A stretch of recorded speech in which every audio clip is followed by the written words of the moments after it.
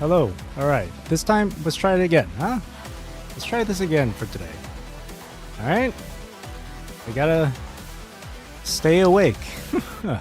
Luckily, right now, I don't feel as tired as I was yesterday. Because, man, yesterday was just so much shit to deal with. But today was a bit more lax. So hopefully my brain, my body will take it easy here. Hopefully. But so for I already got rid of the previous stream. I got rid of yesterday's stream already. So I'm just gonna I have it pinned in the live chat. I'm just gonna redo the reading for ER16. It's only like the first 5 nodes I'll get through. And then from there on it'll be completely different and new to me. So I'll just get through it again.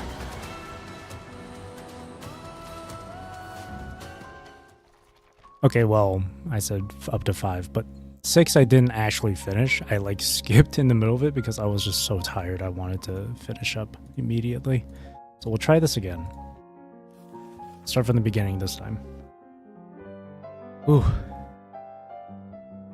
Now let's see if I can fully stay awake this time and not doze off each time and start saying random shit. I kept on drifting off yesterday. Alright. Treating a death. Glad I'm feeling better. Hey, Maria. Yeah, yesterday I was just not... Yeah, my energy from yesterday was really terrible. Like, I've had bad streams before, but usually those were, like, due to technical difficulties and stuff. But yesterday was, like, probably the one where I was like, ugh, that was so bad. Like, I didn't like that. Like, based on my own standards. So I'm gonna redo it from for today. So I'm gonna start from the beginning here. Alright, trading death. In the beginning, people believed that this bizarre calamity, which rippled through the entire transatlantic region, would scar the historical record forever, a wound on the golden age at its height. Also, it's really fucking hot. It's been hot for the past like 2 days, and the heat is not helping. The heat makes me even more exhausted. But I'm feeling a lot more peppy today, so. The Great Family Council Meeting, Transatlantic Economic Community, Jure Island, year 2160. Ash and the stench of blood clogged her throat, choking the air from her lungs. Is anyone still alive? Say something if you can hear me. Anyone! Cassie! Cassie! The edges of the stone had come loose under her prying fingers. Grime filled every crevice of her nails. The skin across her knuckles was torn open, blood and dust mingling in a grisly dark red paste. Been strong winds in your country for 3 days? Oh, I hope nothing too bad happened due to the winds. I hope no crazy, I don't know, tornadoes or whirlwinds happened or anything. Because we've had crazy winds before. We've had strong winds before. Gritting her teeth, Ophelia nudged the loose fragment of rock a little further to the side. Please, just answer me. Another chunk of rubble fell aside, revealing only pale skin and blood that had not yet clotted. No, no, no. Numbly, she hauled the body from under the broken stone and rested it as close as she could against a stretch of wall that had not yet crumbled. Aside from falling branches, you're okay? That's good. If it's just falling branches, well, hopefully these branches aren't too massive or anything. Especially if they're next to the road. Because definitely I've seen some incidents happen when a branch or even a full-on tree would break down because of how strong the wind would be. She had no time to pause. Someone else might still be alive beneath the wreckage, waiting to be saved. Even just one. Is anyone still here? Anyone! Answer me! Still calling out, she fell to her knees again and tore at another heap of rubble with nothing but her hands. The jagged edges of the stone scraped her palms raw, and shards of glass cut into her flesh. A searing, fiery pain lanced from her fingertips all the way up to her wrists. Just when it seemed she might excavate the silence itself, a tiny sound surfaced from under the wreckage. Miss Ophelia. Ophelia nearly lunged toward the sound, clawing madly at the heap of broken stone and twisted metal. I'm here. Cassie, I'm right here. The skin on her fingertips shredded away, leaving blood smeared across the shards of stone. Her nails cracked and peeled back, and each contact with something solid sent a blaze of white agony searing across her head. At last, a face surfaced from beneath the dust and gore, one that had always worn a shy, ingratiating smile. Miss Ophelia, I feel cold. Just hold on. Just a little longer. Help's almost here. I'm getting you somewhere safe first. Ophelia drew the girl from the wreckage with care and settled her against her own side. But that single motion alone was almost enough to exhaust the last of her strength. Which way? Smoke and fire had swallowed most of the view. Ahead, the way was blocked by splintered beams and overturned chairs. Chunks of rubble and twisted steel kept falling around them. The young woman's eyes darted wildly, hunting through the wreckage for somewhere safe, anywhere that might shield them. Then, in the space of a heartbeat, she noticed the breathing beside her growing shallow. Cassie? Cassie, don't you dare close your eyes. Miss Ophelia. You should go on without me. I think I'm... Don't be ridiculous. I still have stacks of paperwork with your name on them. We are getting out of here together. All around them, the roar of falling rubble swelled. Blistering smoke poured into her lungs with each inhale. Then a piercing metallic shriek split the air. A thunderous crack split the air as the metal beam gave way. It came down toward her in a cascade of broken glass. Ah! She was thrown hard to the ground, but even as she fell, she covered the assistant beside her out of pure instinct. When she tried to rise, bracing her weight against her arms, a violent agony tore through her shoulder and calf. Her ears roared, and the world before her wavered and dissolved. Firelight, smoke, the harsh white glow of emergency lights all melted into a swirling, formless blur. Before long, the dappled light began to fade, slipping through the leaves above and pooling on the ground in trembling pools of brightness. Each time the wind stirred, those glowing patches quivered at her feet like shards of broken glass. Sob. It seemed to be a picnic, but she strayed too far. She had strayed too far. I can't fake cry. Whenever there's like a character crying in this, I can't fake cry. I just stay silent. I can't. What am I? No, boo-hoo. Boo-hoo. Sniffle. Cries. Somewhere in the distance there ought to have been voices, a blanket laid out on the grass, white cloths rippling in the wind, and the soft murmur of adults punctuated now and then by laughter. Yet the woods around her now were a labyrinth without bounds. She could see neither entrance nor exit, and all she could do was feel her way along some possible path, praying for someone to appear.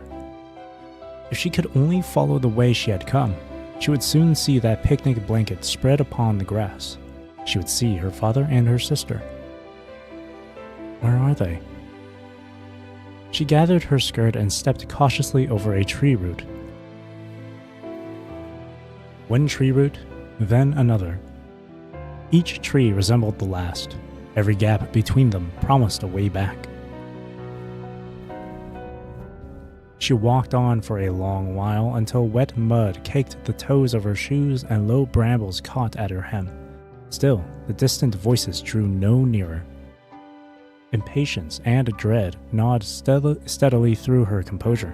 She could not tell which way to turn, nor whether she should keep walking at all.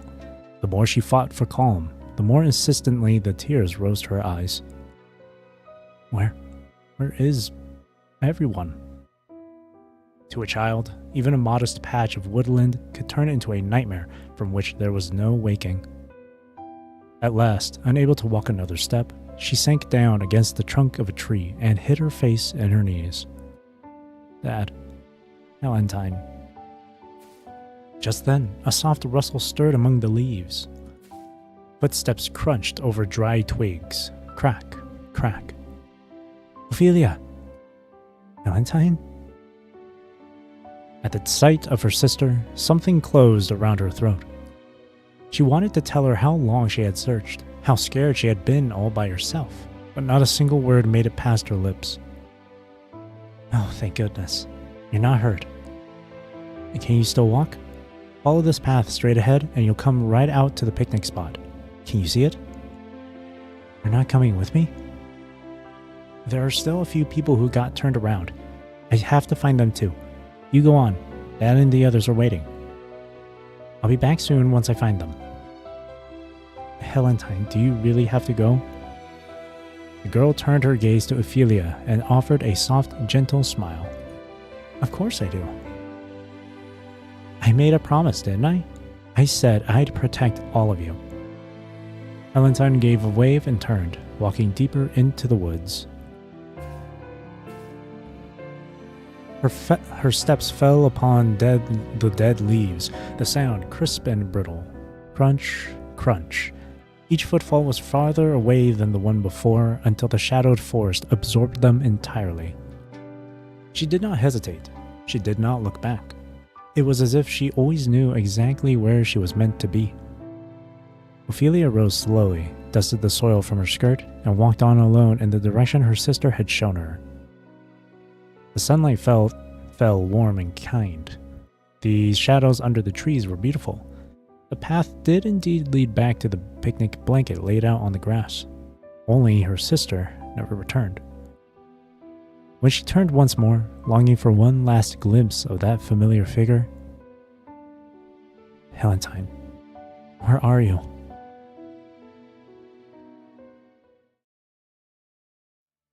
See, all of this I still very much remember from yesterday, because I was still, pretty awake during that time. It was only until, node 2 or 3 that the fatigue started to really hit me.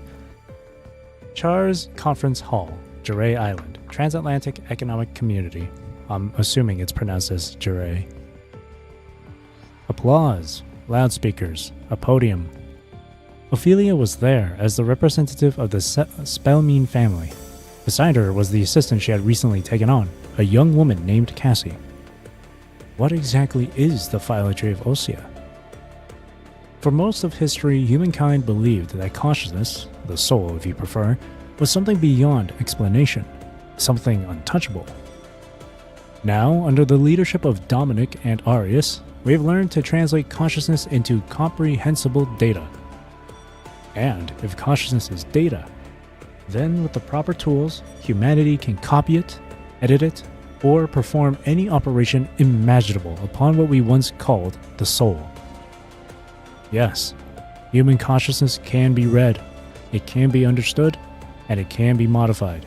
This very principle serves as the foundation for Professor Arius Erhorn's continued development of mind technology. Ophelia kept her gaze fixed on the screen behind the podium while her thoughts wandered elsewhere. Earlier that day, she had meant to give her sister a gift to celebrate her promotion, perhaps on the way home after the conference, or over dinner. It was no grand gesture, but she had rehearsed the moment over and over in her mind, and today seemed the perfect occasion. Once the meeting ended, she would go back, wait until her sister was alone, and then she had already decided on every word. Miss Ophelia, you've been staring into space this whole time. Are you tired? The young woman startled back to the present. A. Ophelia opened her mouth to reply, and then memory struck. She remembered this moment. Her eyes lifted toward the vast dome overhead. She remembered it. She knew exactly what would come next. "Cassie, run, now!" Applause swelled through the chamber just as a thunderous blast ripped through the dome above, annihilating the calm in a single heartbeat. The roar of the sea rose in chorus with the collapsing structure, the whole hall twisting as though something deep inside had snapped its spine. Fire kindled along severed circuits and raced outward. In seconds, the glittering conference hall, so magnificent only moments before, was reduced to ruin. Fire and salt water, blinding smoke, the dizzying betrayal of gravity, all of it struck in the same breath. Humanity will ultimately mend the fractures of consciousness. The soul is not beyond reach. "Cassie!" A heartbeat later, the floor bucked beneath her in a wild convulsion. The ground rolled like a swell at sea, pitching her sideways. She had not yet steadied herself when something heavy plunged from above. A white-hot agony tore through her leg. She slammed hard onto the floor. A jagged piece of metal raked across her calf, ripping the cloth open. Blood rose quickly to the surface and spread in a dark bloom through the fabric. Her body tensed to rise on pure reflex, but her leg would not obey. Loose debris continued to shower down, stones cutting into her hands and leaving bright streaks of blood behind.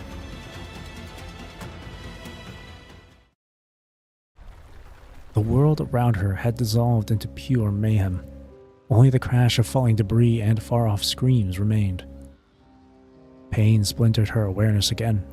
When Ophelia surfaced, she could not tell how long she had lain unconscious among the wreckage. She dragged herself back from the brink of oblivion only to discover that the horror surrounding her had not eased. Ophelia sagged against the wall, her body almost entirely drained of strength. Overhead, a slab of concrete hung by... Ophelia! Did OBS just disconnect again? It was like around the same time it did yesterday. Jesus Christ. Freaking OBS. I'll just read from when she says how. The useless fight had left her. Now she only wished to wait in silence for death to come. No. If someone could just come and save her. If only. She... Ophelia, look out! That voice slashed through the haze like a blade, cleaving the fire and smoke that had swallowed her sight. In the next breath, someone hurled themselves out of the wreckage and planted their body between her and the threat. Crash. The slab of concrete hurtled down, skimming past her shoulder as it smashed into the ground and threw up a storm of dust and shattered stone. Ophelia's mind reeled. A high, piercing ring was all that remained in her ears. Helentine? She pried her eyes open. There, kneeling before her, was a figure she knew well, one hand still cupped protectively beside her head. Sorry, I'm late. Helentine. Cassie's still. Helentine tracked the line of her sister's shaking stare. There, propped against the wall, was the girl, already motionless and quiet. I know. She brushed the blood tenderly from Ophelia's cheek, then looked back over her shoulder at the rescue party surging toward them. 2 wounded here. No, she's saying this to the rescue party. 2 wounded here. Right leg's injured. Shoulders and back likely took hits too. Be careful of the wounds when you move her. And there's one more. Take her, too. At least, don't leave her here alone. Understood. I need hands over here, now. 2 members of the rescue team rushed forward at once. One braced Ophelia, keeping her upright, while the other knelt beside Cassie to assess her condition. Helentine, what about you? It's interesting how this Ophelia is like a complete completely different person compared to the Ophelia in the other world with from Alpha's chapter. Because the Ophelia in the other world was just so much more assertive. And this Ophelia is a lot more timid, it feels like, or seems like. Helentine didn't answer right away. Another stifled cry for help rang out from somewhere deeper in the wreckage, breaking the short silence. Filtered through smoke, fire, and mangled steel, the voice was so thin it scarcely seemed to belong to the living. Helentine straightened up and raised her head. "You're going deeper in? Look at yourself." "Don't go. Please, Helentine. Someone else can save them. It doesn't have to be you." Ophelia gathered the last of her strength and caught hold of Helentine's sleeve.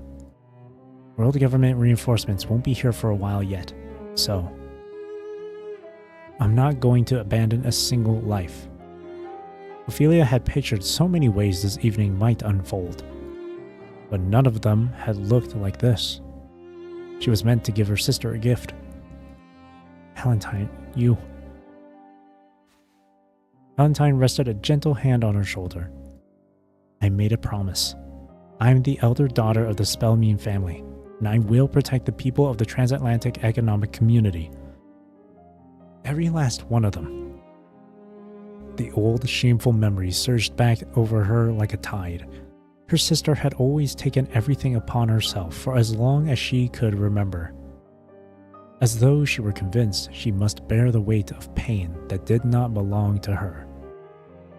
And this time is different. We don't even know what just blew up. Did you not see those flashes across the sky? The noise of the catastrophe rose and slowly swallowed Ophelia's desperate words. "Helentine, there are still people trapped inside." "Understood. Please get this wounded lady out of here first." "Helentine? I'm sorry, Ophelia. There are still people who need me. This is something I have to do." Her breath scraped in and out of her lungs, ragged and raw. Still, she reached over and cleaned the blood from Ophelia's face. A rescue report rang out in the distance, and Helentine lifted her head. "Don't worry. I'll be back before you know it." Helentine held still and met her eyes a final time. She offered no further words. She worked Ophelia's fingers loose, one by one, with a gentleness that ached. Then she turned on her heel and followed the rescue team, plunging together into the heart of the blaze, deeper, brighter, and far more lethal. The fire rolled over her receding silhouette as though it meant to consume her whole. Ophelia was hauled toward the exit, half supported by the rescuers, but her gaze never left that distant point. Smoke, grit, blood, tears, and the stark white glare of the emergency lights all swam together in a blinding smear. She wanted to scream at Helentine for her arrogance, for treating her own life as if it were worthless, for doing this again and again. Yet no sooner had the thoughts risen than a weight pressed down on her shoulder, or chest. Where'd shoulder come from? Oh, I guess weight on the shoulders. Because she understood more clearly than anyone that Helentine was doing the right thing. And so her fury crumbled from within, folding into a feeling far deeper, far heavier, something she could not outrun. Concern for her sister and the inexplicable sense of smallness that surfaced around her wove together into an emotion she had no name for.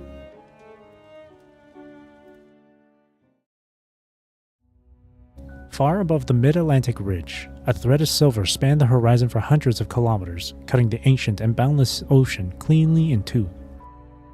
It was a wonder produced by the Golden Age Planetary Transformation Initiative, a colossal dam built upon the North Atlantic currents, the crown jewel of the transatlantic economic community, the Atlantic Eye. Just 32 minutes ago, its central body detonated, and already the wound was visible from orbit, a scar of ruin carved across the structure. A column of water shot upward from the Atlantic Eye, veined with patterns that resembled a vast golden tree, and it pierced the heavens in a single breath. Golden tree. Where the light reached, the rules of the physical world bent and broke. Metal ran like liquid. Slabs of concrete hung suspended. Gravity itself became a game of chance. What was firm grew soft. What should have collapsed remained upright. Things meant to stay apart bled into one another. The great metal wonder that had once pierced the sea now gaped with ruin. The ocean rushed in like a maddened animal, battering the structures that still stood around it. The waves built and collided, trembling the neighboring shores. Shockwaves ground steel and brick at the outer edges into dust and splinters. A rescue transport pushed through the churning air, its frame shuddering hard with every gust. Rescue transport ER16 entering descent corridor. Adelaide, do you read me? In the plane circling over the Atlantic Eye, Helentine keyed the communications radio to life. Reading you. Is the Jure Island rescue wrapped up? Strange particles surging out of the catastrophe site bled into the transmission, breaking the communications into broken syllables and static. Affirmative. Port Podesta's rescue team is over Atlantic Eye airspace now. We'll join you shortly. What's your status? How bad is it down there? Shape. Prepare for the worst. Explosion epicenter looks to be static. Eyes lower, static. We're on the upper blank. It's a complete blank down here. Blank. Hell on earth. A string of thunderous blasts tore through the conversation. Blank. Watch out. Blank. Don't go there. Copy. We're expediting landing. Stay blank. You too. I should just say redacted. Atlantic Eye rescue operations are now underway. All units, prioritize support for the Helio family rescue teams. Yes, ma'am. In the beginning, people believed that this bizarre calamity, which rippled through the entire transatlantic region, would scar the historical record forever, a wound on the Golden Age at its height. And so it came to be known as the Atlantic Calamity, a disaster that swept across the whole of the Sea of Atlas. But no one at the time could foresee that this tragedy was only a prelude, a dress rehearsal for another destruction still waiting in the wings. Less than 4 hours into Operation 6 Crossing, the initial rescue response to the Atlantic Calamity and yet the wounded pouring back from the site had already overwhelmed the medical facilities across the neighboring islands. The sound of news reports droned through the wards. Breaking. A massive explosion has struck the Atlantic Eye. Eyewitness reports indicate the epicenter lies within the lower structural ring, and physical anomalies have occurred near the blast site, described as a breakdown of physical order. The cause has yet to be determined. In response, the transatlantic economic community has declared its highest level disaster alert for surrounding territories, and world government rescue units are now mobilizing toward the epicenter. The incident remains active and dangerous. Communications inside the Atlantic Eye have collapsed across large sections of the structure, with multiple areas reported to have suffered structural failure. The full extent of casualties remains unknown. Crucially, fires at the epicenter are not yet under control, and the continued collapse of internal structures has prevented the first wave of rescue personnel from delivering a full situation assessment. Update: Rescue Team H17 has gone silent while operating in the lower rescue airspace of the Atlantic Eye. The personnel manifest is still being confirmed. To repeat, a massive explosion has struck the Atlantic Eye. Rescue forces are converging on the scene, but the situation inside the structure remains unclear.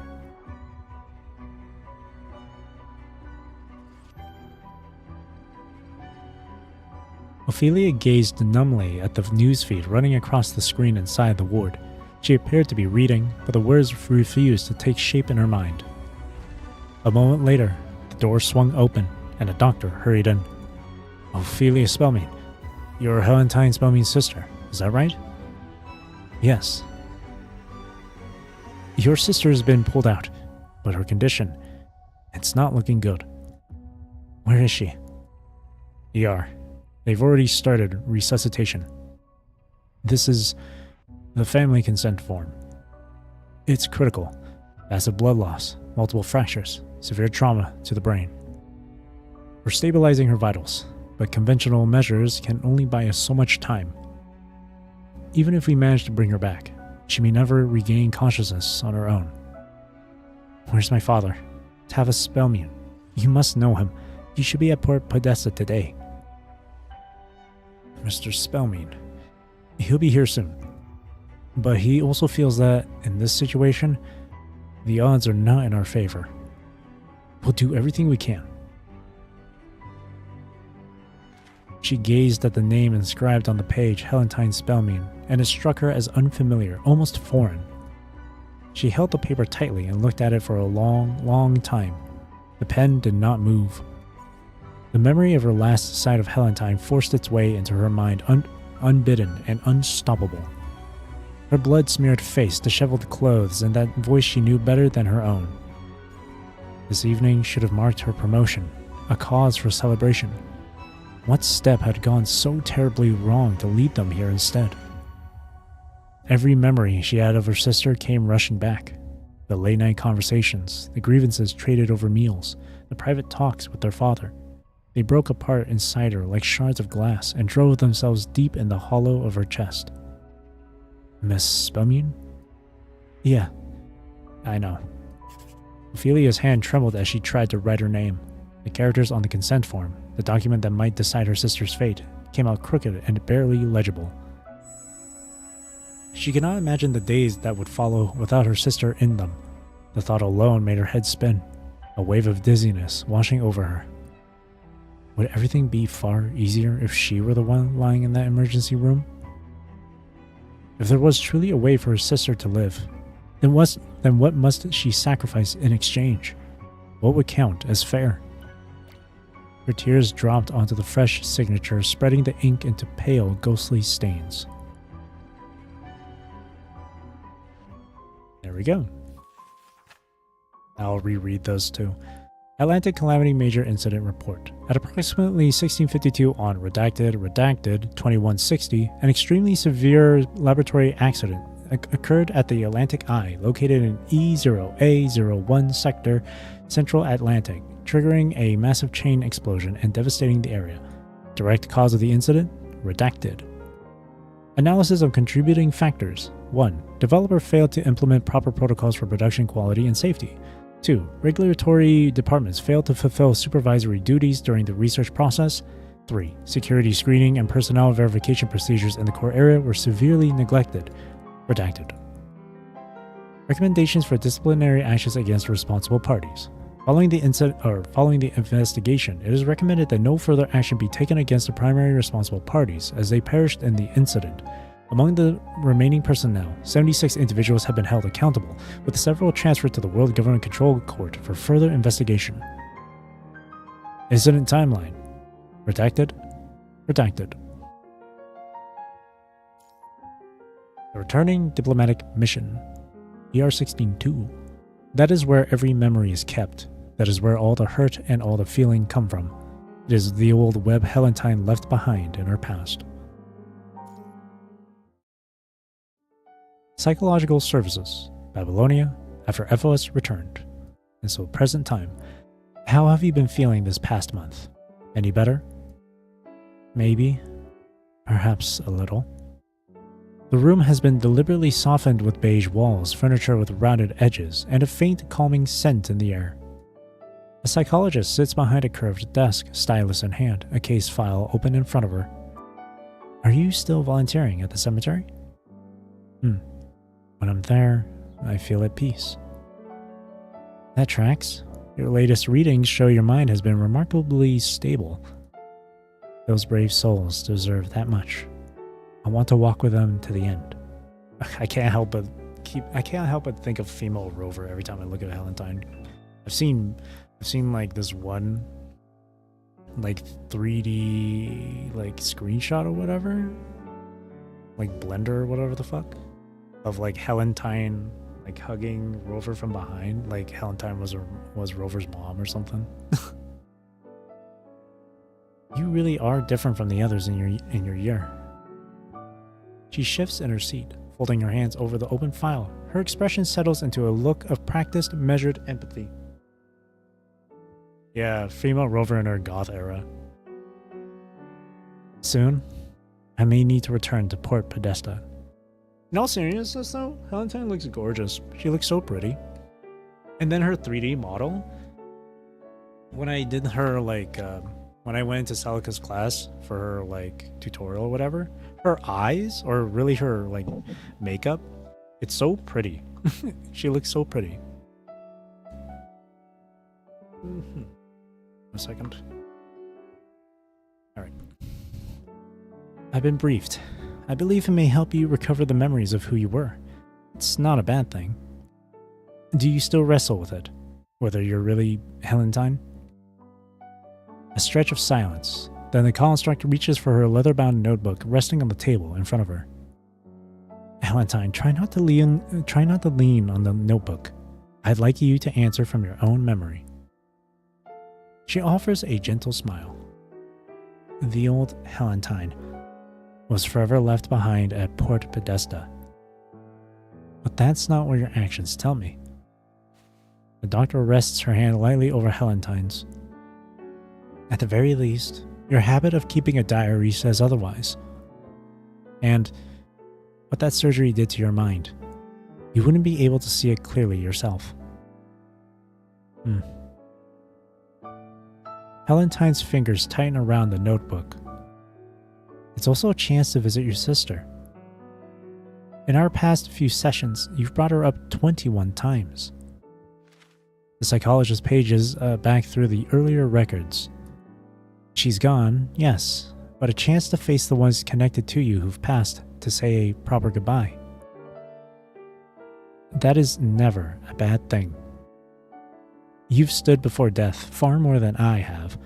I think you know that better than I do, diplomatic advisor. The psychologist releases her hand and writes a concluding note in the records. Construct Helentine. Mind status stable. Frame condition meets mission deployment requirements. Observation to continue upon return from Port Podesta.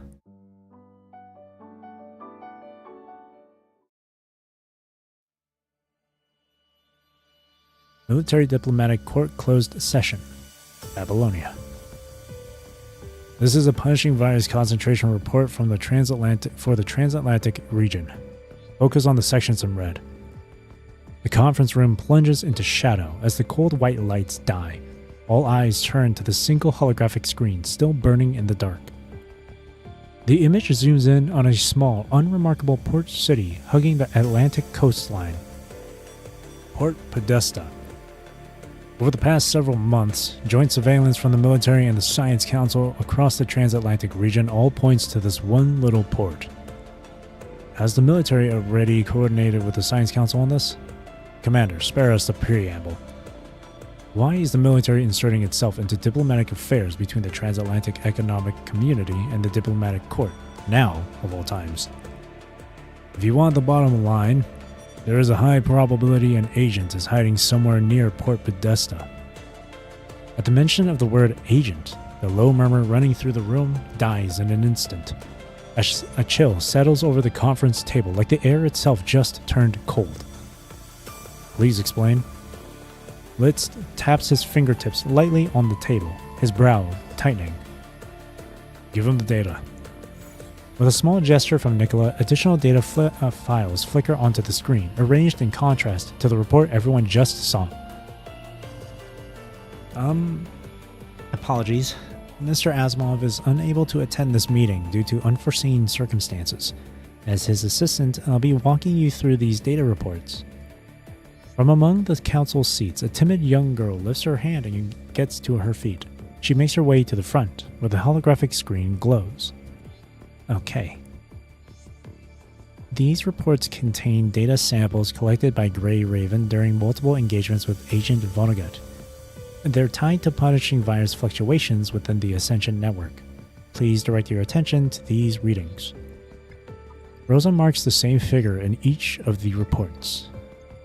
Across all environments, under every combat condition, This single metric stayed fixed whenever Agent Vonnegut made his appearance. As you can see, this reading is independent of the ambient punishing virus concentration. It only shifts when the agent appears. Using data collected from Omega weapons and previous combat encounters, the Science Council has built an identification database for agents and ascendants. Now, using that database as our baseline, let's compare it against this punishing virus report from Port Podesta in the Transatlantic Economic Community. Rosa pulls up the Port Podesta file, expanding it across the screen. Several data points stand out, the same ones used to flag agents and ascendants.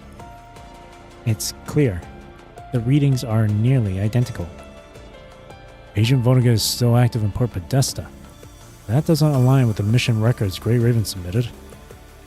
No, we can't confirm their identity yet. The signature doesn't match Vonnegut. How reliable is this report from the Transatlantic Economic Community?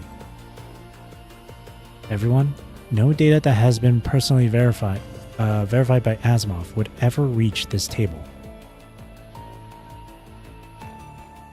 Any further questions regarding this report?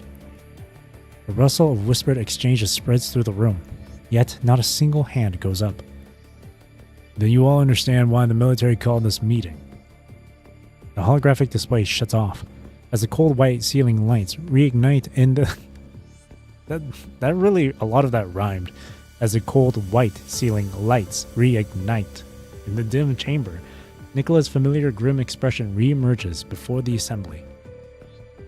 The engineering force has confirmed that Port Podesta's central purification filter has been functioning without issue for at least the past month.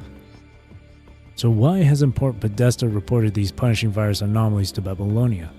Or are they playing deaf now that we've tracked agent activity to their doorstep? What does the military propose? I know Babylonia is currently engaged in diplomatic negotiations with multiple independent and semi-independent factions across the Transatlantic Economic Community. Port Podesta is among them. Nicola's gaze shifts to the diplomatic court section. Litz sits there, visibly preoccupied with concerns of his own. The military's plan is for the diplomatic court and the control court to take the lead in our communications with Port Podesta. Under the pretense of investigating the agent threat, we assume control of their regional defenses. Same as Catania. He glances at the presiding figures of the control court and diplomatic court. The pause that follows is deliberate. I'm afraid the control court cannot support this. Everything we have right now comes from remote analysis and third-party accounts. Acting on that alone would be reckless. We can't control the risk. The diplomatic court? Port Podesta is not the only city on the Atlantic coast. The diplomatic court is working to bring it into the fold peacefully as a model special administrative region under the government, an example for other independent regions around the world. Not to mention, the Baldur refit negotiations remain stalled. The TEC wants Babylonia's technology, but they are equally fearful of us interfering in what they call family affairs. Even this one ship has required the utmost caution at every turn. A quiet rhythmic tapping sounds from Litz's fingertips on the tabletop. The hush stretches, seeping down the length of the table. A soft cough breaks the silence. It comes from Wells, General-in-Chief of the Babylonia General Staff, seated among the military benches. More than a few in the chamber recall that this high-ranking military official and the Transatlantic Economic Community have their own old business to settle. Everyone. Taking over their defenses outright, or dispatching an investigation team under military authority, either approach is far too conspicuous. Counselor Litz, if I recall correctly, the diplomatic court is planning an official visit to Port Podesta in the near future? That's correct. However, our delegation roster has already been submitted to Port Podesta. Swapping members in now would be too obvious. Could a second delegation be arranged? It can, but the military's investigation must not interfere with the negotiations, and... Litz picks up his terminal and brings up a list of names. They've been extremely guarded in their dealings with us. This is the personnel roster both sides mutually agreed upon prior to the first delegation, You're welcome to review it and see if anyone on this list suits your needs. A calculated retreat. List gave them permission to proceed, but he stacked the terms so high that only a fool would accept. He expects them to step back without him ever having to say no. I have no objections. Wells hands the list to Nicola, whose face remains unreadable, and gives his answer without a moment's hesitation. Our second delegation will depart only after the diplomatic court's delegation has returned safely. It won't interfere with your negotiations with Port Podesta. If Port Podesta has something to hide, the investigation will bring it to light. If not, we've simply followed additional diplomatic procedure. Then it seems we have our candidates. The holographic screen glows back to life. Litz's list appears before the assembly, 2 names standing out in bright highlight. Valentine Spellmean and Uzubeni. That's me. Every eye in the conference room turns toward a familiar figure seated at the far end of the table. Yes, General. Not to everyone, acknowledgement. Yes, General. Grey Ruin's prior operations established strong ties with representatives of the Copperfield family. You're one of the few military personnel the TEC is willing to trust.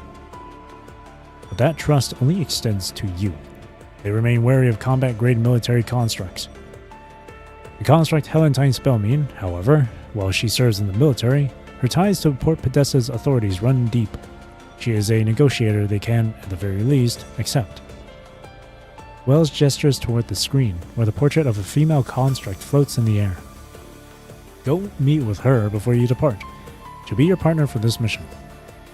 Her temperament is particular. I suggest you two familiarize yourselves with each other as soon as possible, before the mission officially begins. Understood.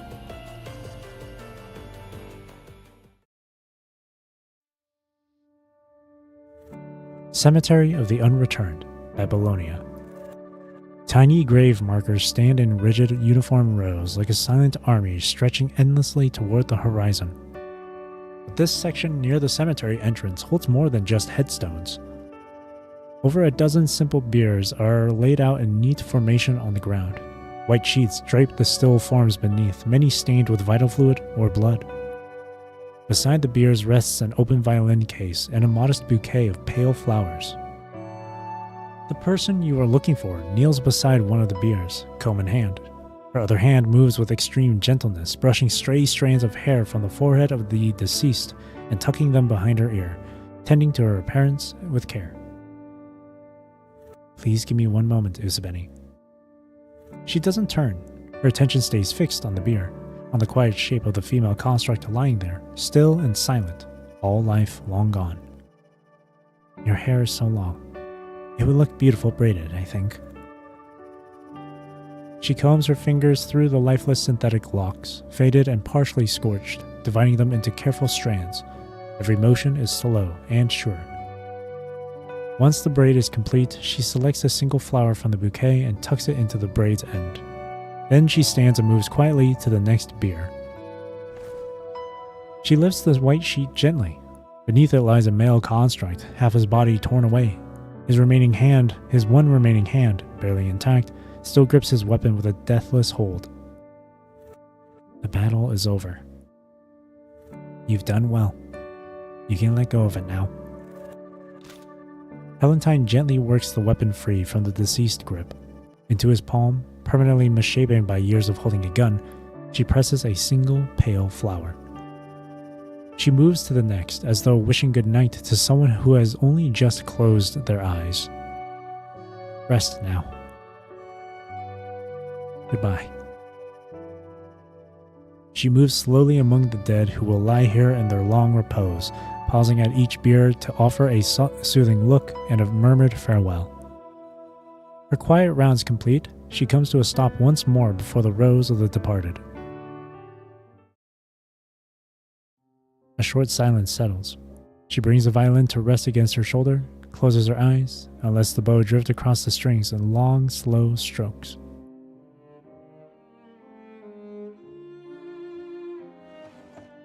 A still moment passes. She returns the violin to its case, leans down to snap the clasps shut, and rises, her gaze now meeting yours.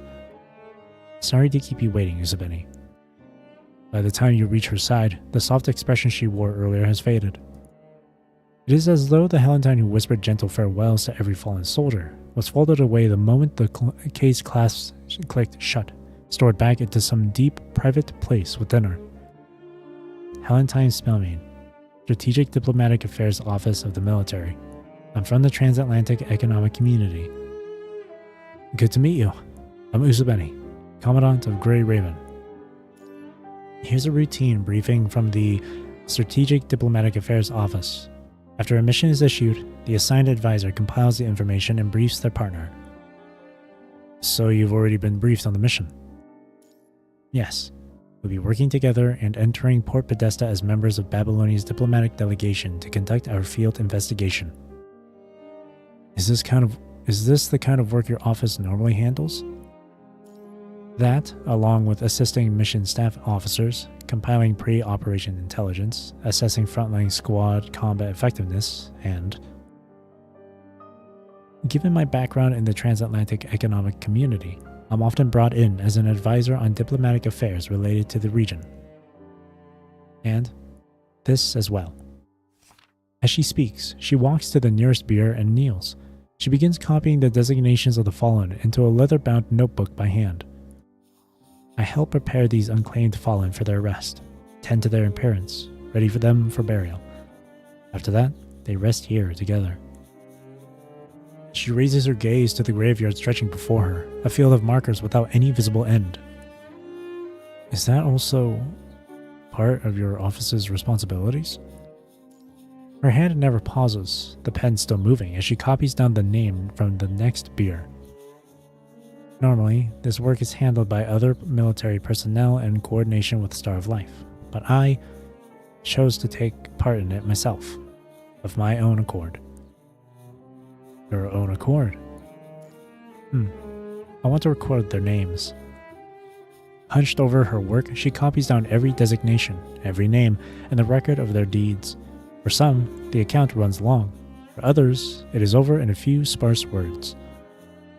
Every life is unique, in life and in death. No one wants to be forgotten. If you've lived at all, you leave something behind in this world. All I can do is write down the stories I remember, from my own memory. Once it's written, even if the memory fades, no one can erase the fact that they lived, that they fought. She turns the densely filled notebook slightly and opens it to a fresh page. More often than not, I also record the faces of the living. She sketches a small frame in the bottom right corner of the page. Within its borders, a portrait emerges in quick, vivid strokes, the face of Usabeni coming to life. See? Like that, now you're recorded too. Silence settles over the cemetery for a long moment. Then a wind drifts up from somewhere deep among the graves, catching the white sheet on the first bier and ruffling the flower tied at the dead's hair. She bends her head and writes down one final line on the previous page.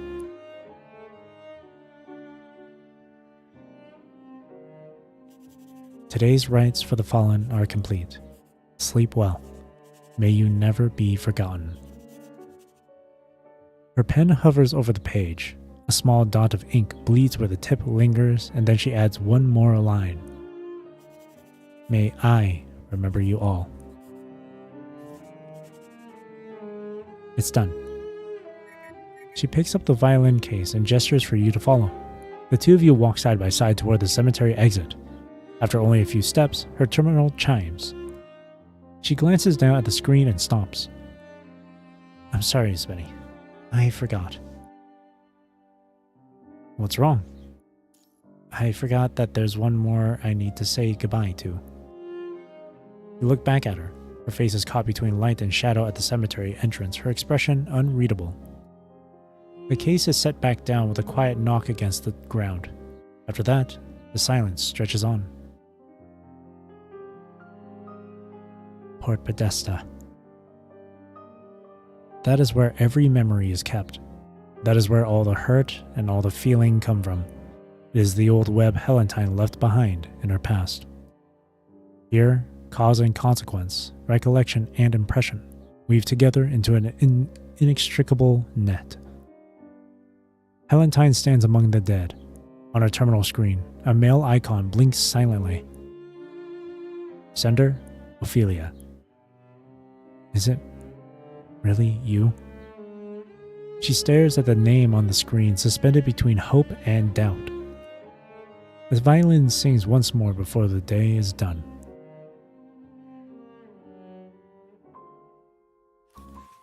Okay. ER16 3-3. Welcome to Port Podesta. That's Port Podesta, a city perched on decline and mourning.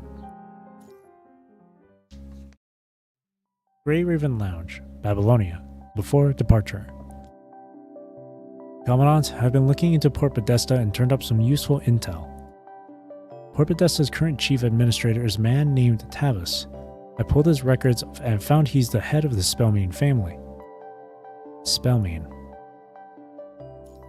You vaguely remember that your partner for this mission bears the same surname. During the height of the Golden Age, he was a researcher for the Transatlantic Economic Community. His project reported directly to Dominic. Do we know his field? Specialized in mind research. I was only able to pull a few of his academic papers, but after the punishing virus outbreak, he left the scientific community entirely. Commandant, your weapons are checked and ready. I've calibrated the parameters to your preferred settings. Should be more than enough to handle regiment level corrupted. Also, my power katana, Lucia. This is a diplomatic mission. It's not a combat operation. No need to gear up for war. Understood. After a brief hesitation, Lucia reluctantly loosens her grip on your hand. Commandant, since you'll be on an island, please take care of yourself, okay? And don't go sneaking any strange local foods. I've packed some medicine and supplements for you. Oh, and I checked the schedule. It's actually pretty light. Try to take it easy and let yourself unwind a bit, Commandant. As she chatters away, Liv hoists a stuffed backpack onto your shoulders. Comms check. A call from Lee comes through on your terminal. You copy? Loud and clear. Affirmative. Signal strong. I've tuned the comms. We'll hold a stable connection within Port Podesta's designated diplomatic security perimeter. If anything unusual happens, contact us. Don't hesitate. Lee raises his hand to his ear in a calming gesture. I know you're going as a diplomat, but the fact that they keep turning down Babylonia's official security presence doesn't sit right with me. Castelia is the closest Babylonia territory to Port Podesta. We've already submitted a request to command.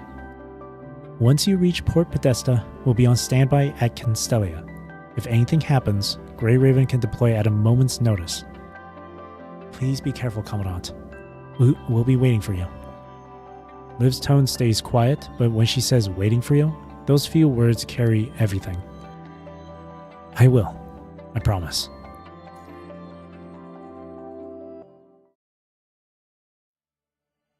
Beyond the transport windows, the clouds thin, revealing the vast blue expanse of the ocean below. Helentine sits by the window, the same leather notebook resting open on her lap. Her hand does not move. Her eyes remain fixed on the world outside. What are you looking at? The sea. It's been a long time. Look. You follow her gaze. As the transport descends, the planet's arc presses down into a flat seam between sea and sky. And there, at the horizon's edge, something massive begins to emerge. A stranded iron whale, impossibly vast, rises from the water.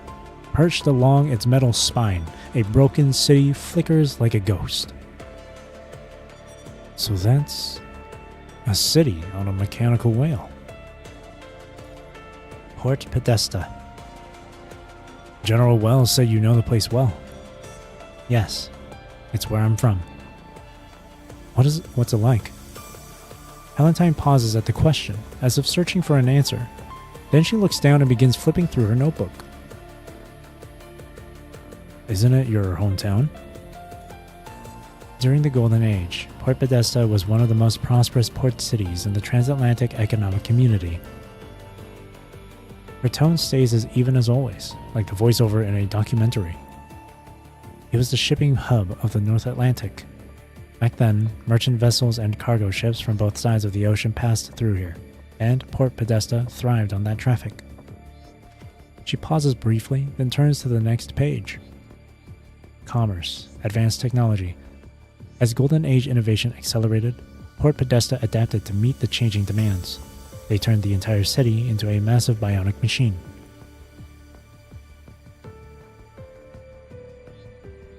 The transport descends, and the coastline sharpens into view.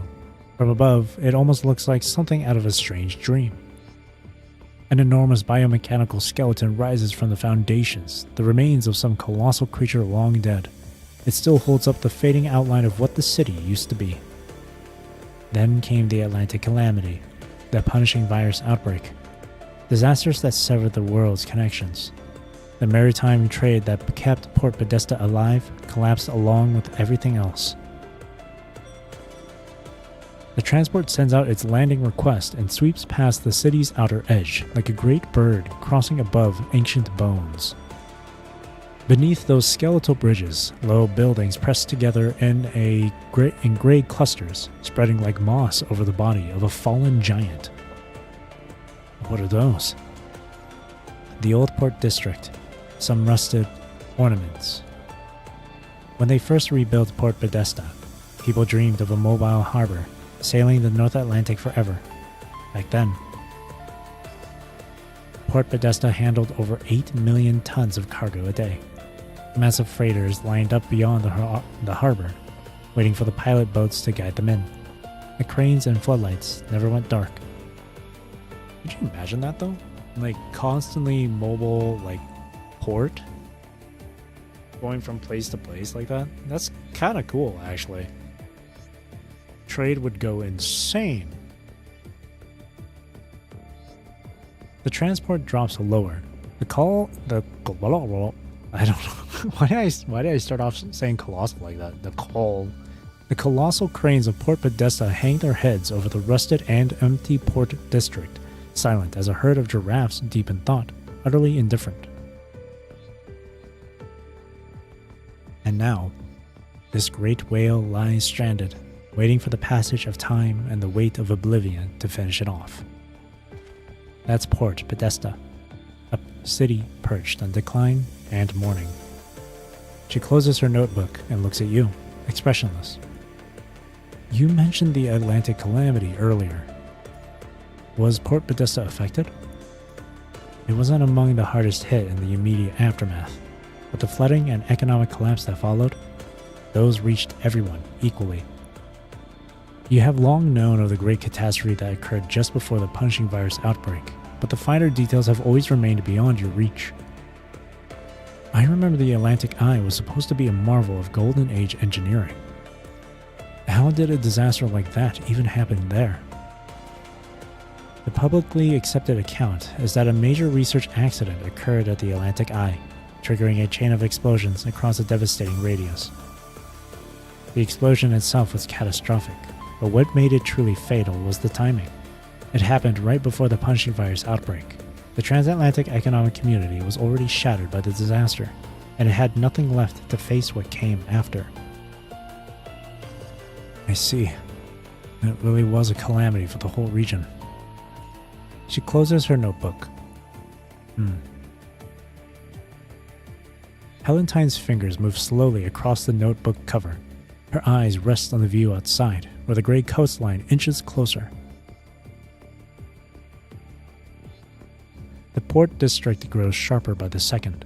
Streets, buildings, docks, all of it washed in a muted gray, like an old photograph bleached by time. Silence fills the cabin, broken only by the growing rumble of the engines. The transport shutters hard, then touches down. We're almost there, Usabeni. The transport has landed on high ground, offering a sweeping view of Port Podesta below. Through the porthole, rusted containers are piled into gray hills that scar the landscape. The blight here has clearly festered fast and deep. The transport hatch remains closed, yet the view through the windows brings the port's decay near enough to touch. Not quite what I pictured when I thought of the TEC. The engines wind down to a deep hush, and then to nothing. The construct beside you tucks her notebook away. The hatch swings open. Salt air thick with rust and brine breathes into the hold, threaded with something quietly unsettled. Just as your feet step out, Helentine moves forward and places herself before you. Careful, we've got a situation. As the view opens wide, a strange and almost absurd scene reveals itself before you.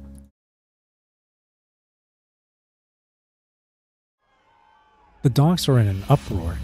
Two crowds stand shouting at each other. Guards in standard issue equipment have already set up riot shields. Across from them, workers in ragged clothing grip steel pipes and crowbars. Both sides hold firm. Attention! This is a restricted airfield zone. Unauthorized personnel are prohibited from entering. Withdraw from the security perimeter immediately or we will use force. Crassus, Vic, this isn't your first time causing trouble. Get out of here, now. Restricted zone? Because this is where you've been taking everyone who's gone missing from the docks? A tall man stands at the front of the workers' group, dressed in dock worker overalls. His bare arms are covered in old scars. A few days ago, you were still sneaking them out in trucks. Now you're using aircraft in broad daylight? Not even pretending to hide it anymore. I'll say this one more time. Leave immediately, or we will treat this as unlawful assembly and respond accordingly. Get out of our way. Give us back the missing and we'll pull back. Simple. Final warning. Stop fabricating lies and inciting a riot. None of this is a lie. A thin young man suddenly bursts forward, stabbing a bony finger toward the guards. His voice comes out sharp and cracking with fury. Tavis has been running human experiments. He used to be some kind of mind expert, right? That's what all those headache patients say, the ones they drove out of the city. And what about everyone who's disappeared? Has he ever explained that? He took them. He took them all. It's gotten worse every single year. Tavis has completely lost it, and you... Someone's hand acts faster than their brain can think. The gunshot cuts through the air like a blade, slicing off Vic's words mid-sentence. You probably didn't hear the sound effect of the gunshot going off. That's because I have like sound effect audio down low. Mainly because when you go into combat in the game, the sound effects are already so loud. But there was a gunshot there. It was just quiet.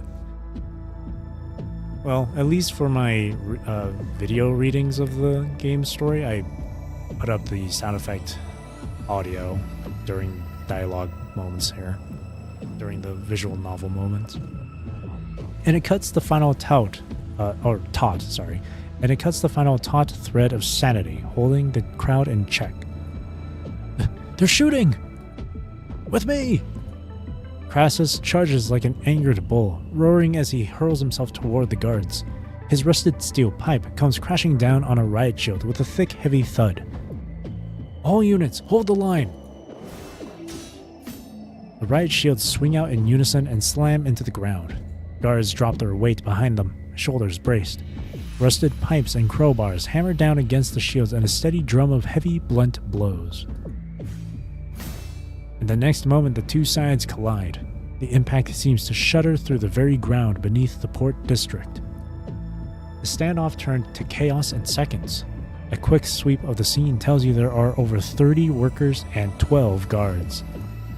You have barely grasped the situation. No context, no clear sense of right or wrong. You are simply caught in a storm that broke without warning. Valentine, stay sharp. Understood. Her answer is brief and swift. Her eyes meet yours for a moment. I'll ensure your safety. Yours and every member of this delegation. The words are barely out when a worker charges from the side, a rusted pipe clenched in his hand and pure rage in his eyes. Stand down. I'm with the Babylonian delegation. Huh? Like I give a damn where you're from. The chaos around him is so loud that the hot-headed young man seems not to hear a word. The pipe whistles through the air and comes crashing down.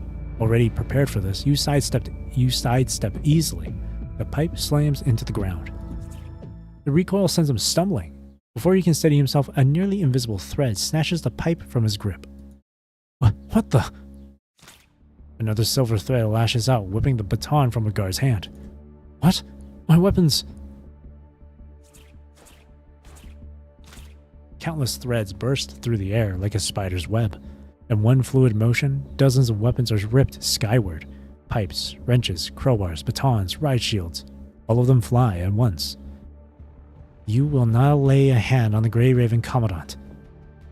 Palantine vaults over the crowd. Fine threads extend silently from her fingertips, weaving an invisible net through the air above. Every strand locks onto a weapon with perfect precision. Her silhouette arcs across the port district's iron-gray sky, then she lands with a spider's lightness settling into the center of her woven net. Miss Benny, step this way. She pulls you one step closer, then crooks her finger back. Clang, clatter, clang. The weapons fall from the sky, their impacts crashing together across the docks in a downpour of iron. When the rain stops, you realize that right where you stood a moment ago, a riot shield now lies on the ground. Her one hand still holds the last faintly trembling thread. The other hangs loose at her side. Her dress drifts down with the sea breeze as her gaze moves slowly across the crowds on either side. Her face remains expressionless. All of you, step back.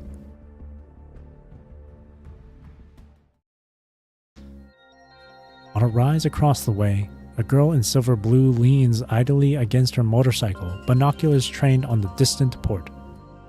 A commotion at the far end of the docks catches her eye, but it's too far off. Even with binoculars, she can't make out much. Can't see a damn thing. Just looks like a whole lot of whoosh bam chaos from here. The curiosity's killing me. Maybe I should just head over. First rule of fun. Never miss the action, right? Alea is so pretty. Click. The sound of a shutter makes her lower the binoculars. Oh, Win. Oh, Winnie? You're late to the party. Leia twists around and calls out to the girl in the reporter's outfit, who has been clicking away at her from just a few steps off. You know, that shot of you leaning against your bike, staring off into the distance? Solid composition. Have you ever considered modeling? The reporter hurries over, clutching her camera, and tries to get Leia to admire the brilliant candid shot she just captured. Whoa! The new outfit Lady Vanessa gave me is seriously dazzling, super photogenic. I just took an amazing shot of you and you're not even going to toss me a compliment? How about a photography fee while you're at it? The reporter barely finishes her sentence before Leia, as if flipping a switch, raises her binoculars toward the distance again. What are you looking at? Looks like trouble at the docks again. It's Port Podesta, a port with zero shipping traffic. Trouble's pretty much the only thing that isn't out of the ordinary down there. Anyway, that thing you asked me to look into. I got something. The reporter pulls a newspaper from her bag and hands it to Leia. Okay, that's weird. Why are newspapers still a thing here? Talk about ancient. Old saying, only what's been physically recorded can't be erased. Port Podesta locks down information tight. Tavis wiped almost all the data from before the Atlantic calamity. So the only intel you can really trust is what you can hold in your hands. Even when it's stuff like this? Leia jabs a finger at the newspaper. Winnie?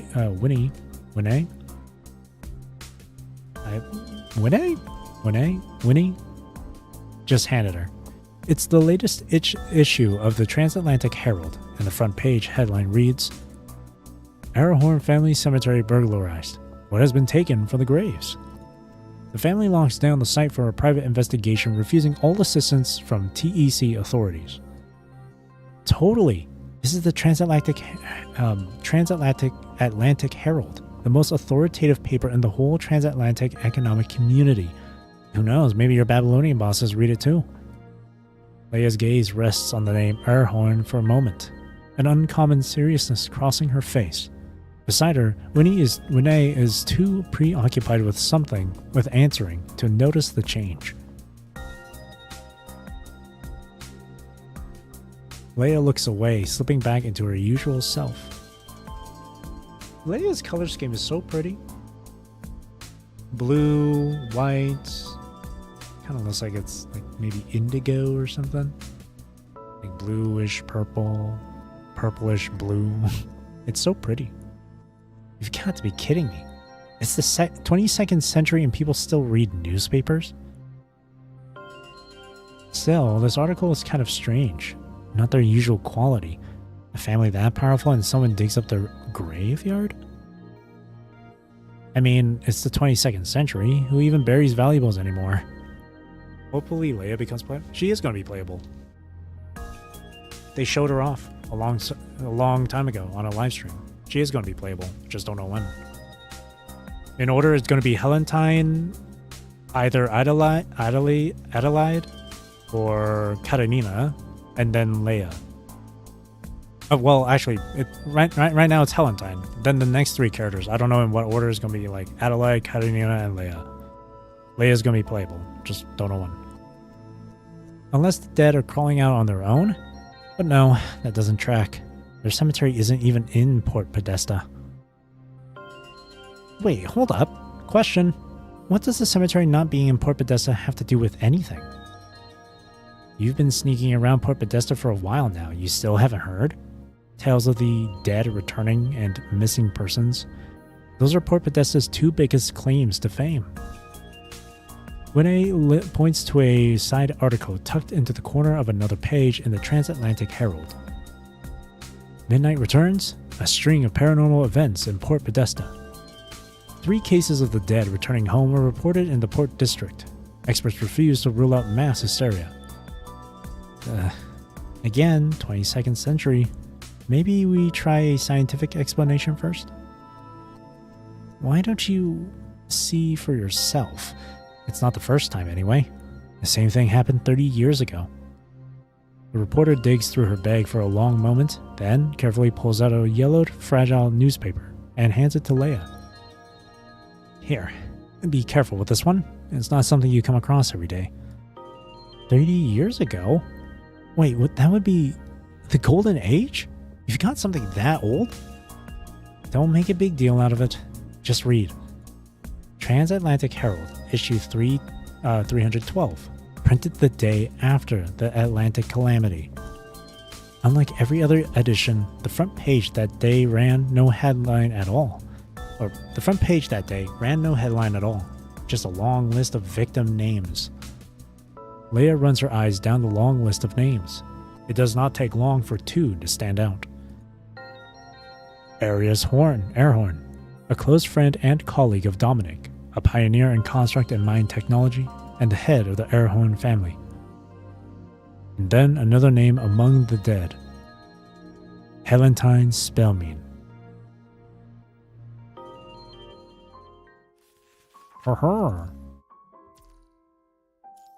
See, I don't remember that stuff. That's probably when I started dozing off a lot there. ER16-4, the mediocre choice. You don't trust me.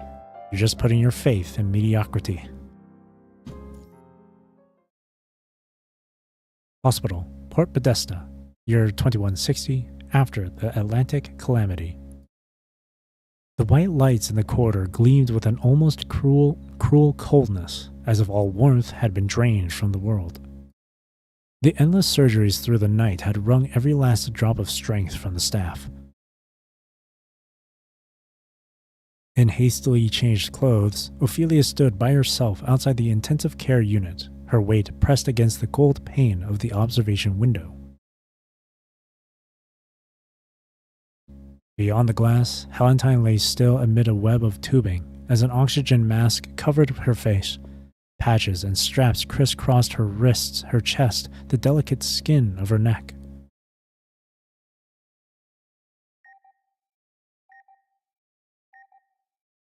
The bandages wrapped her shoulders and brow, yet the blood continued to rise from somewhere deeper, blooming through the clean white gauze in stains of red. The monitor at her bedside kept up its thin, relentless beeping.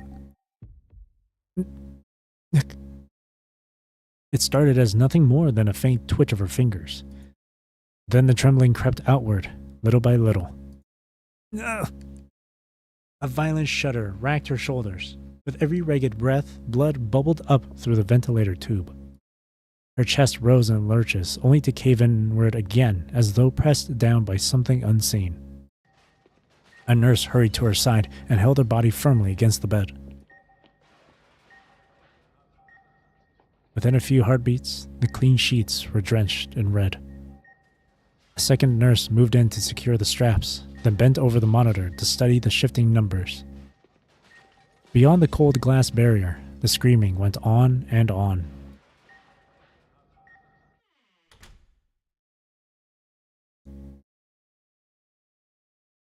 A heavy door thudded as a man emerged from the room, every line of his body heavy with fatigue. His collar was open, his sleeves rolled carelessly to the elbow. A dried track of blood ran along the inside of his left wrist. It might have come from the surgery, or it might have been his own. "Father!" Instead of walking forward, he leaned against the wall by the doorway and let out a long, shuddering breath. "How is she?"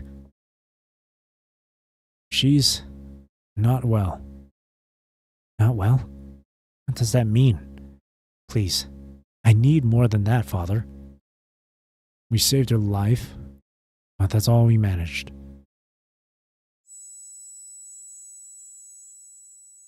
She already knew the answer. The doctors had made it perfectly clear to her. Still, she had held on to a thread of hope and pinned it on her father, the man she had always believed could accomplish anything. That was all of the good part, wasn't it? The man with his back to her let out a sigh. Right now, she's only being kept alive by IV fluids, barely maintaining baseline vitals. But the damage to her brain is catastrophic. Whatever poured out of the Atlantic eye is eating away at her cells. For her, it's like being burned alive from the inside. He gathered his loose white coat around himself, as if the small act could restore the composure and distance befitting a man of science. "We've done everything we can, but the necrosis is still spreading. I'll do what I can to minimize her suffering from here on." Ophelia's shoulders trembled. Minimize her suffering? That's it? There has to be something else. Father, this is your field, isn't it? Constructs, consciousness repair. You used to talk about so many possibilities. How can there be nothing? The man's back trembled. A stunned silence hung in the air. A long silence passed. When he finally spoke, his voice was heavy, as though reciting words he had rehearsed 1,000 times over. Construct modification isn't a miracle. It has requirements and boundaries. Helentine has a strong affinity for tantalum-193, yes, but her brain damage it's too severe for the procedure now. No one can guarantee the surgery would even succeed in her state. I'll keep her stable for as long as I can, until brain death. Maybe I shouldn't have even. A sob caught in his throat. Footsteps echoed from the other end of the corridor. A young assistant in a lab coat hurried over, stopping several paces away, hesitant to approach. Dr. Tavis, the OR still needs you to sign off on the aftercare protocol. Okay. I'm sorry, Ophelia. Let me just take care of what's left. Helentine will be moved to a general care ward soon.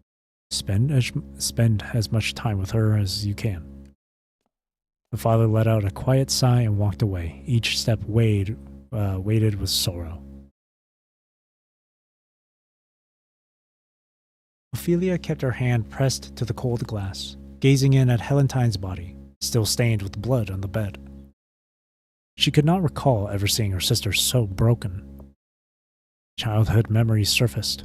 The praise for her sister had never stopped, not for as long as she could remember. It was the last lesson before school let out. The report cards were handed out as usual, thin booklets with the family emblems and school motto printed on the cover. Alright everyone, last class of the semester. Has everyone got their report card? Valentine, come see me after class. I'd like to keep a copy of your essay. I'm putting it forward for a recommendation. Valentine simply closed her booklet and offered a gentle alright. Nobody found it strange. That's the third time this semester, right? You know, I let her borrow a novel a while back. She actually worked a quote from it into her essay. When I asked her about it later, she could even tell me the exact page numbers. Hello, Ksenia. She took first place from me in PE this time too. Honestly, they should just print her name at the top of the year-end roster and call it a day. Well, everyone's built differently, right? She lowered her eyes and opened her own report card. The letter B sitting in the grade column lay there, quiet and still. Born into the same house as twins, the two sisters had always been spoken of in contrast. Valentine the exceptional, Ophelia the unremarkable. Ophelia had once believed that every person had their own gifts, that brilliance in one domain must be balanced by deficiency in another. But Valentine's very existence proved that belief wrong. Talent was not a zero-sum game. Some people could simply outshine others in every single way. At first, when people praised Valentine, Ophelia felt genuinely proud of her sister. Yet, as the years passed and that pride became a weight pressing down on her, her feelings toward Valentine became far harder to name. What'd you score in shooting? The results are up. Come on, what'd you get? How'd you do, Ophelia? Can we not? Let's talk about something else, Valentine. I saw you out there during the exam, you know. I thought you might want to show off a little. Or something.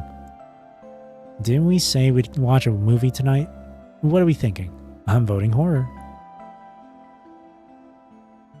If that's what you want. Great! See you tonight then. That wordless weight always hung over her. She knew all too well that no matter how hard she tried, she could never match Valentine's effortless brilliance. She knew Valentine had never thought less of her. It was not her sister's fault. Still, the sense of her own insufficiency ate away at her all the same. What kind of person do you think you are, Valentine? Huh? Where's this coming from? Just answer the question. I'm not really sure myself. I just tried to do what I can. So that's why you bombed the exam on purpose? You're terrible. Your acting's terrible, by the way. What's so wrong with that? The people who hate me get to feel a little better, and the ones close to me should understand why I did it. Psst, you're such an idiot. I prefer wisdom in disguise. Can't you just say something nice? Absolutely not. Playing the pity card is the one thing you've got zero talent for. During her years at FOS College, Valentine's grades had never once slipped from the top. How could Ophelia find fault with someone so perfect? There was simply nothing to hold against her. And so those feelings had nowhere to go but inward. The inferiority she felt living in her sister's shadow grew into a dark, bottomless void she couldn't even understand. She had envied her. She had even resented her. But she had never spoken a word of it to Valentine. Valentine, once you graduate from FOS, I want you to take over the affairs of the Spellmean family. I don't recommend staying with the world government. Sending you to FOS in the first place was your mother's dying wish. She wanted you to broaden your horizons there. You've always known that, I trust. I understand. I'll give it proper thought. And what about me, Father? Ophelia, if you're willing, I'd like you to return as well to assist your sister. Unless you'd prefer a different position within the family. Let me think about it, Father.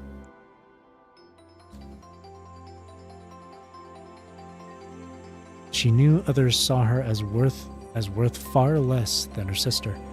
The world produced prodigies in endless supply, and Helentine stood among them, while she did not. People loved to say geniuses were no different from anyone else. Ophelia knew better. That was a lie, plain and simple. Who matters more to the world, an ordinary person or a genius? The answer's obvious enough. It was a reminder she had drilled into herself time and again during her days at FOS. Even after Helentine took charge of the Spellmean family, Ophelia kept piling responsibilities onto her own shoulders, trying to prove she had value. Now, at the observation window, she stared at her sister's motionless form while the monitors kept their steady rhythm. A tightness rose in her throat. A painful, ugly thought coiled its way up through her chest. Am I really the one who deserves to survive? If Helentine had never come to rescue her, or if she had managed to persuade her sister to stay behind, would everything be different now? Would Helentine, her brilliant and perfect sister, have gone on to give so much more to the world?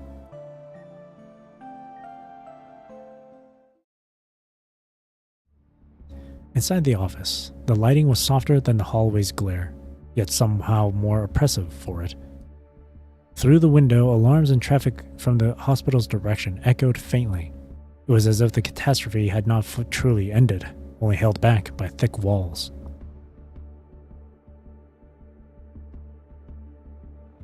Humanity's chief technician stood in front of Tavis's desk, wearing the same mild, untroubled look as always. That serenity struck Tavis as almost cruel. Catastrophe, mourning, bloodshed, and death seemed to register as mere outcomes, never as events that could wound. So, is that it? The Control Corps finally got its sights set on me? Ready to brand me a conspirator? What, did they send you here for a little chat? The Atlantic Eye. How did it even come to this? Please, calm yourself. I understand the guilt you're carrying, and I understand why you're so angry. My time is short.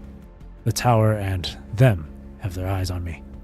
I came to you today because I have something to ask. Tavis frowned, unable to make sense of the cryptic words. I intend to entrust the remaining half of the understanding Saphira to the Spellmeans, to your family. The anger drained from Tavis's face, replaced by shock. Why me? What I'm about to say may sound impossible to you, but under the present circumstances, the list of people I can trust has grown very short. Or to put it more precisely, among the researchers who are left, you are the safest choice. You have a peculiar quality, Tavis. You don't hunger for scientific truth. You only care about what works. To me, that quality places you at the greatest possible distance from the answer. But it also places you farthest from madness. Those who hunger for truth too often lose themselves along the way. That doesn't sound like a compliment. No, it is one. If I had met you a few years earlier, perhaps we could have been good friends, Tavis. But that's a luxury time won't grant me anymore. Dominic paused, his gaze softening. Under your family's jurisdiction, Port Podesta's tidal hub will serve as a hidden container. Tavis shut his eyes for a moment as though fatigue had finally crushed him, like it did with me yesterday. Even his breath came heavy and slow. I've never liked the way you shift your burdens onto others, Dominic. A genius like you should be taking more responsibility for Solitude of Osea. I hope you can believe that, at this very moment, I am taking that responsibility. Dominic gently pulled aside his collar, revealing the twisted, fatal wound beneath. Perhaps someday you will understand me, but not now. I believe that, given your character and your pursuits, Port Podesta will be shaped by the legacy Solitude of Osea leaves behind. Whether that change will be for good or for ill, I'm afraid that will depend on your own interpretation of the Saphira. You're not afraid I'll misuse it? Isn't this what you and Arius devoted your entire lives to? The Saphira still requires a great deal of time before it can be saturated with information. By the time it is ready, I suspect someone will have stepped forward to take it, regardless of whether you intend to use it for good or for ill. Tavis let out a quiet, humorless laugh. You don't trust me. You're just putting your faith in mediocrity. Tavis fell silent for a long time, as if wrestling with himself. When he finally spoke again, his voice was hoarse and worn. I have one last question. In your eyes, has Phyllotree of Osea already failed? I need a proper answer, Dominic. Cause and effect are notoriously difficult to prove. A single event can set off countless outcomes. Some are chance, others are inevitability. But as long as this world keeps turning, the chain will never stop extending. So, if you ask me whether Phyllotree of Osea has failed, I would say it's far too early to tell. Somewhere in the future, there will be an outcome that you find satisfactory. Is that an answer you can accept? The corridor fell silent once more. Tavis retrieved the classified Phyllotree of Osea dossier and sank deep into thought.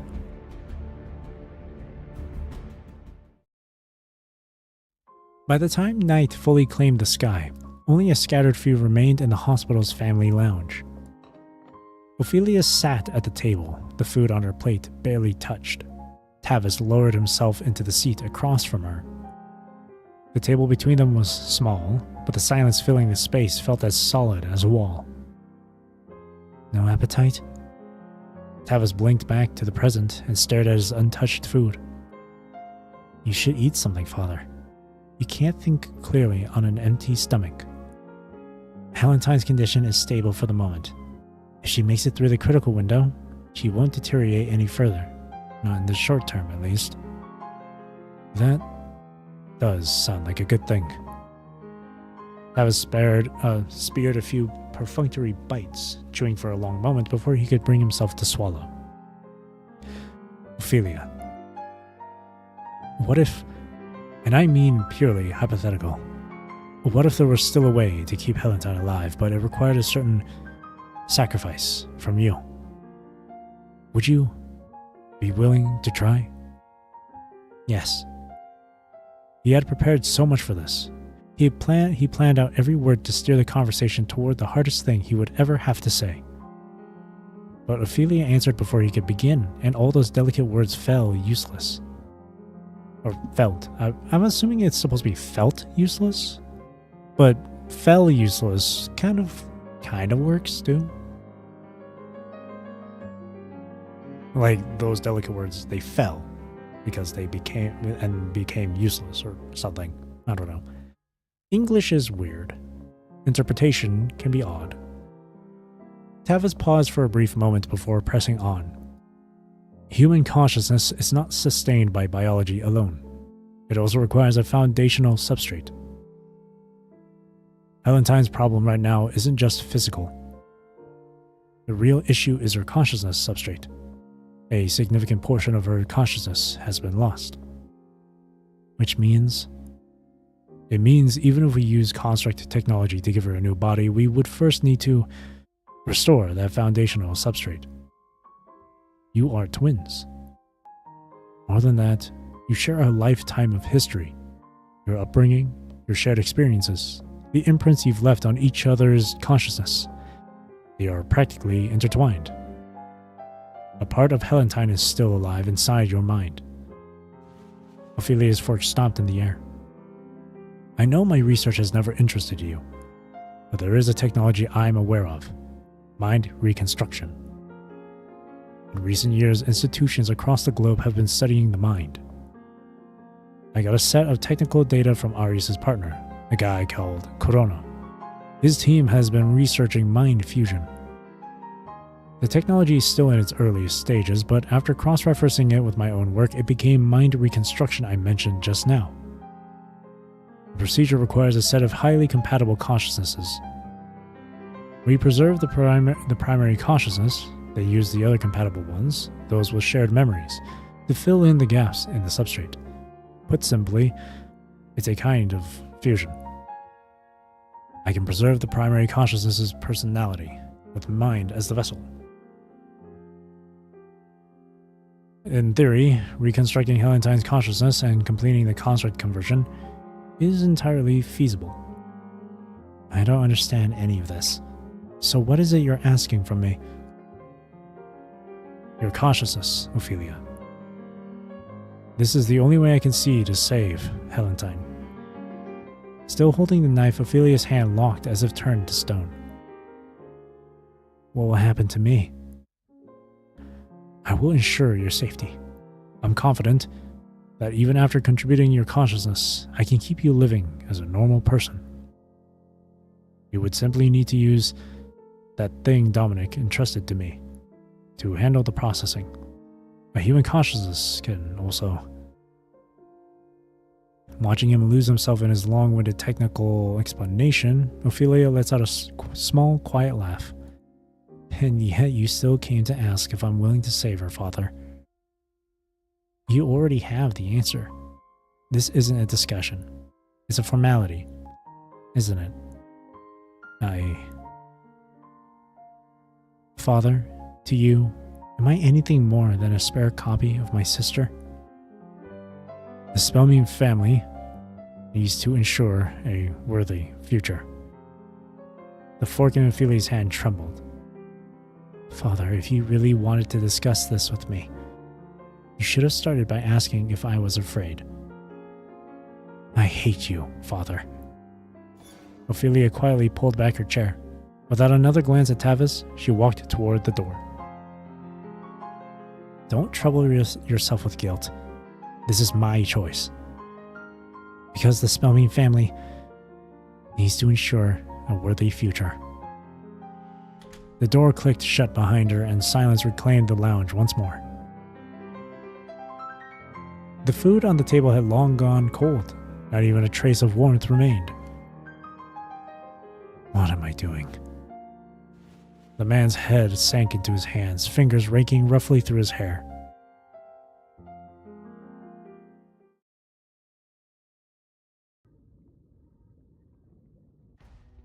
The next light to come on was the one above the operating room. Staff and machines alike stood ready. Researchers, nurses, surgeons, monitors, data streams, backup lines, emergency ports. All of it was waiting. Commencing Helentine's construct conversion and mind reconstruction procedure. Subject, Ophelia, designation S02. Consciousness localization complete. Shared memory area flagged. Please confirm proxy processing medium interface. Interfacing understandings proxy processing. Synchronization stress exceeding thresholds. Tranquilizer, administer now. Time stretched unbearably long. Robotic arms lowered into place. Interfaces clicked home. Neural pathways began to bridge. The nutrient feed tapered off, and the monitors updated in an endless silent rhythm. Tavis stood rooted to the spot, barely moving an inch. Cold sweat trailed down his temples, dampening the hair at his sides, but he didn't seem to notice. Construct frame stable. Helentine's construct mind reconstruction. Successful. It worked! Tavis stayed frozen at the console, his hands clamped to its edge, his very bones seeming to seize under the pressure. For a fleeting moment, he could not say whether he had rescued one daughter or broken something in both of them. The thought flickered and died. A stronger feeling surged up and pushed it away. His breathing turned ragged, his eyes reddening at the edges. Even the faint smile tugging at his lips looked almost broken. The cheers erupting in the operating room drowned out the sorrow that should have been for Ophelia. After all, the surgery only went ahead because she agreed to it herself. They made it. Both of them made it. That's sad, though. I mean, Ophelia, man. That's really sad though. Because Ophelia, like, she always felt like behind compared to, or she's always comparing herself to Valentine, feeling so behind. And the fact that her dad was like, we just need to ensure that the Spellmean family has a good future, without even considering Ophelia's like personal feelings on it. If she was, like she said, if she was going to be afraid, but for Ophelia, she chose to do this of her own, as her own choice, not because her dad suggested it, or, well, not because her dad asked for it or anything. It's really sad though. Living in the shadow of a sibling that's, you know, more ahead of you in life and whatnot, it's a tough thing to feel. I wouldn't know because, well, I do have a half brother, right? And I do feel at times that he is ahead of me in life and stuff, but I don't let that bother me too much. It's, if anything, I see him doing well in life and I'm like, hey man, you're doing great. I know I'm a little bit behind compared to you, but I'm just happy knowing that you're doing well in life. That's what it is. But it's different for everyone, you know? It's different for everyone. It's bittersweet. Because you end up feeling, because if you're in the center of that, like you're the one that, like if you're the one that's feeling behind, you feel like shit. But at the same time, you're happy for those who are ahead of you because, you know, they're doing good. You care about them a lot, right? And that's just how it is. You just gotta keep on keeping on. That's just how it is. Node 5. Hang on, I'm going to BRB real quick because I think I was doing my laundry before the stream, and I think it just finished washing. So let me just deal with that real quick. I'll be right back.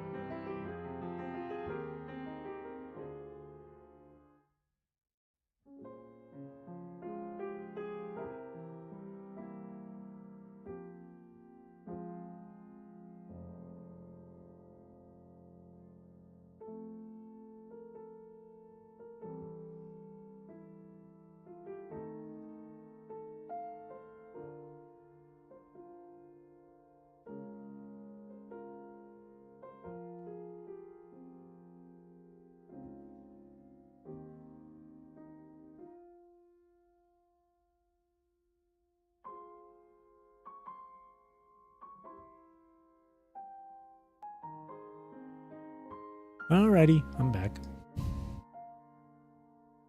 And just to add to the topic from earlier, the whole feeling behind thing, I remember, I think it was just like a few days ago, where I had that same sort of conversation with someone at work.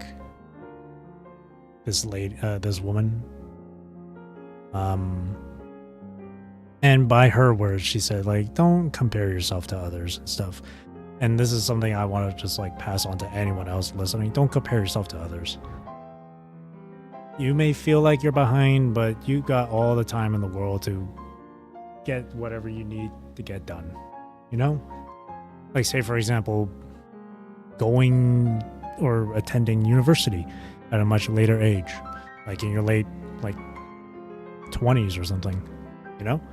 Because that's with me, too. That's with me. I never went to university. I never went. But I know that I have all the time in the world to choose to go to university. It doesn't matter what my age is. It's never too late. A lot of things take time. A lot of things take time. So try not to compare yourself to others, whether it's co-workers or family members. Go at your own pace. Go at a pace that you feel most comfortable with. And don't let it bring you down too much. ER16-5 downpour alert. Rising above death's grip. Such nostalgic words. You see how much better it is when I'm actually awake? I'm properly like discussing and paying attention to some stuff. I mean, there'll still be some things I'll forget about. But, or it'll like completely go over my head. But at least it's better than what I was like yesterday.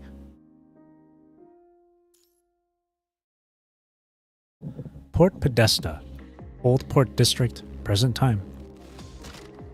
They've got a construct! Everyone together! Babylonian construct! You have no authority to use force in Port Podesta. I know you. You're... The crowd turns around Helentine, who stands between the workers and the guards. Both sides appear to regard the construct who stormed into their fight as an enemy. 44 hostiles identified.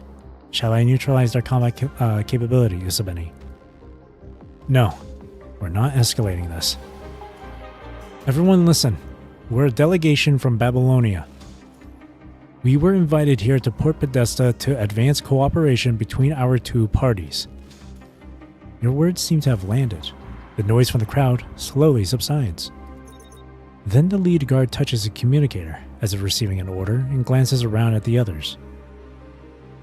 Understood. Mr. Spellmean is here. All units clear the way. A tremor runs through the ground, signaling that the arbiter of this conflict is about to arrive. A heavily armed riot troop surrounds the scene. Clad in dark gray tactical armor and carrying heavy shields, they form two walls of bodies along both sides of the road. A sleek limousine rolls slowly down the passage between them. The door swings open. A man of solid, muscular build emerges with unhurried ease. He stands beside the car, smiling as his eyes travel across every face in the crowd. Tavis. The Babylonia delegation travels all this way, and not only are we failing to extend proper hospitality, we've nearly let our honored guests come under attack. Cassie, this is negligence on your part. His voice is quiet and unhurried, carrying a politeness that feels distant rather than warm. I'm sorry, Mr. Spellmean.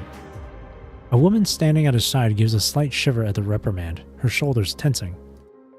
Cassie. From the moment that the woman appeared, Helentine has not taken her eyes off her. You know her? She seems familiar. I may have something in my notes. Yeah, she's supposed to be dead. But she's not. Well, we'll find out later.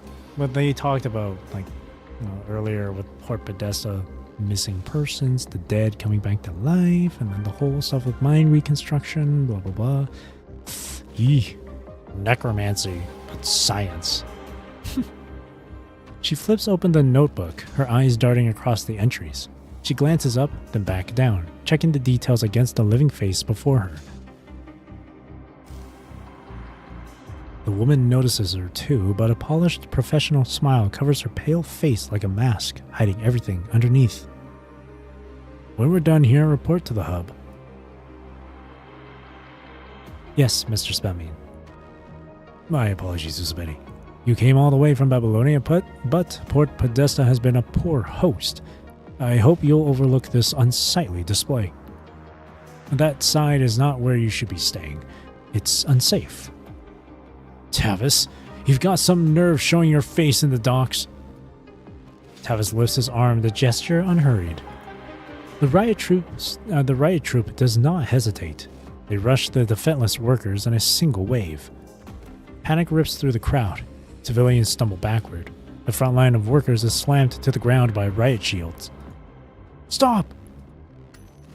Crassus holds the front, shoving back against the tide. In the chaos, a small photo frame hanging from his chest slips out. It's a woman's faded face. A dark shape swings through the gap. A rifle butt drives into his shoulder blade. Stop. You and Helentine move at the same time, stepping forward to stand between the workers and Tavis's troop. Tavis looks to the construct at your side. A pause hangs in the air. Helentine. It's been a long time. I would expect a more proper greeting. Tavis still alive? After how many years? Yes. Because the Atlantic Calamity, from what I recall in this chapter, they said it happened before the Punishing Virus outbreak. But it was still in 2160. I don't remember, and I would assume that Tavis during that time was probably in his late 30s or something. So after all that time, I don't know how long it's been since, but I would imagine... I don't know what the current time or the current year is in the game. I don't know if it's been been a decade after Punishing came out, or been a decade since the Punishing Virus happened, or 2 decades. But it's not hard to imagine that he'd still be alive. Valentine hesitates, her hand instinctively reaching for her notebook. Port Podesta was not like this before. Father. I thought becoming a diplomat for Babylonia might have helped you grow up a little. Surely you at least remember basic diplomatic protocol? Port Podesta's local administration is none of your concern. After all these years in Babylonia, is your mind still as broken as it was? Or have you forgotten? You're nothing more than a counterfeit? Take these rioters away. He waves a hand. The soldiers move around you and Helentine, closing in on the workers behind you. Wait. The soldiers freeze at your intervention, glancing toward Tavis for their next order. Mr. Spellman, these workers are still citizens under world government jurisdiction. On paper, at least. Are you asking me to stand down? As a delegate, I have no intention of interfering in Port Podesta's internal affairs. But this? I doubt either of us wants it formally documented. You're an experienced administrator, Mr. Spellman. I'm sure you follow. Babylonia delegation arrives at Port Podesta to find local forces violently suppressing civilians. A line like that in any report would reflect poorly on Port Podesta. Wouldn't you agree? So, it's not just a local matter anymore. A silence settles over the scene. Mr. Spellman, the freshwater supply agreement with Babylonia. Well, if the Great Raven Commandant is willing to speak on their behalf, let them go. At his word, the riot troop withdraws their shields and falls back, moving in unison like a tide rolling out. Tavis. This is not over. The workers pull themselves up from the ground, supporting one another as they retreat deeper into the port district. Some of them glance back, but no one stops, and no words of thanks come from them. Tavis watches their silhouettes vanish among the container shadows, then turns his gaze toward you. You see? Those are the people Babylonia chooses to protect. He gestures at the bleak, crumbling port surrounding you. No one's going to thank you, just like Port Podesta never thanks me. They won't remember you, only that they made it through another day. Decades of history, and neither you nor I can change any of it. Still, I respect your backbone. Perhaps we're not so different after all. I've heard that one a few too many times. I would never turn my weapon on civilians.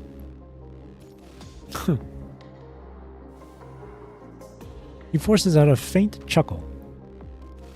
Well, the impromptu entertainment is over. Time we moved on to proper diplomatic proceedings. This isn't exactly the place to receive honored guests, if you would. He moves to one side, opening the way to the car. The vehicle glides smoothly away from the port district. Outside the window, the rust and ruin creep backward, swallowed by the gray light of the sky. Inside, the cabin is immaculate, a world apart from the docks. Every relic of the Golden Age gleams with meticulous care, as though the decay beyond the glass is merely footage from an old documentary. Here. Tavis sits opposite the two of you and offers you each a drink. Every movement is unhurried and precise, as if he is hosting a small private salon. Valentine doesn't take it. Where's Cassie? Tavis's hand pauses midair for a beat. Then he sets the drink back on the tray. She still has work to finish at the port. She won't be joining us. What's happened to her? I remember she... It's not important. Tavis eyes his drink, gives it a slight swirl, and empties it in one swallow. He says nothing else. The ventilation hum rises into the quiet, filling the space. The atmosphere inside the vehicle turns cold and still. You two. It seems you aren't fully aware of a relationship, Grey Raven Commandant. Tavis sets down his glass. His gaze moves between you and Helentine. I assumed the two of you would know each other better, working as diplomatic partners. Perhaps she hasn't told you why she hasn't set foot in her own home for all these years? His gaze shifts to Helentine at your side. Still, she says nothing.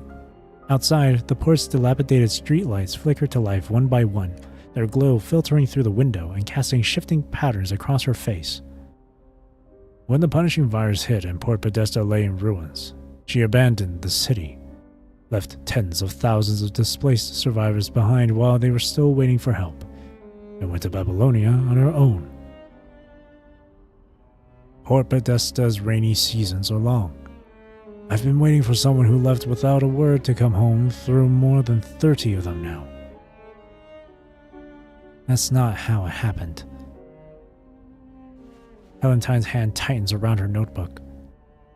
Then how did it happen? What reason could possibly justify cutting off all contact with your family for this long? Helentine. Still going on about Helentine. Tavis places the cup back onto the tray. The sound of glass meeting metal rings softly.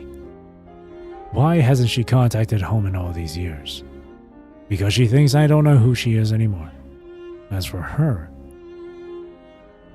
Helentine, do you really know who you are? Helentine doesn't meet either of your gazes. Her reflection clings to the window glass, blending into the blurry cityscape rushing past outside. The air in the car turns frigid. A wall of silence rises between you all. Tavis looks away. He glances down at his own hand resting on his knee, veins prominent beneath the skin that reaches over and touches the car's terminal. Low, soft jazz drifts from the speakers.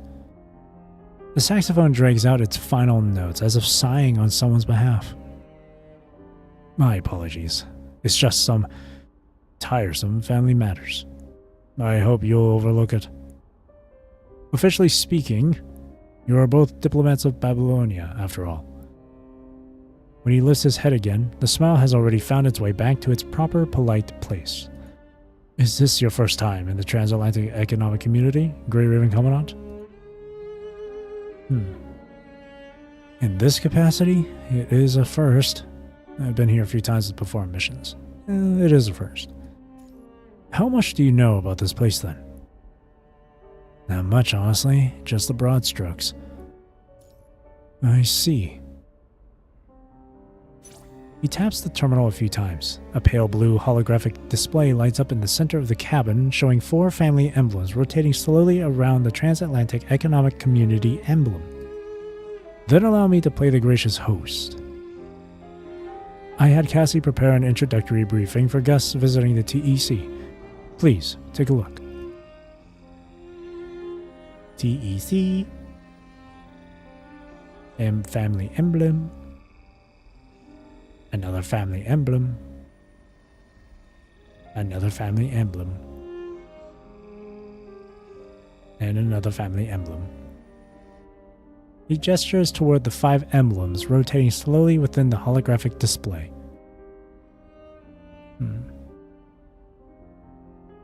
Tap the other emblems. Last time I picked the other emblems, huh?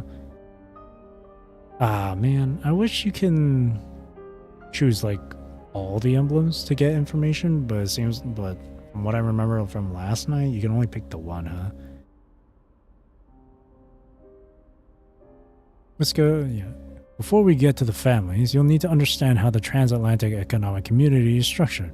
I guess, like, if you pick the other emblems, he'll start talking about TEC first. Either way. He cuts you off mid-gesture and taps the largest emblem himself. A map of the Transatlantic Economic Community unfolds within the spacious cabin. The Transatlantic Economic Community is a loose economic alliance. Each region governs itself independently, with the families retaining a degree of influence within their respective territories. Only a degree of influence? You freeze the projection and look at Tavis, who sits before you with perfect composure. This arrangement didn't take shape overnight. He resumes projection. During the Great Depression, 3 families were the first to achieve regional unification: Urhorn, Spellmean, and Helio. Led by these 3, the transatlantic families funded the Science Council, established the United Foundation, and step by step built what became the Transatlantic Economic Community. Together they guided the Atlantic coast from fragmentation towards shared prosperity. It should be noted that, contrary to what you might expect, the Copperfield family had not risen to prominence at this time. The renowned bionic technology was still in its experimental stages.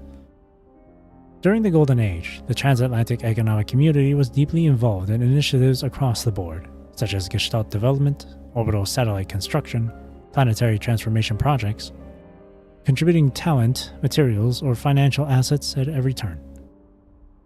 The world's greatest achievements all bear our mark.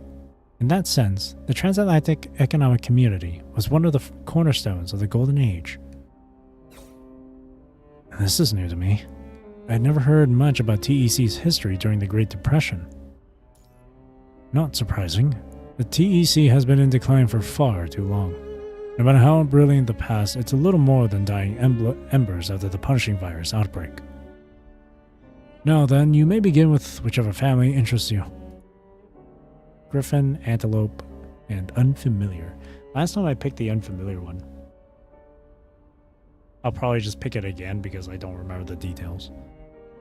I wish I would go through each of these though, not just one. Unfamiliar. Twin Seahorse. The Helio family, titans of the energy sector. They command the development of Atlantic marine and land resources, and the energy supply that fuels all production across the region rests in their hands. They were also the original advocates behind the United Foundation and the Great Family Council of the Transatlantic Economic Community.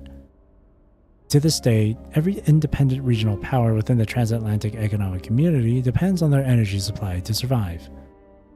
Beyond that, the Helio family is also renowned as an engineering powerhouse. Tavis pauses the projection. I suspect you already know their most famous project, Great Ribbon Commodons. Which one? The Mega Dam Atlantic Eye. The crown jewel of planetary transformation was constructed under the Helio family's direction. I know. It's also where the Atlantic Calamity happened. Yes. It was that very dam that destroyed the transatlantic economic community. And destroyed this. With a sigh, Tavis taps on the final emblem. It depicts a manta ray soaring over the sea, clearing the mast of a sailing ship. My family, the spell means. Our business used to be simple. Shipping. During the Golden Age, 2 out of every 3 cargo ships in the transatlantic economic community flew the Spellmean flag. Until I came along, the family finally had someone who could pass for a scientist. And so, at my urging, the Spellmeans began branching out into biotechnology, life sciences, and mind research. So at least back then, I left the family's shipping interests and put Potesta's governance in my daughter's hands. He glances at Halentine, who has been silent beside you. How much do you still remember from those days? Halentine traces her fingers over the notebook, as if sorting through her thoughts and memories. Documents, reports, global cargo capacity tracking in real time. All that lingers now are shattered images and stray words, clinging on to testify to what she once tried to do here.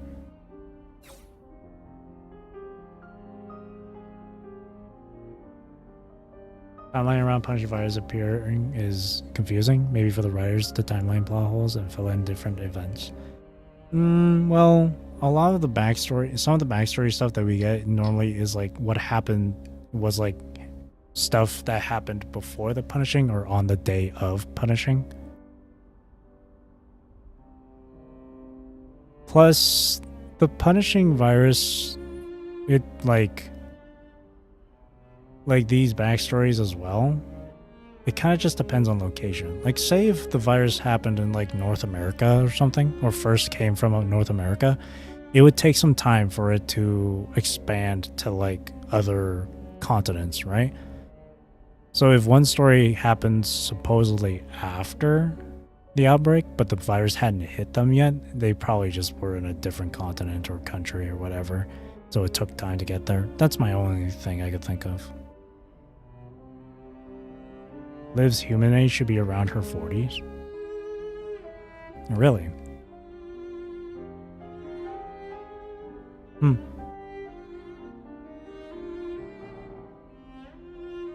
Was it really that long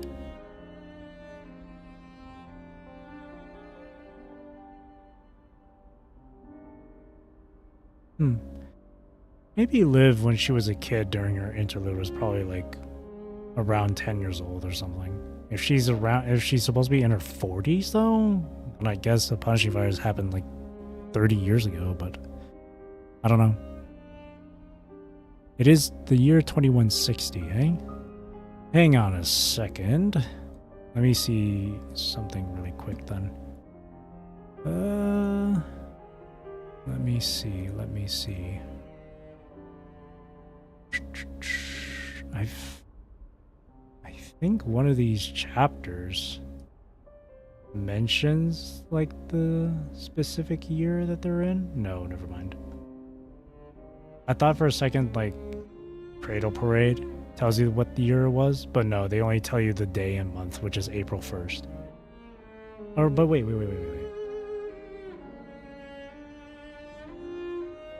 Oh, no. What about when Commandant's talking to Lamia? Let me see, because Clone Commandant asks Lamia what the date is.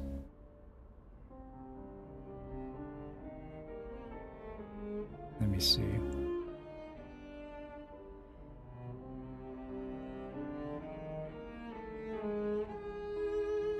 Let me see.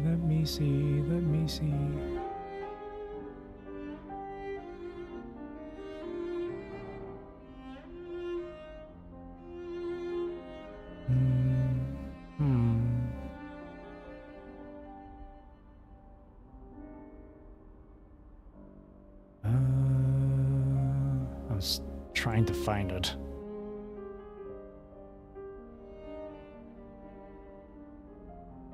I'm trying to find it. Where is it?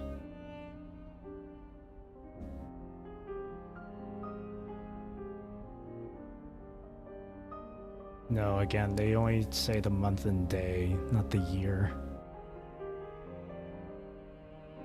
I could have sworn they stated what the year was. I could have sworn.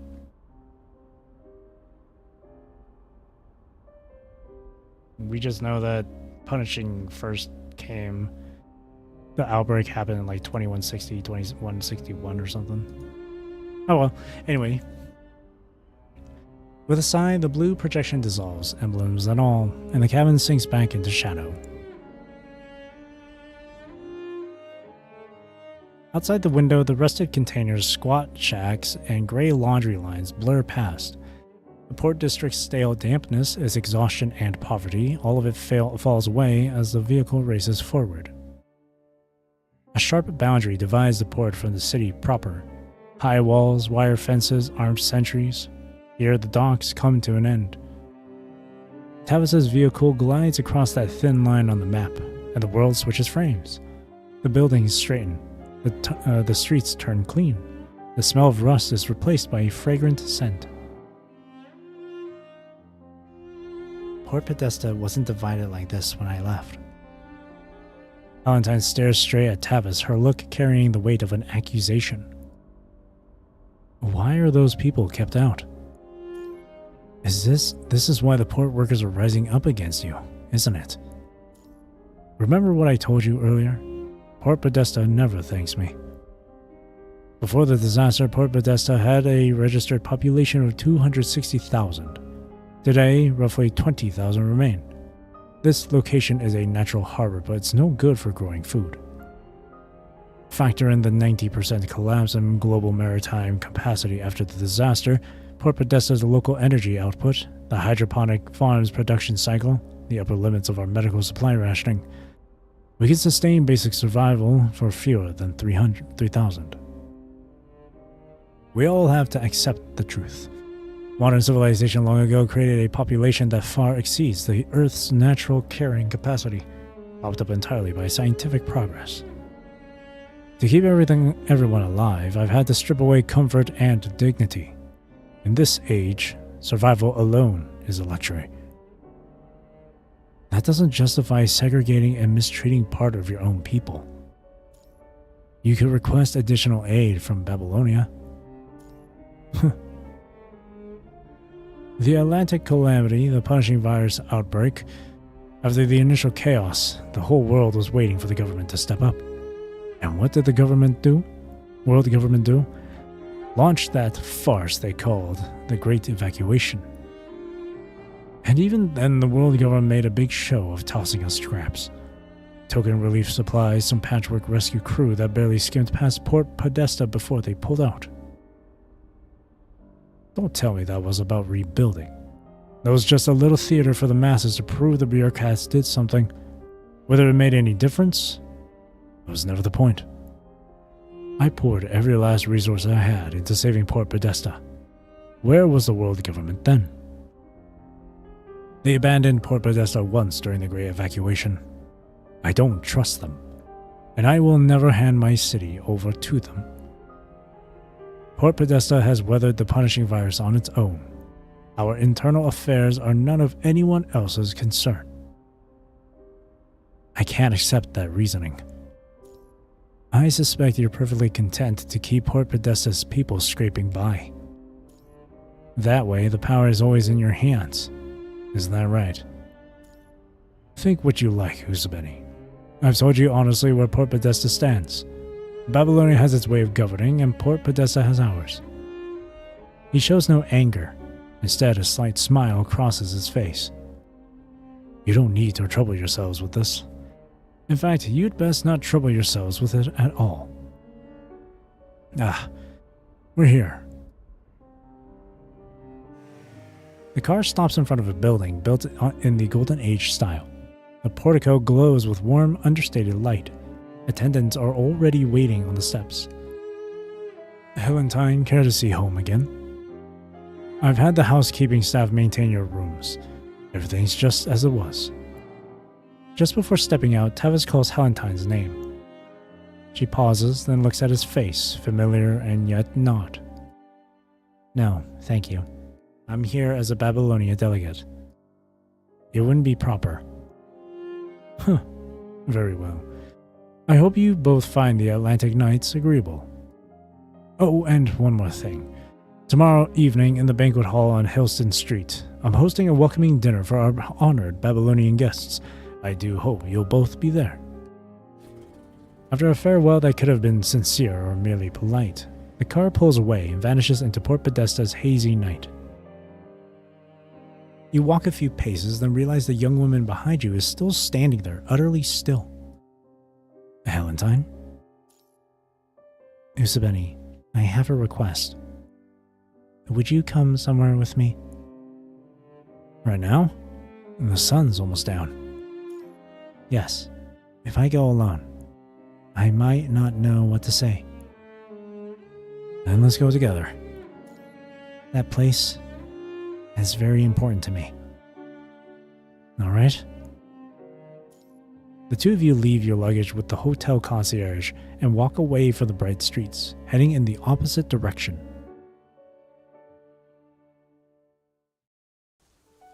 Night has crept in. The day's final light is being eaten away at the horizon, gnawed down to a single crimson crack. A sea breeze rises up the slope, still warm with the fading touch of dusk. Helentine counts the cemetery steps as she climbs. 25. Ophelia Spellman. That was her age when she died. She reaches out. Her fingers trace the letters carved into the stone. It's cool to the touch, with the chill of the evening behind it. She's my twin sister. It's been a long time, Ophelia. Before the plain gravestone, a rare note of sorrow slips into her voice. Vision beyond all, duty above all. This is the Spellman family's motto. Ophelia always hated it when she was alive. Why? She said only Helentine and father could ever live up to that aspiration. For everyone else, it could mean something terribly unfair. So it was never really an aspiration. It's a weight, a crushing one. She said the Helentine of the past never saw it that way, and she was oblivious to it. So oblivious that it came all the way around to arrogance. I still remember the look on her face when she talked about all of this from her sickbed. Helentine lowers herself before the tombstone and sets down the flowers she brought with her. I never thought that weight would still be pressing down on her grave, even now. What kind of person was Ophelia? For once, she leaves the notebook untouched. Her gaze drifts from the grave and settles on you. She was determined, both stubborn and tireless, in so many things. Sometimes, when it got too hard, she'd want to run from it all. But she tried harder than anyone else to understand people's struggles, even when it meant hurting yourself. After the Atlantic calamity, she took on so much that was never hers to carry. Helentine levels her gaze at the tombstone, memories rising that feel both foreign and familiar. Ophelia, this is Usabeni, a well-known commandant in Babylonia, and I serve in Babylonia's military now. But I'm still looking for that answer, the one about who I really am. She slowly rises to her feet. We should go, but don't worry, I'll come back. I promise. Her confession at the graveside done, Helentine slowly gets to her feet. A little dirt clings to her knees. She does not brush it off. Ophelia. How did she die? After the Atlantic calamity, she agreed to a surgery to save the dying Helentine. Surgery? I can't remember clearly. That time is too blurred. Or maybe I just don't want to remember. The punishing virus outbreak happened right around then. Disasters, cries for help, rescue efforts. All of it filled those days so completely. So completely that I can't even remember what our funeral was like. So, coming back to Port Podesta wasn't just about the delegation mission. You and Helentine stroll through the cemetery. The nameless headstones on either side slip past one by one, vanishing into the tall, wild grass. Before we left, I received a mail. Nothing but garbled text. A mail. It was sent from Port Podesta. The sender used an old family account I registered years ago. The only person who knew about it besides me was Ophelia. Question mark? You look over your shoulder, finding the grave you both stood beside only moments ago. Cassie, the woman with my father earlier. I remember my sister had an assistant with the same name, who died in the Atlantic calamity. Tavis never answered your question about her. Right. So, besides the military's mission, I need to find out where that mail really came from. And the truth behind Port Podesta's dead coming back to life.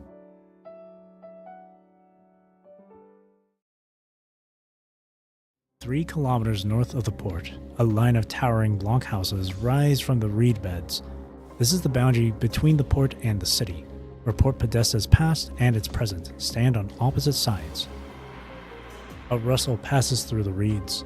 Several figures slip inside and the stalks spring back behind them, closing the way. Ugh, this place is disgusting. Vanessa's gonna tear me a new one later. Shh, keep it down. Beneath the high wall, a one-way searchlight sweeps slowly across the darkened side. Head-high reeds grow thick and wild in the pitch-black night. The cars are on a 3-minute rotation. Blind spots at 10 o'clock. I'll go first. If you don't hear anything for 30 seconds, you're clear. Move during the next gap. Crassus melts into the night without a sound. Leia and Winnie count to 30 in silence, then follow him into the dark. Leia and the reporter navigate through the reeds, dodging the jagged edges of snapped stalks. Each step sinks into uncertain ground, but they slowly adjust to the unstable footing. The smell is so bad. Give me a second to catch my breath. They are at the base of the wall, tucked into a blind spot beneath the sweep of searchlights and patrolling guards. The port's briny reek is sealed off here, unable to reach them. On the other side of the wall, a dilapidated tower rises into the night. Only the faint, sporadic glimmer at its peak suggests it is still functioning. What is that thing? The one that keeps blinking. Signal tower. I used to work there, Ashley. Never mind that. Crassus, how are we getting across? I'll give you a boost to climb over the wall. Huh? Climb over?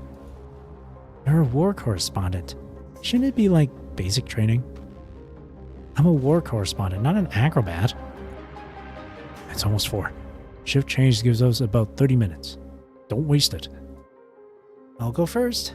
Thanks for everything, old man. Don't thank me. Just find out what the hell Tavis is really doing in there and make sure the whole world knows. Leia plants a foot on Crassus' shoulder, scales the wall, and lands lightly on the other side. Prodded by the two of them, Winnie grits her teeth and clambers after her, far less gracefully. Thud. To protect her precious camera, Winnie decides to land rear first. Ow. Ow. Winnie, come on! Guards over there! 2 beams of light drenched them like a cold wave of cold water, shocking the pair wide awake. Alarms screamed through the district, and soldiers swarmed toward them from all sides. Run! No. At this rate, they'll catch us both. Split up. Head for the signal tower. If I'm not there by dawn, go on without me. Fine. Just stay safe. Leia veers into a narrow, twisting lane. With more guards closing in behind her every second, she clenches her jaw and dives into the tree-lined stretch that leads toward the city. Looks so out of place. Not really. Leia's all about beauty, right? I mean, this design is beautiful. It's still her. I wouldn't say it's out of place at all. Lady Vanessa, I swear this wasn't my fault. Besides, Leia likes her design. Likes what she's wearing. But yeah, Leia's all about beauty. She is all about looking pretty. And she does look pretty. It does not look out of place whatsoever. You only say it looks out of place because you just don't like it. Either that or you're just too used to what she looked like before. But a lot of people just don't like how she looks. And I'm sitting here thinking that's really meh. I mean, it's not that big of a deal. The guards do not follow, and neither does the reporter. Free of all pursuers, Leia drifts through the lush, overgrown woods. Isn't this supposed to be the city? What's with all the trees? Whatever. At least I lost them. Hope Winnie's okay. From a dark corner of the greenery, where the city's bright lights cannot reach, comes the faint sound of labored breathing. Huh? What's that? Leia stops in her tracks. When she sees a figure curled up against a tree not far ahead, her eyes go wide. She drops low and uses the tree shadows to creep closer. At last, she can make out this figure's slight, fragile build. Oh. I don't remember this. Hey, are you okay? Leia reaches out and takes the young woman's arm, only to find her skin ice cold. Valentine. Hey, stay with me. Valentine. Oh, design is cool, just that the dark background and her current design clash. Oh, I see. Well, I can kind of understand what you mean then. I can kind of see it. I guess when they're supposed to be stealthy in the dark, Leia with that sort of outfit can really stands out.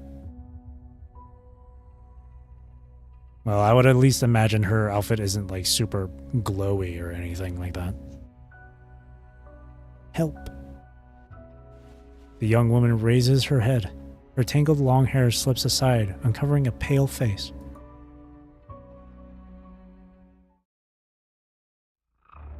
Beyond the vast circular observation window, a web of metal walkways fans out to connect over a dozen sealed experiment tanks.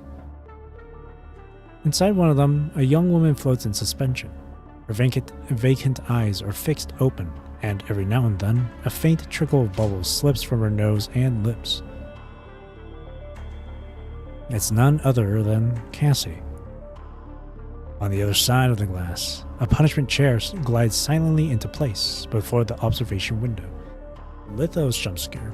I at least remember seeing Lithos. Why did you replace the assistant again? Tavis stands behind him, still in the same impeccably tailored suit.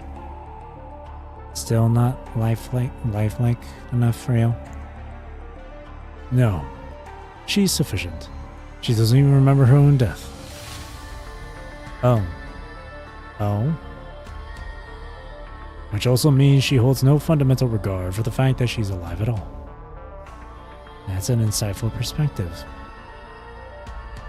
I always thought at this point Lithos was in that other body, where Lithos actually does look like a proper, like, young boy. But I guess Lithos is still in this body. Oh, but to be fair though, back in I forgot what the chapter was called, but during when Bianca Crepuscule came out, that chapter, that takes place at Copperfield Aquarium. In that one, Bianca doesn't fight Lithos. She only ever fights Chico. So it was only after like across the ruin sea that Lithos switches bodies or something, I think.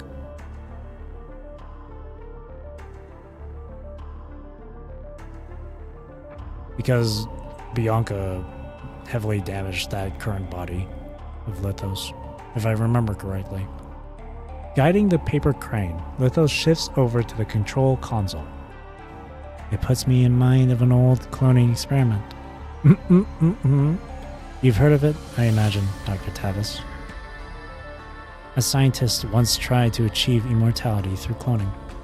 He extracted cell nuclei from dead rats and cloned them. From the original rat A came the cloned subject B. From B, subject C. From C, D. And so on. Over 57 generations. More than 30,000 attempts in total.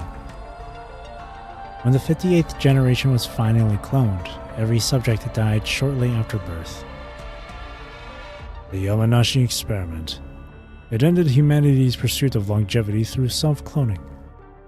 Deleterious mutations from repeated replication eventually lead to organismal death. Well, I didn't do it last night because I was too tired to, but definition time. These are two words I've never seen before in my life. Let's take a look. Deleterious. Meaning.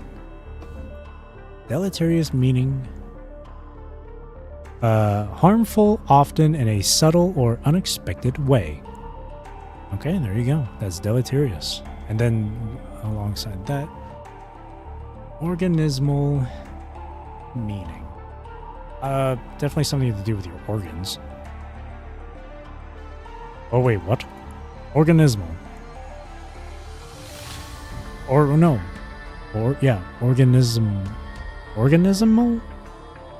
There's organism and then organismal. Pertaining to or characteristic any living biological entity, or resembling a living creature. Oh, okay. Derived from organism. Organismal death. Oh, I see. Okay. Sounds a lot like Project Catilla you mentioned, doesn't it? Muller's ratchet constantly constrains the long-term persistence of individual will. What exactly is your point? I heard a different reading of the experiments from Mr. When life and death are no longer within one's own command, over those 30,000 attempts, every cell in those cloned rats longed for death out of sheer exhaustion. Tavis's face stays hidden in the shadows as he looks toward Cassie, still drifting inside the experiment tank. You're telling me even a cell, the simplest unit of life, is a death drive. I'm not here to debate such lofty philosophy with you. It merely struck me that not every living thing desires to live. I don't care. Tavis leaves the observation window and crosses to the console. A pale blue holographic display lights up, and he pulls up a set of data. We're ready to begin. Do we have to move so soon? The great actolite explosion, the detachment of FOS. The world is shifting due to the Sephiroth. Babylonian may have already caught wind of Port Podesta's secret. I've confirmed it with my own eyes. Brisbane is among the delegation. You can't seriously believe they're here for some hollow charity charade. At the familiar name, a flicker of emotion crosses Lithos' otherwise placid face. Isabeni. The initiation of Veilrain must be moved up. He also turns to look at the experimental tank on the other side of the wall, his eyes fixed on the crystalline form that resembles a sapling. Another sapling. A magnificent creation, the Understanding Sephira. A withered branch of the phyllo tree of Osea. The wreckage of humanity's ambition to comprehend all, to master all, reduced now to a mere translation device for consciousness. Will anyone find happiness in this, Tavis? I don't care. The man, his face worn with age, pulls his gaze from the screen and fixes it on the Sephira ahead. In the Golden Age, devout scholars believed humanity had triumphed over 3 great calamities: war, famine, and pestilence. They were utterly convinced the final horseman, death, would one day fall to humanity as well. Then the punching virus came and shattered that fervent faith. Parting forever from those we love, letting go of all we left unfinished, watching possible futures slip away, rise above death's grip and all that suffering and all that regret. It all ceases to be. And I will carry on that struggle against the final horseman, the battle humanity began in the Golden Age, until I defeat it. Rising above death's grip. Such nostalgic words. To win this long war, you're willing to reach for our power without hesitation. That does take considerable courage, Dr. Tavis. Though, using the Understanding Sephira to translate the data of the dead from red tide projections, reconstructing their consciousness, allowing them to return. This may not simply be resurrection in the literal sense. You may be creating a new form of life entirely, one where humanity and the punishing virus can coexist. Think what you will, that's not my aim. What matters is the result. The living reunited with the dead, holding them, kissing them, mending unfinished regrets, burying guilt, setting sail once more toward hope. They won't have to torment themselves any longer through their imagination of the dead. Once veil rain falls and the miracle is realized, every unjust death will be undone. All the suffering endured along the way and all the doubts and sins will be forgiven and forgotten. Are those words meant for yourself, Dr. Tavis? You seem to believe you have a firm grasp of human nature. Oh, someone's at my door. Be right back.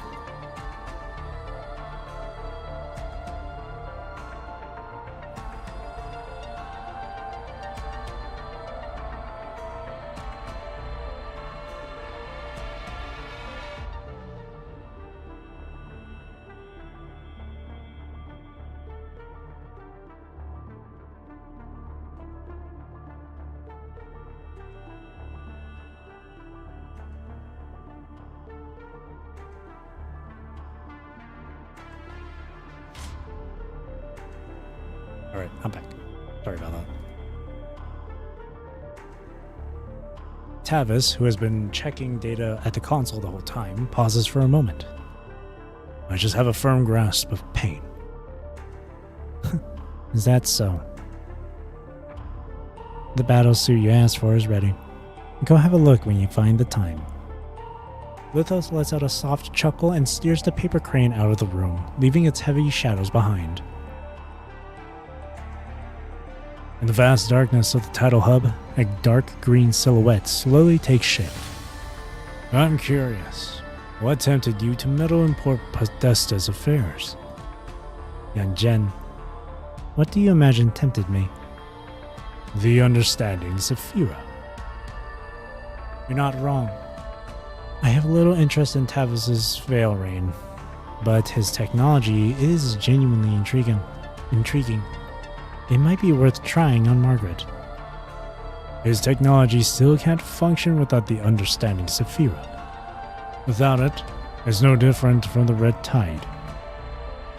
The Sephira's translation logic, its capacity to receive data from red tide projections, and I've sensed the half Sephira itself holds countless variables.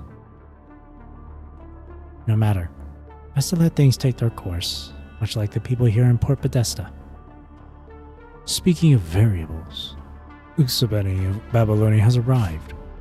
Was that part of your design? I'm just a traveler in search of answers, though I am curious. Lithos looks up at the camera mounted in the corner of the laboratory. Port Podesta's central purification filter has been handled. The falsified data should have kept Babylonia blind for quite some time. Our tracks were perfectly covered.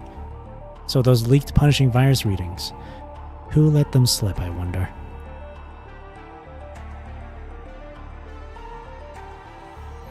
Tavis remains stationed at the vast observation window, where the half-sphere glows with a constant pale blue light.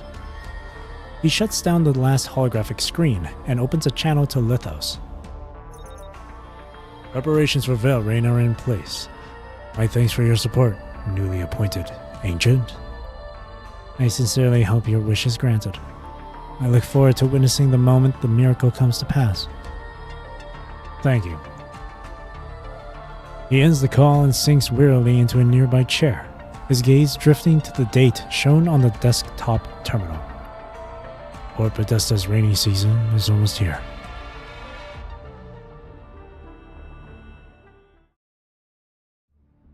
Port Podesta was rebuilt before the Atlantic calamity, and by modern standards, it is not an aged city. Its advanced infrastructure has kept the underground flood control and storage systems sound even after years without maintenance.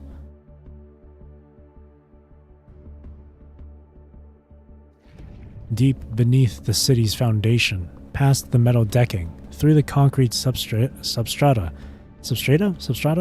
beyond the labyrinth of pipes, the crimson tide moves like a living thing, creeping slowly through the dark. It seeps along foundation cracks, climbs the outer walls of pipelines, rising inch by inch. It is waiting.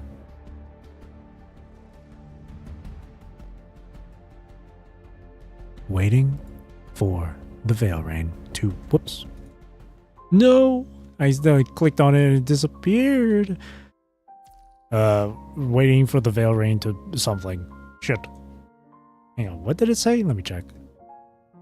Washu.app. I was too hasty with my clicks. Hold on, floating record.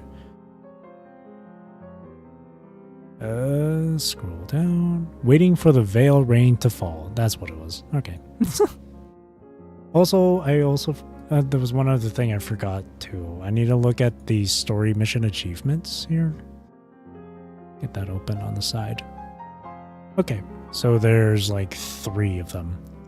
There's one on... Oh, there's 2 achievements on node 18 and then 1 on 16. Okay. I don't know if that's all, though. Might be more. Transatlantic Economic Community. The ocean is the cradle of life. Relying on the vast seas surrounding them, the regions along the Atlantic Rim entered an age of exploration and developed highly advanced trade networks. During the Great Depression, these fragmented territories maintained frequent exchanges, yet conflicts over interests never ceased. Years of warfare brought endless suffering and scars that would endure for generations. With the full support of the Great Families, the transatlantic achieved regional unification. Before entering the Golden Age, its various territories reached reconciliation, established the United Foundation, signed the Jure Accord, and formed the Transatlantic Economic Community, an alliance built on trade and commerce that transformed the Atlantic coast from division toward cooperation and shared prosperity. During the Golden Age, the TEC flourished with towering skyscrapers across its cities and breakthroughs in scientific research emerging one after another. The region actively participated in major projects such as the development of Gestalt, orbital satellite construction, and the Olympus project. Erhorn family. The leading family of the 4 great families during the Golden Age, the Erhorn family dominates the financial sector and pioneered the United Foundation. Through financial capital and insurance systems, they distributed risk across the entire collective, binding the fates of the transatlantic families together through economic ties. Beyond that, the Erhorn family secretly influences the media landscape at the TEC. The Transatlantic Herald is one of the many enterprises under its control. Self-reflection. If I truly remember nothing, how am I supposed to become someone I used to be? So I only got like halfway through, or not well, I don't know. I only got through a little bit of 6 here, but then I was like, ugh, I'm too tired. and I like just skipped it. So from here on out, it's going to be completely new for me. This is my first diary entry. After I woke up in the hospital, a doctor I didn't recognize came to see me right away. Do you remember your name? Helentine. Helentine. Helentine. That little pause. Good. Can you see clearly? Yes. Do you know where you are right now? A hospital. Do you remember why you were brought here? I spent a long time trying to remember, but the memories were like water I couldn't hold on to.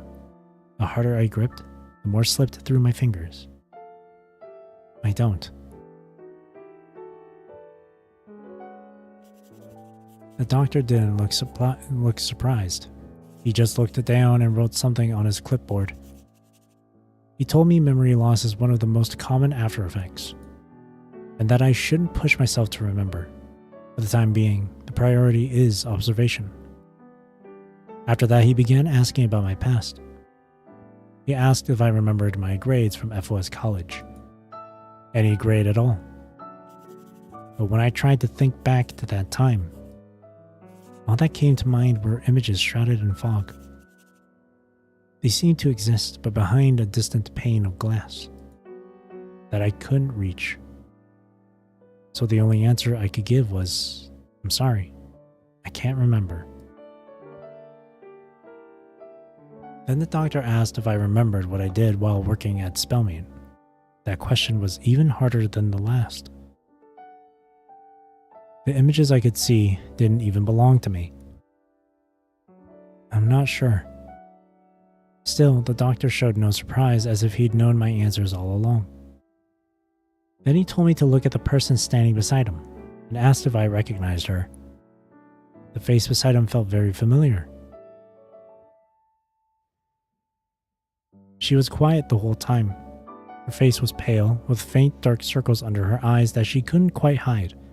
She looked exhausted, but she was holding herself together, refusing to look any more undone than she already did. Something in my body knew what to say before I did. Ophelia? Recognition of family seems to be intact. Helentine, I have a few more questions. Have you noticed any headaches, ringing in your ears, nausea, or trouble focusing for short periods? I didn't think so, not at the time. Or if there was something, it was too faint for me to name. Tell me your impression of yourself. It went quiet for a long while. My impression of myself. What kind of person am I? What kind of person am I supposed to be? The images in my head were like knotted threads. No matter how I tried, I couldn't untangle them. I can see the memory of myself crying at FOS. I can see that I seemed frustrated, stuck, and powerless when struggling with work. Judging by those moments alone, I seem like an ordinary person. Someone who cries, who gets sad, who blames herself when she falls short. But then, I can see so many other memories that contradicted all of that. People were always praising me. It seems I had been recognized, watched, and taken for granted as the best one. Those images contradict each other so completely that they can belong to two different people, and I have no way of knowing which one is closer to who I really am. Or maybe what unsettles me more is, when I look at that Helentine and the memories, I don't strongly feel that person is me. It's more like watching through glass, observing someone connected to me, yet not. How do you answer a question like, what kind of person are you? It's far too complicated, so I just shook my head and said I wasn't sure. The doctor's face stayed blank, hard to tell what he was thinking. Family can keep trying memory stimulation, but don't overwhelm her all at once. We need to avoid putting too much strain on her mind. I'll update Mr. Spellman on her condition. That's all for today. The room became much quieter once the doctor left. I turned to the young woman beside me. She looked worn and thin. She's one of the few people still clear in my memory. The silence between us stretched on. She just stared at me. Her tired eyes didn't move away, and I found myself not knowing where to look. Were we close before? Symptom of mind deviation. Ophelia falls quiet for a beat. Our relationship is complicated. What do you remember, Valentine? So much has vanished from my memory, but she's still there, stubbornly. I think I only remember you're my sister. Everything else is kind of hazy, like what we used to do. Things like that. That's it? I don't know how to describe the look on her face in that moment. A little disappointment, maybe. Some resignation too. But beneath that, something deeper was giving way, like a small hidden letting go. Do you really not remember who you are? So, what kind of person am I supposed to be? If Father saw you right now, he'd probably feel even more guilty. What I'm about to say, just take it as me giving you a little cheat sheet. The old you would never ask who you're supposed to be. You always knew what to do before anyone else. Or, you looked like you did anyway. It didn't sound like a compliment. She said it more like a fact she'd long accepted, but one she'd never really liked. What do you mean I looked like I knew? Because I never had you figured out before. Or either. If someone's in trouble, you go help. Someone's crying, you stop. Even if it had nothing to do with you, you always took it on like it was yours. I never understood why either. That sounds kind of nosy. Not exactly likable. It was nosy, and you were stubborn. You wouldn't be talked out of anything. Couldn't be stopped. Once you set your mind on something, no one could change it. You sound angry. Yeah, I am. You can't remember anyway, so I might as well be honest.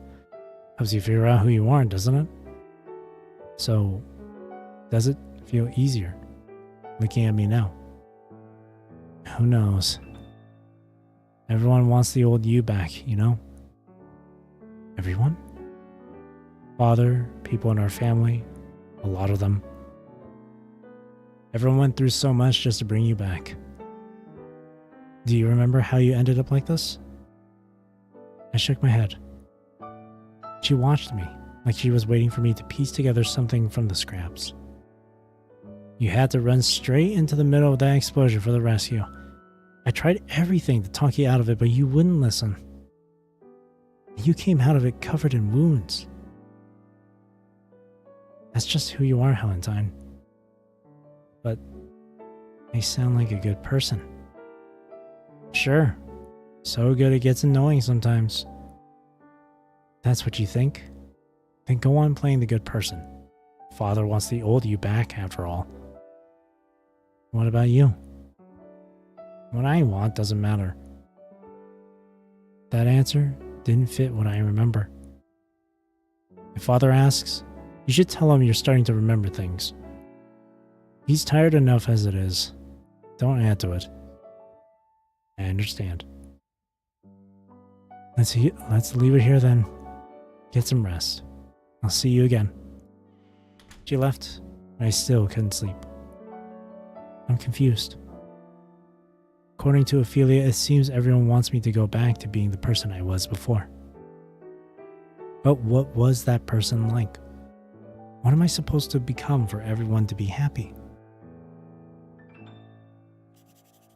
And so, I picked up the pen and paper from the bedside table and began this first entry. I don't want to forget. I want to record what others say about the person I used to be. Maybe then I can become the one they all remember. What I've learned today I suppose, is this? The old Helentine? She was probably someone who put others before herself. Valentine really was a strange one.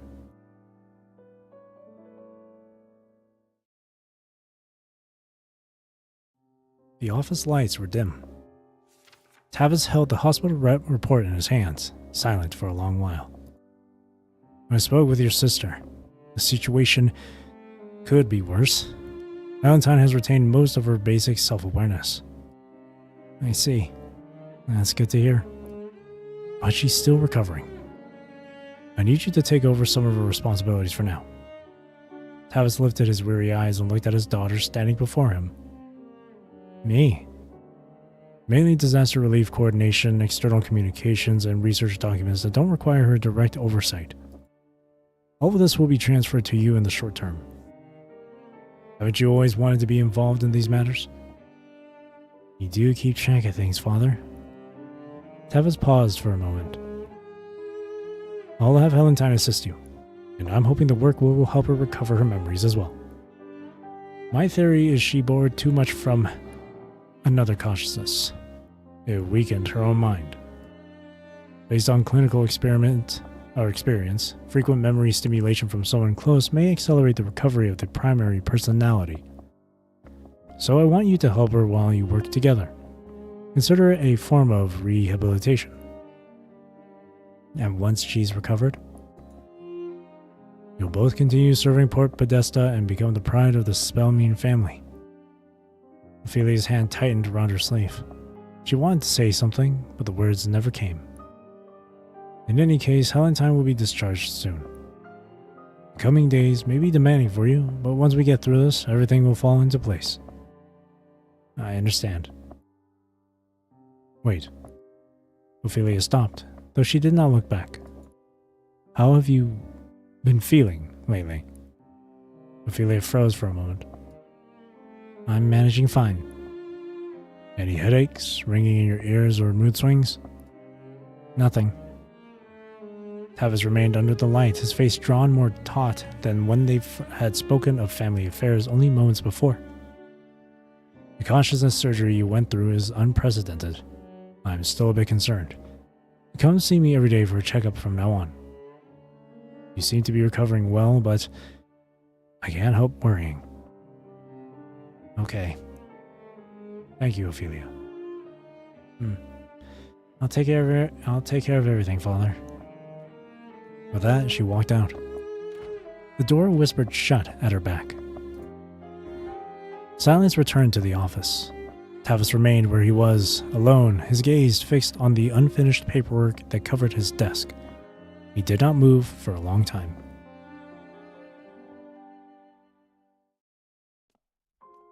Meanwhile, Ophelia walked down the corridor with quiet steps. She suddenly felt like laughing. Even now, the first words from her father's mouth had been about her sister. She knew exactly where his thoughts always lingered. She used to envy her sister, who shone so brightly. And in her darker moments, she had wondered if she might finally have a chance to replace her. But when that chance finally came, delivered in the cruelest way, she found herself incapable of even the smallest joy. She knew the truth. Her sister, the one she had grown up beside, was never coming back. Strange emotions crawled up her chest with each step, weaving themselves into a web that bound her tight. Perhaps her sister had come to this because she herself was so painfully average. It felt like everything was her fault. The corridor stretched on endlessly. Only after walking for some time did she realize her hand had been clutching her sleeve this entire time, never once letting go. As though, from this moment on, something had caught hold of her and pulled her down into the darkness her sister had left behind.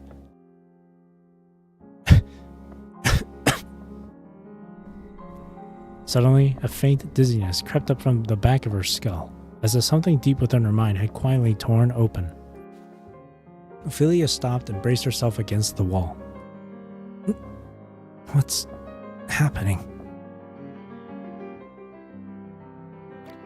She looked down.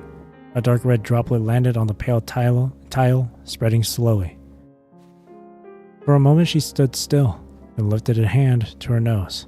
Her fingers came away warm and damp. She looked at the stain without expression, and quietly erased it with the cuff of her sleeve. There we go. Helio family. One of the 4 great families' energy and infrastructure conglomerates, the Helio family supplies the power behind the development of maritime and terrestrial resources across the transatlantic, as well as the continued growth of its islands. In engineering, the Helio family has long been synonymous with precision and reliability. The Atlantic Eye, a miracle of engineering conceived and realized by the family, stands as their greatest achievement.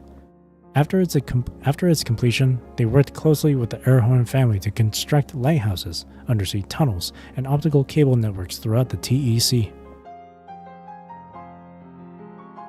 Alright. ER16-7. Dual conclaves. Is this the golden age you wanted? それから父は前より忙しくなった。ほとんど顔を合わせる機会はない。Oh, I didn't expect voice acting. No, that guy. No, I take a break from narrating. 代わりにオフェリアが毎日話しに来る。仕事の話だったり、最近の港で起きた出来事だったり。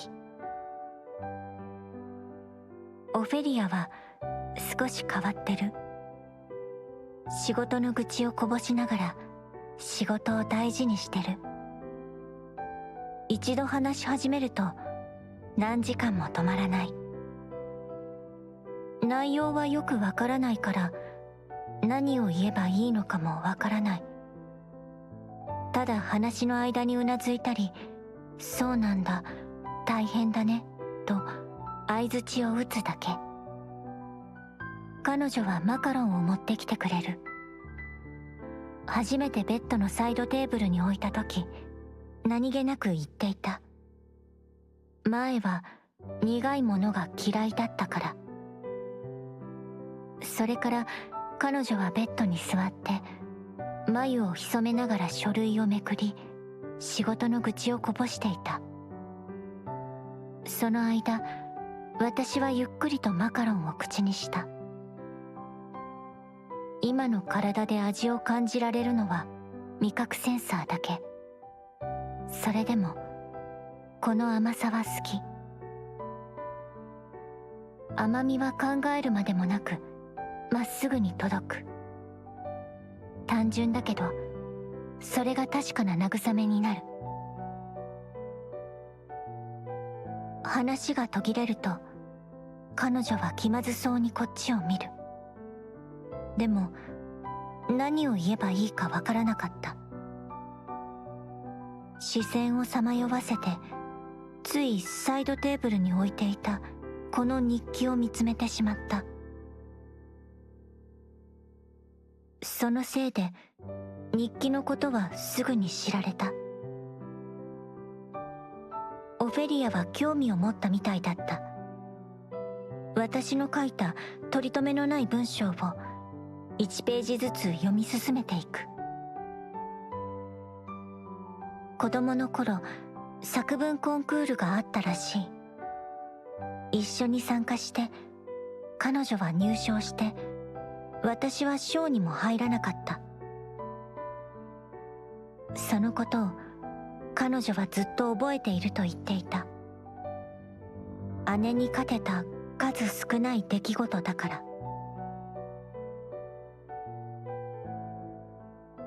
The old you would never have kept a diary. She remembered everything down to the last detail. With how far technology's come, it's almost funny people still do this. But maybe feelings are just too complicated to figure out. That's why people still need to write them down. This sort of thing feels more like something I'd do, honestly.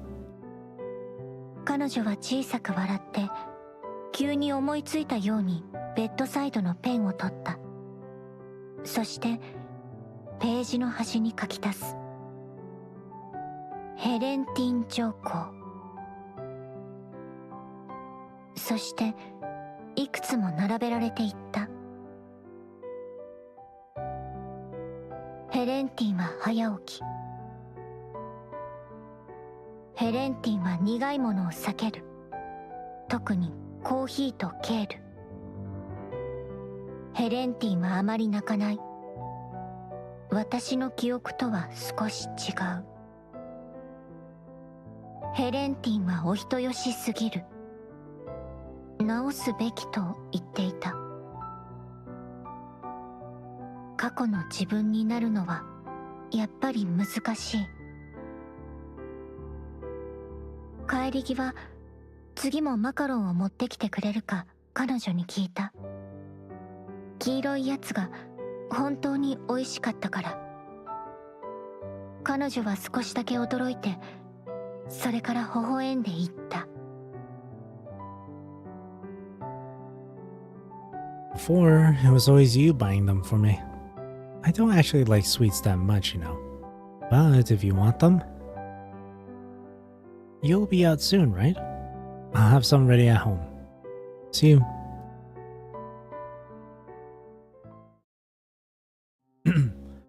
My first task after being discharged came sooner than I expected.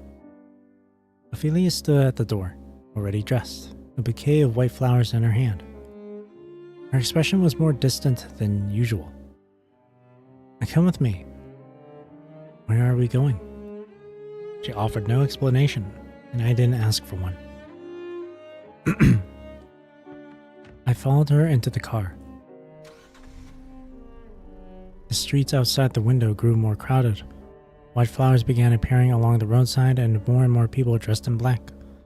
It was only then that I began to realize where we were probably headed. A memorial service for the victims of the Atlantic calamity. The flowers stretched from the cemetery outward along the walls. The white bouquets spread like rising tide water around the ruined city. She led me out of the car, and we joined the line of mourners in silence.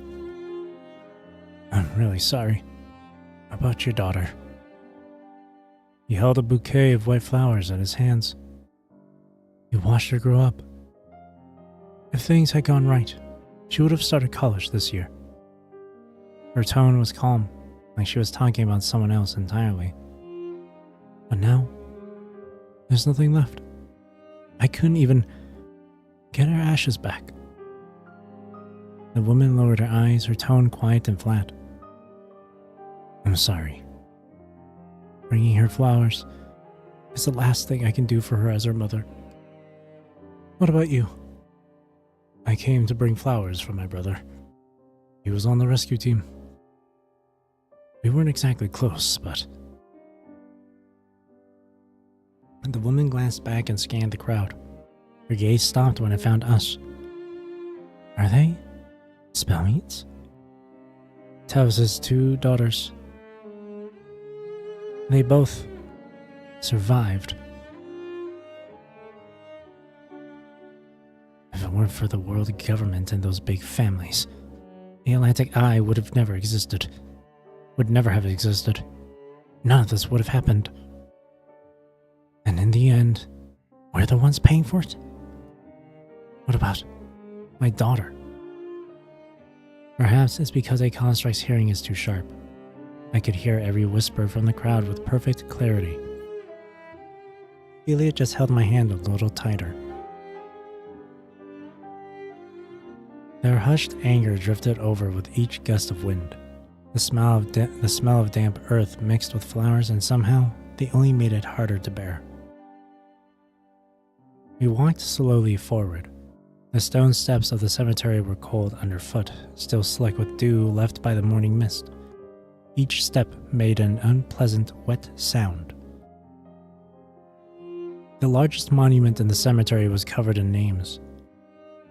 As far as I understand, some of those names belong to the civilians who lost their lives in the disaster.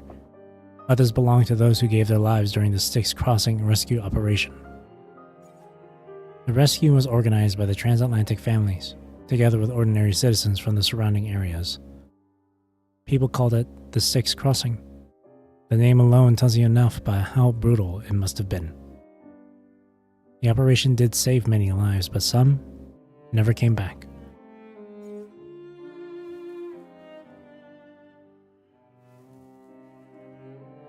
One by one, the mourners ahead bowed, laid down their flowers, lowered their heads, and left. It seemed that no matter how angry people were, stepping into the cemetery quieted them all the same. When our turn came, Ophelia let go of my hand. She bent down and laid her white flowers before the monument. She stared at it, as if searching for something. Do you remember Cassie? I shook my head. The assistant you hired for me. She wasn't with me for long. That girl was always clumsy, mixing up files, forgetting appointments, turning the simplest things into a crisis. I always thought I'd have much more time with her. She seemed to find what she was looking for. Her eyes settled on that name. If I could have saved Cassie back then, and talked you out of it,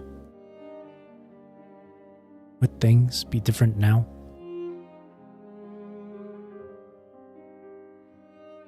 I think I'm starting to understand the way you used to live.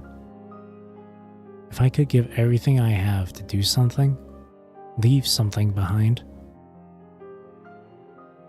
Is that why you chose to save me? Father told me what happened. Ophelia tucked her hair back and managed a faint smile. It's so hard to figure out what I really want. Honestly, I don't know the answer either. I just felt it was the right thing to do. I'm just like anyone else. I'm not that brave, Helentine. I'm afraid of dying, of pain, of things that cut too deep. When you're actually face to face with them, an ordinary person can't just stand there and take it. Seeing you in that hospital bed, it hurt every time. People who give themselves up for others always end up dying so easily. It's just not fair. That's why I said yes when Father asked. You're brave too, Ophelia. Let me follow your lead for once. Otherwise, people will keep saying I don't seem like your sister. So, are you happy with the outcome? If it were the old you, you'd probably say that as long as you did everything you could, that's enough. And I don't actually mind the way you are now. Come on, let's go. She lowered her head, took my hand, and walked quietly toward the exit. The murmurs around his hand stopped, but she pressed on at a defiant pace, not looking at anyone. We passed through countless bouquets left in mourning. Wait, Helentine! Just as we were about to reach the end of the line, a child's voice suddenly piped up from the side. This flower's for you. She fumbled a little, picking a flower from the bouquet in her arms and gently placed it in my hand. The girl looked nervous, but the look in her eyes was earnest, as if she'd gathered every bit of courage she had just to walk up to me. Do you know me? You're the one who brought my dad back to the hospital. I know it was you. Dad always said you should repay people who help you. He can't get out of bed yet, so I came to give this to you for him. I stared blankly at the flower in my hand. If it were the old Helentine, what would she say at a moment like this? I only did what I could. Thank you. How is your father? He's still recovering, but the doctor says he's out of danger now. Thank you for saving him, Helentine. Ophelia bent down and gently tidied the remaining flowers in the child's arms, her expression softening. Thank you, too, for giving her a flower. What's your name? My name is Enid. Coming. In the distance, an adult called the girl back. I stood there, staring at the flower in my hand. I was suddenly at a loss for words. So I pressed it into my diary, the same way I'm trying to keep the old me in these pages.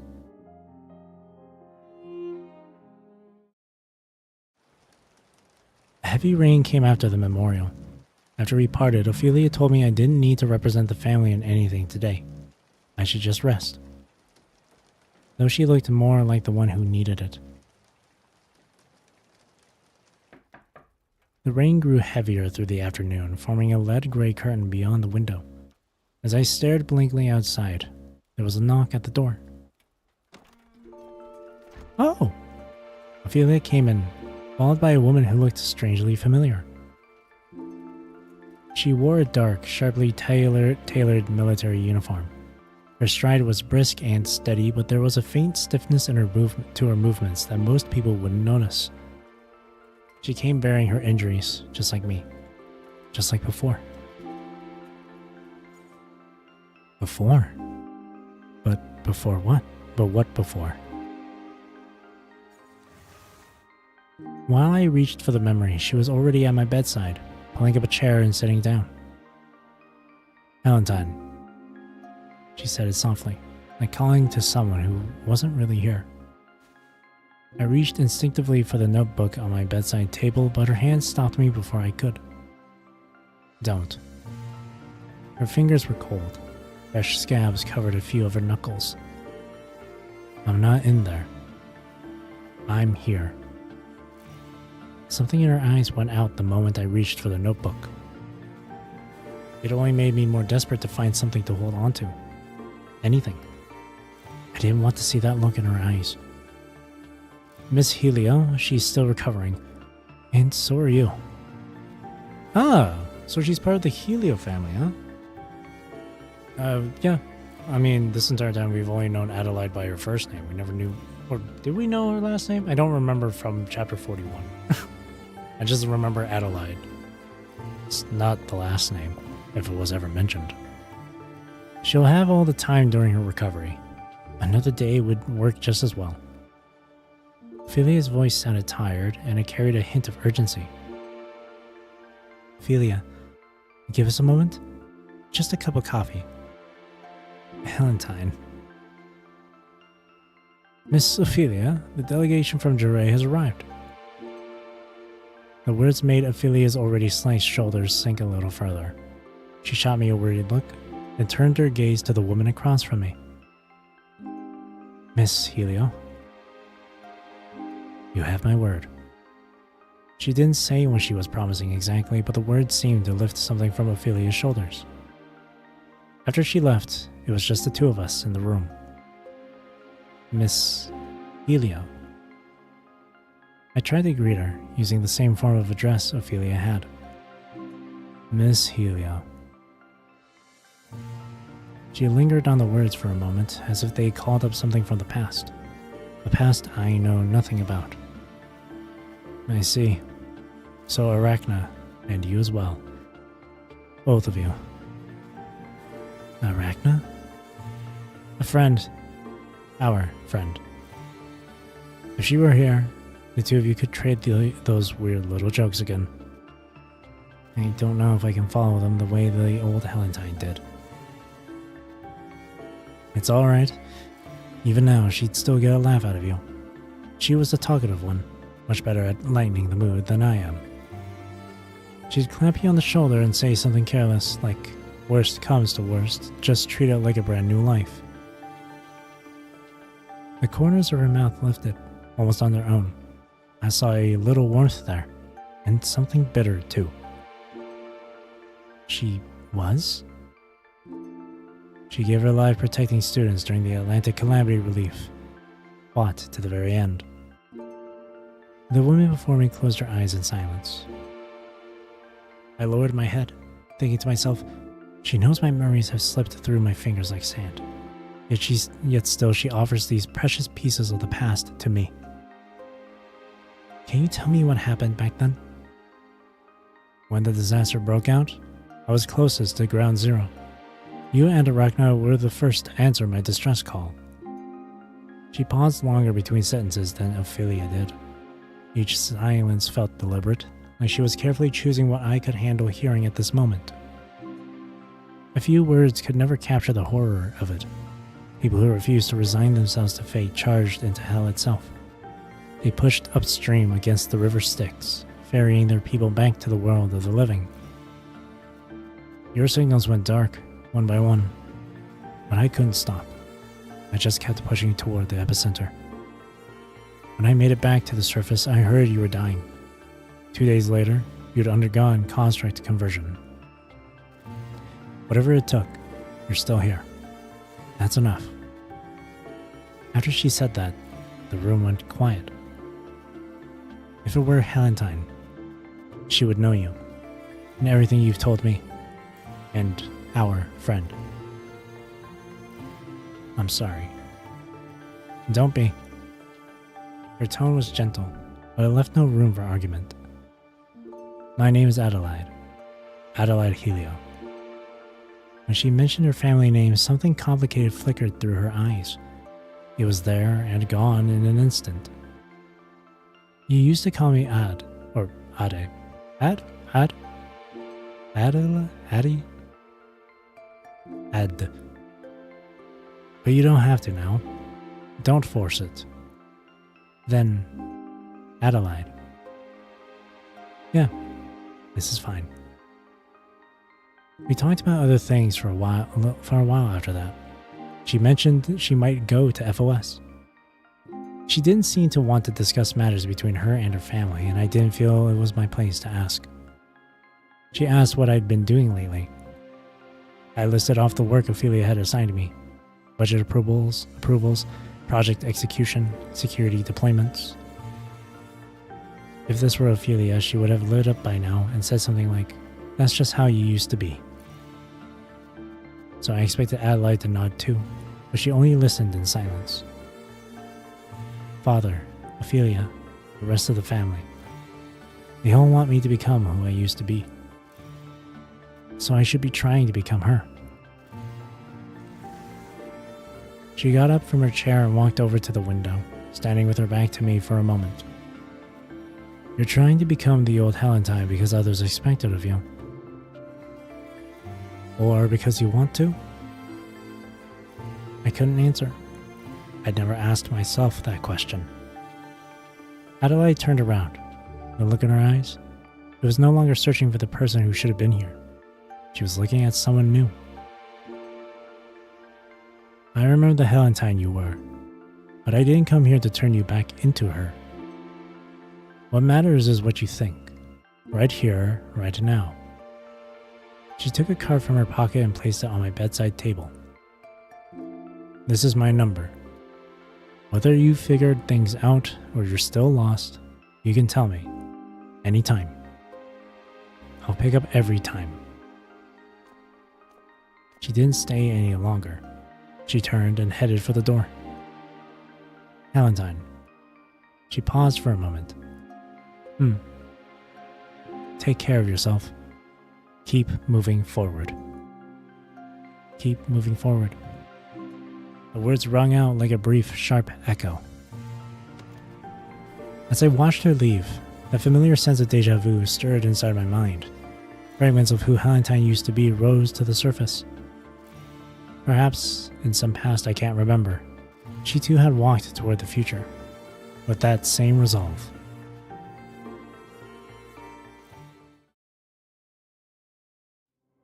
Raised voices had already echoed through every corner of the Marigold Council chamber.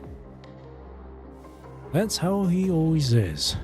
What do you expect me to discuss with Ares' lapdog, Marco? Cornus Copperfield. Talk about his family head who blew up the Atlantic Eye? The lives my family lost because of it. A great pity. I'm simply stating the facts. Under these circumstances, solutions should take priority over grievances. Perhaps you'd be better off consulting that butler mechanoid of yours. The mechanoid might be rational enough to actually hear what I have to say. Leon remained silent, standing with his hands limp at his sides. His face held no more expression than a dead monitor. All right. Enough. Squabbling won't get us anywhere. The Great Family Council has finally been reconvened after all this time. Don't waste it on petty bickering. Yeah, these NPC designs caught a fire. The 4 great families. They're rich as fuck. Give me some of that money, bruh. The conference room door swung open, and Tavis Spellmean walked in carrying a thick stack of documents. Apologies. Some personal matters came up. Everyone's here now. Shall we get down to business? Leon, wait outside. This is a family meeting from here on. It's not appropriate for you to sit in. Yes, sir. Yes, sir. The mechanoid walked out expressionlessly, closing the door behind him. Right then, the Atlantic Great Family Council convened for the first time in a long while. As you're all aware, there's only one item on the agenda today. The Atlantic Eye. Arius Erhorn ignored Dominic's warnings and pressed ahead with the extraction of the understanding Sephira, resulting in consequences no one foresaw. A holographic projection flickered to life. The miraculous megastructure that once symbolized the transatlantic economic community's glorious past and future materialized above the table, bathed in red from base to summit. Energy and current power output centers, undersea fiber optic and information distribution hubs, atmospheric circulation control facilities. All damaged, all offline. Graphs charting direct and indirect economic losses cast at attendees' faces in deepening shades of dismay. I feel like I can't tell if that's intentional or if that's just like a little minor bug, but like it's kind of funny how these NPC sprites at the bottom left corner here are kind of like just peeking above this, just slightly above, where you just see their eyes. It's like they're like lifting, it's like they're just rising up from like a table or whatever, and they're like peeking around and shit. It feels like I'm about to play a game of like whack-a-mole.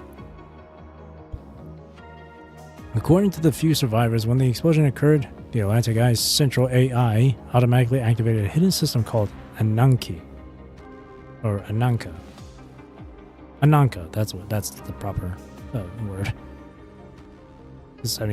You fell asleep again. Oh, good morning.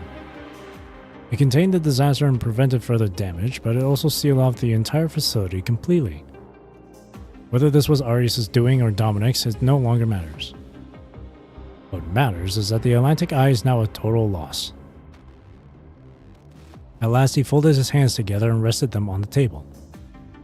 I called this meeting for one reason. Before the world government steps in, we decide among ourselves what happens to the Atlantic Eye. Once their investigation wraps up, we'll have even less room to move. Does Dominic know about this meeting, Marco? I have no interest in him or his research. Right now, my only concern is asset management. From that angle, Dominic is nothing more than a researcher we happen to sponsor. Decisions like this should have been made by the Great Family Council from the start. But with Arius running everything, the council was a formality. I had no say. As for the outcome, you've all seen how that turned out. This is what happens when you let technocrats drive an investment. Well, Erhorn, anything to say about whatever project Arius was running? This is exactly why I opposed pouring more money into this project from the beginning. And what did we get? Nothing. Not one worthwhile return. Instead, how many did we lose? Arius knew exactly how to stack the deck and shut out anyone he didn't like, didn't he? I'm not here to discuss Arius. Mourning your family's dead or cursing his name. Neither one will solve anything.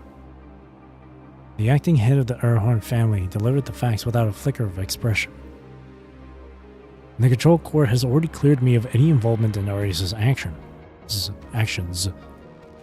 Today, I am simply here on behalf of my family to discuss what comes next. I know why all of you invested in the Atlantic Eye in the first place, for tangible returns. There's no shame in that. Even you, Cornus, profited handsomely from it. Cornus fell silent for a moment. Okay, yeah, I think it is a bug. It's just like their tiny little portion of their heads just peeking from the bottom. Yeah, I think it is. I think it's a bug. It's supposed to be their regular, like, sprite on the corner, but, like, it's just a tiny bit of their head showing, just peeking. They're, like, so fucking goofy.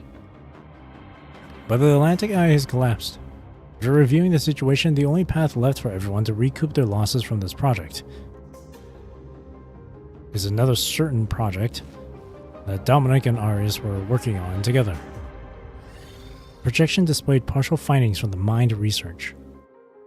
The world government claims this research was the direct cause of the disaster, but we're out of options.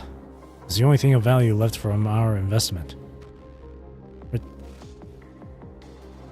Sorry. What the hell was that? That's what it was. Thunder just... I have my lamp on in my room, and just now it like flickered a little bit. I got scared that the power was about to go out. Oh, that freaked me out. I'm gonna just... you know what, I'll just leave it on. Particularly the mind research. No. Our family is done pouring money into this project. Cornus finally broke his silence. Do you think the world government are fools, Casper? Control court, I support it. All eyes turned toward Tavis, who held his silence throughout the proceedings. Who had held. Since you're all so eager to debate what's worth it, perhaps you should hear from someone with actual expertise first. I won't deny the economic losses this disaster has caused, but the technology itself has real value. You know what? The projection switched again. This time Helentine's medical records appeared on screen. Their little heads peeking out from the bottom. These are clinical cases I've compiled recently. Case 1 was dying at the Atlantic Calamity site, already beyond what conventional treatment could reverse. Both the brain damage and the destruction to the mind framework itself far exceeded what traditional methods could address. But through improved mind reconstruction protocols and construct conversion, she survived.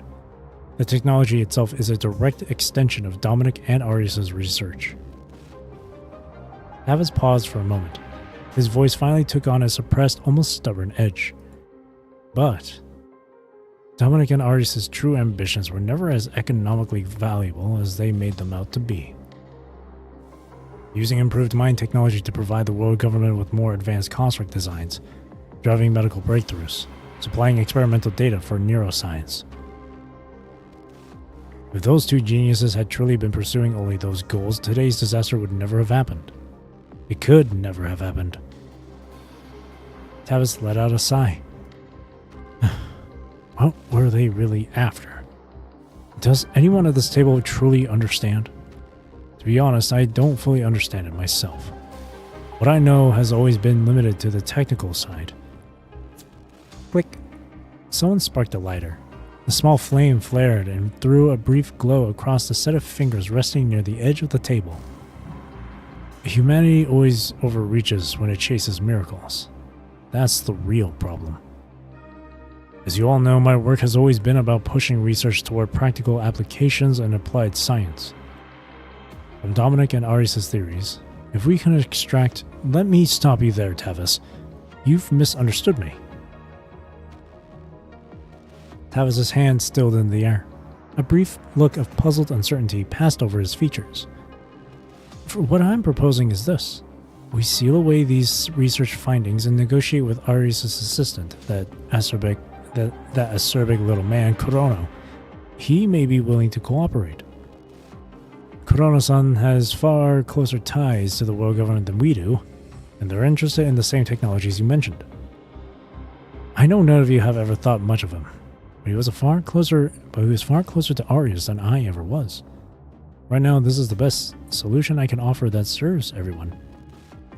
Before Kurono-san takes over completely, I need you to halt your research as well, Tavis. The world government already considers this project extremely dangerous. How we position ourselves matters too. The conference room fell silent for a moment. Can you guarantee Kurono-san will accept?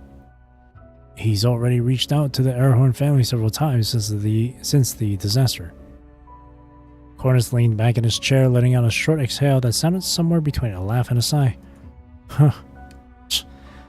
Kurono-san, then. Never thought we'd end up negotiating with a man of such particular tastes. You want me to just hand over my research?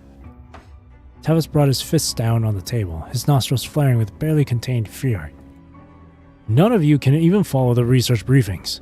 What right do you have to decide what happens to this data? Perhaps Kurono-san will bring you on as a technical consultant, Tavis.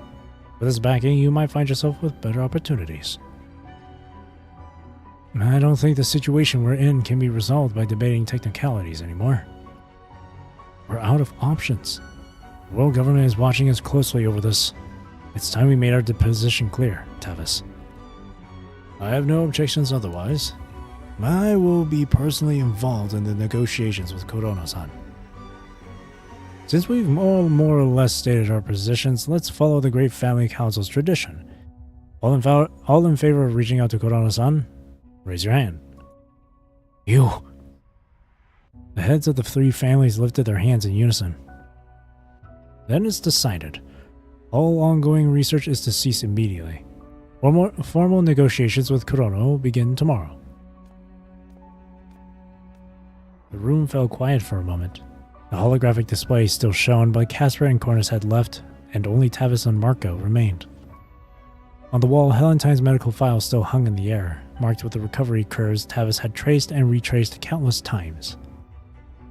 Tavis, I'm here today to represent the Helio family's position, but I want you to know that I'm not entirely against you. Tavis kept his head down, gathering the papers from the table sheet by sheet. I know you don't want to abandon years of research. You think this is about the research? Research can be halted and picked up again. Data can be lost and rebuilt. Even without ours, 10 years or 20 years, progress is only a question of time. But what about the people? People? My daughter, Ophelia. Damn, it's really storming outside. She accepted the legacy of the Consciousness Tide project. If the research stops now, what happens to her? Marco? Does anyone care? He lifted his head. The anger in his eyes had vanished, replaced by an exhaustion that bordered on emptiness. Has anyone here ever truly cared about the people who've died because of this project? The ones who are still going to die? Anyone? Have any of you ever said a single word of apology? Have you? Is it because there's no blood on your hands? Is that why you can sit in your offices and talk so grandly without carrying any of the weight? The man raised his voice. Do you have any idea how many people we could save if our research were made public? Open your eyes, Marco. Look at what's happening in Port Podesta. Is this the golden age you wanted? I'm sorry. But there's nothing I can do, Tavis. It's too late, Marco. All of it? Too late. Tavis clutched a stack of documents. The name Ophelia was printed on the top sheet. Dang. Spellmean family. A cornerstone of North Atlantic shipping, the Spellmean family is the most specialized of the four great families in terms of business. They control Port Podesta, the finest harbor in the North Atlantic. With the support of the Helio and Copperfield families, the Spellmean family transformed Port Podesta into a mobile harbor at the end of the Golden Age. Thanks to the decisions made by the current head of the family, Tavis, the Spellmean family began expanding into the fields of life sciences and mind research.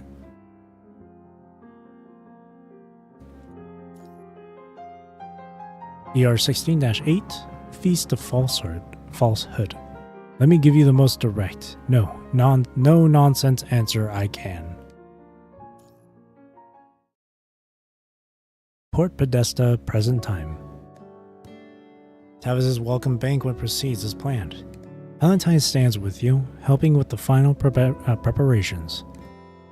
The objective tonight is to extract as much useful information as possible. To do that, you first need to look like you belong here. How do I look? No need to worry, Isabeni. It suits you. She reaches out and adjusts your tie with a light, precise touch, nothing more than needed. Then she steps back and looks you over, as if running a final check. Just mind the etiquette once we're inside. People from the TEC used to care quite a bit about these things. Like I mentioned earlier, hold the glass by the stem, not the bowl. She pauses for a beat.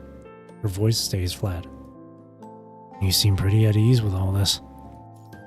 I'm not, really. Valentine takes out her ever-present notebook and flips to a page with practiced ease. I'm just following what my notes say. Truth is, I'm not very good at this sort of thing either. Working as an advisor in the military isn't just about combat operations. Sometimes diplomacy is part of the job, too. So, all of this is just what I've written down over time. Every time I got something wrong. On the page, a short list of menu items sit beside a few scattered careless crosses. I can never remember which course to start with, or whose glass is supposed to be higher when you toast. Honestly, I'd rather fight corrupted than put on a smile and trade pleasantries with strangers. At least combat is straightforward. Then why strategic diplomacy? Diplomacy is the fastest way to end a war. Conflict is never as simple as one side winning and the other losing. Most of the time, both sides bleed. Whoever bleeds less just calls themselves the victor. So if diplomacy can settle something and reduce the fighting, I'm willing to do it, even if I don't enjoy it, even if I'm not that skilled at it. She pauses and looks at you. At last, the faintest hint of a smile touches her lips. Does that sound like something a diplomacy advisor would say? The banquet's about to begin, Isabeni. Stay sharp.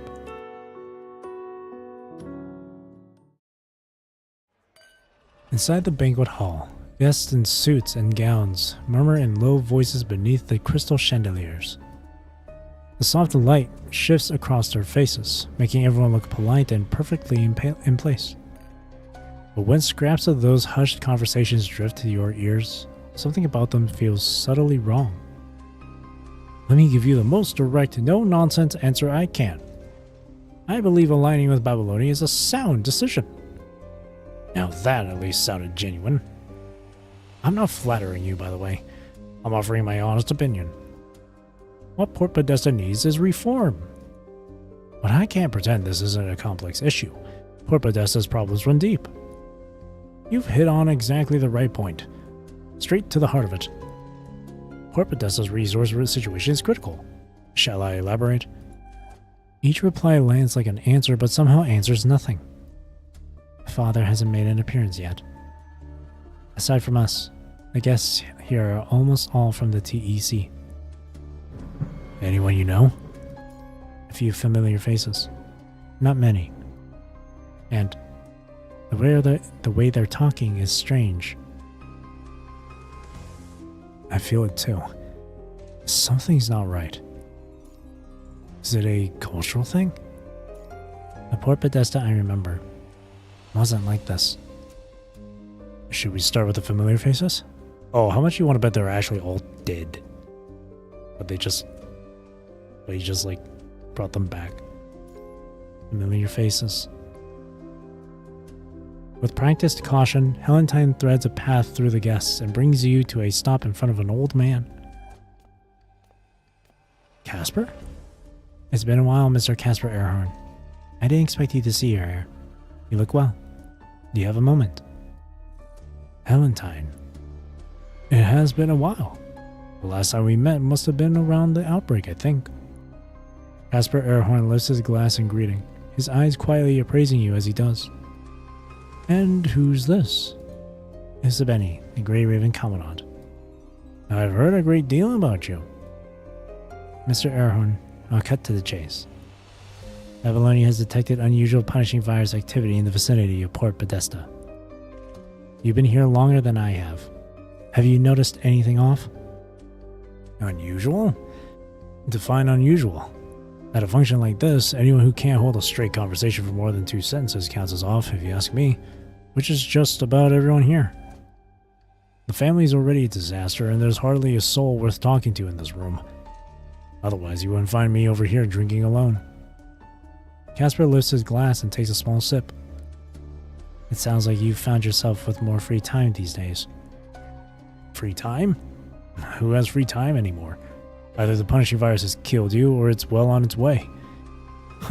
I'm just holed up here, surviving on borrowed time. As for your question, you should speak with your father.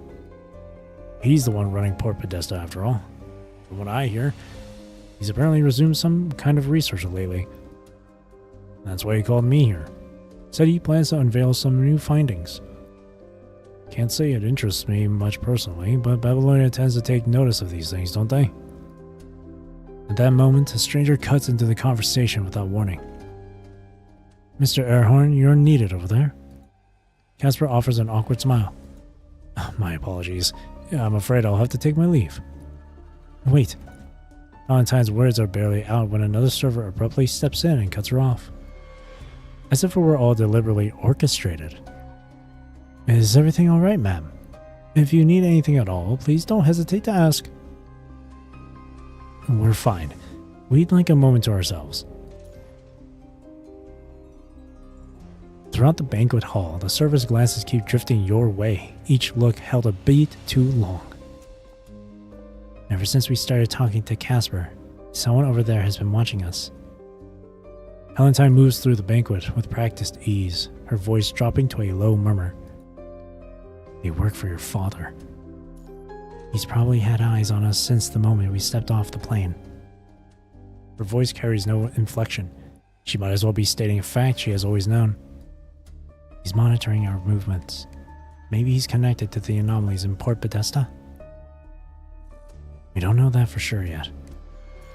But we can't just sit here and wait. Let's keep gathering what we can from the banquet. Miss Benny, wait here a moment. I want to test something. Test something? Valentine nods, her gaze darting sideways for an instant. A small cluster of familiar guests are gathered there, looking in your direction. Go ahead.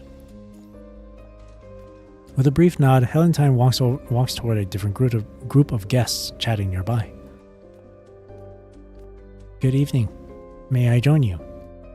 The guests stare at Valentine for a second, then their faces shift into something close to a standard practice smile. Of course, ma'am. We were just getting started. Lovely evening, isn't it? What do you want to talk about? Do share. Any interesting stories about Port Podesta? I've only just arrived. You've come to the right person, then. A little-known fact. Port Podesta ranks among the top ports in the transatlantic economic community for cargo throughput. Or, I think that's supposed to be throughout. In recent years, with the accelerated development of Constellia, trade volume has continued to climb and is expected to hit new highs. Economic growth that reaches all levels of society is a sign of true progress. Under Mr. Spellman's leadership, Port Podesta's future looks bright. No pause, no emphasis. They sound like they are reading straight from an official brief. I see. Thank you. Without another word, Valentine raises her glass, a small gesture of parting, and slips away. And, like it was rehearsed, we're not getting anything out of them. But I think you can see what I was getting at earlier. They're only here to shadow you.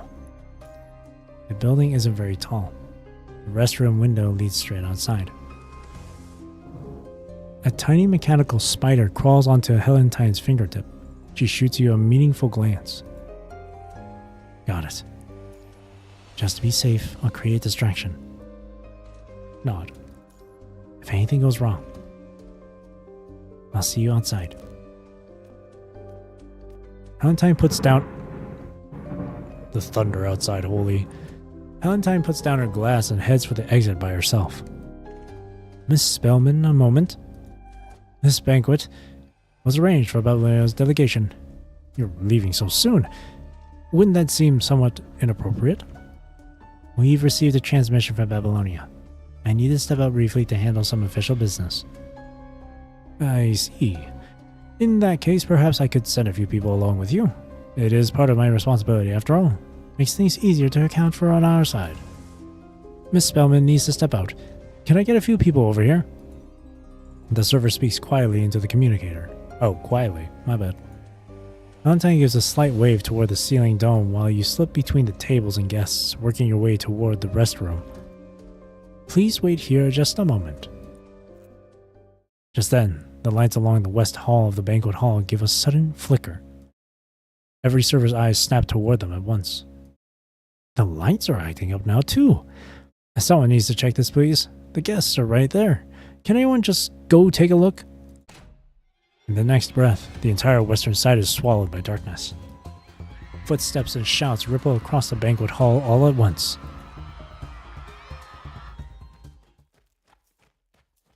Only once you have melted into the street crowd do you let yourself ease your pace. The city streets look exactly as they should, ordinary and unremarkable. What do you think of this piece I just bought? Oh, this is a lady. What do you think of this piece I just bought?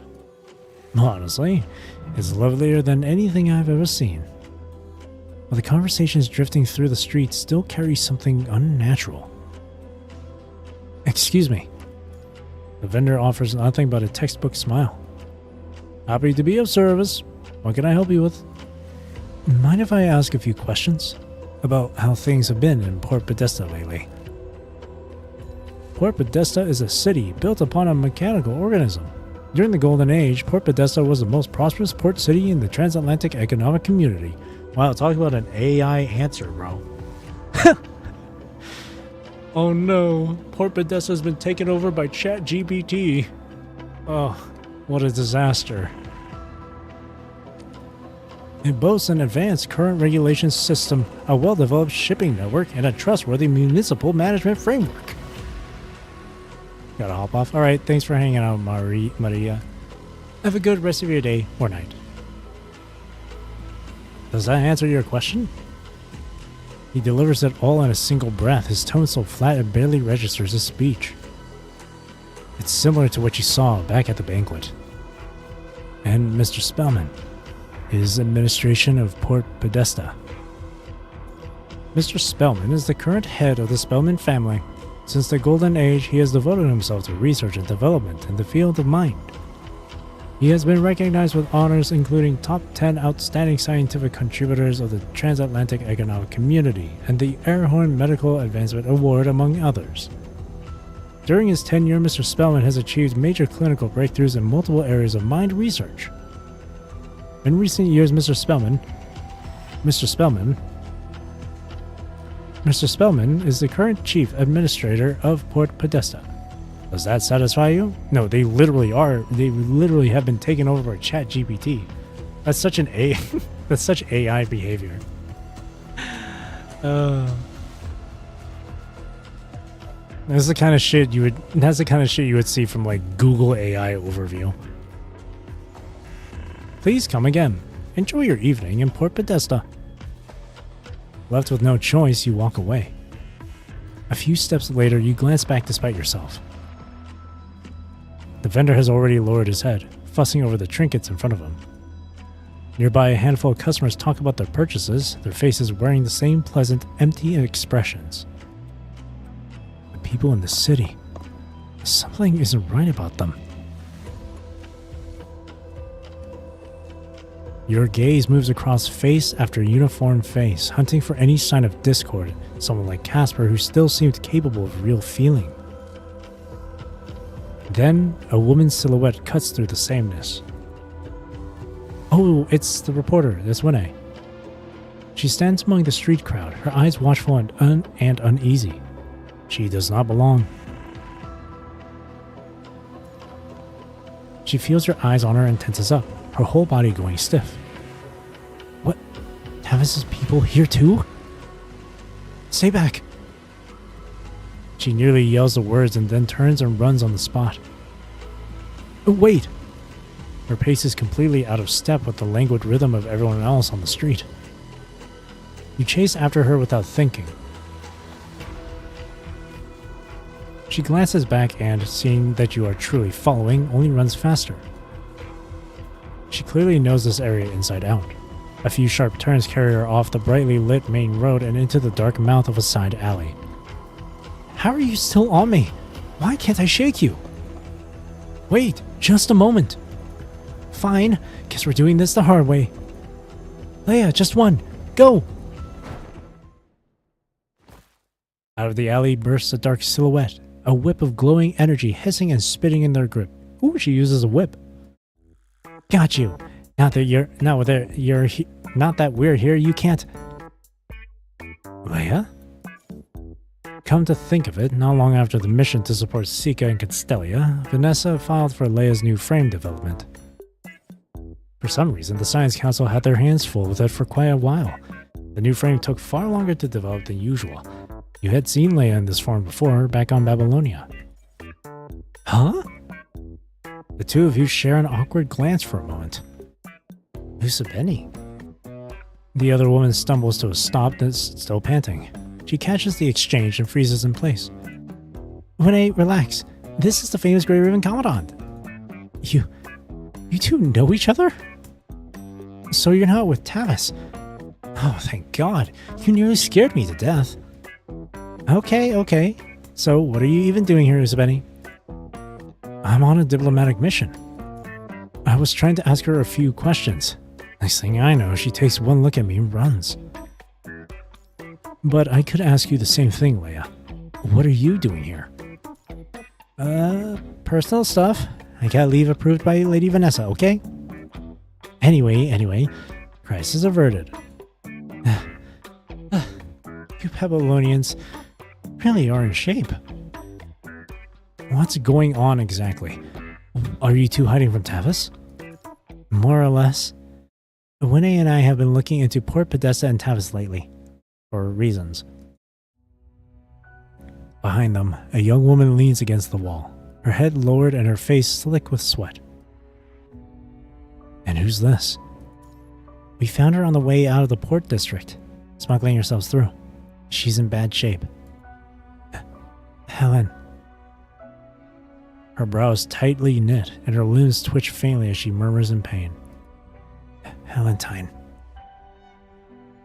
Looking at the girl before you, logic tells you this is the first time you have ever met. However, for some reason, the moment her face comes into view, hazy fragments of memory surge up from the deepest recesses of your mind.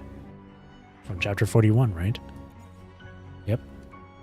In the end, everyone's just trying to find a vein to reach the finish line. Nothing more complicated than that.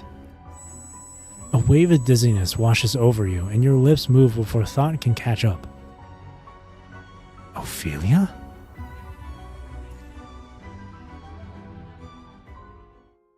So even memories from that still, well, just little fragments of it still pops up here and there.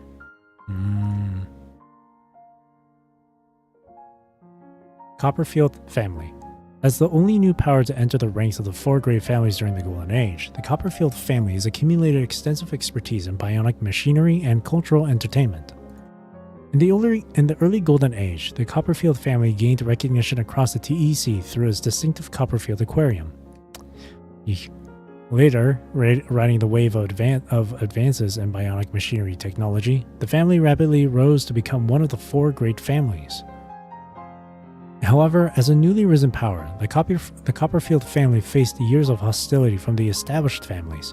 By forging alliances with the Spellmean and Helio families, the Copperfields eventually secured their place among the four great families. Really?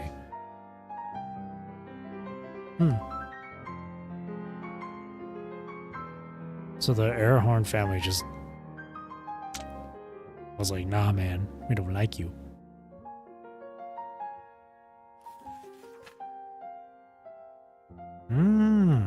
Okay. 16-9, The Returned. All my pieces are on the board, Lithos. It's your move now. Alright. 2 more notes I'll go through for today, and then I'll finish the rest of the chapter tomorrow. Just get to the halfway mark. Or maybe up until 11 here, since 11 is like where you get those rewards. Depending on how long these nodes are. These next nodes are. The night rain over Port Podesta has not let up. Speaking of rain, I think it's raining outside. Right now, where I am. Outside the window, red streaks of light slide down the glass, throwing distorted shadows onto the floor. Inside, the room was quiet. Only the sound of the rain remains.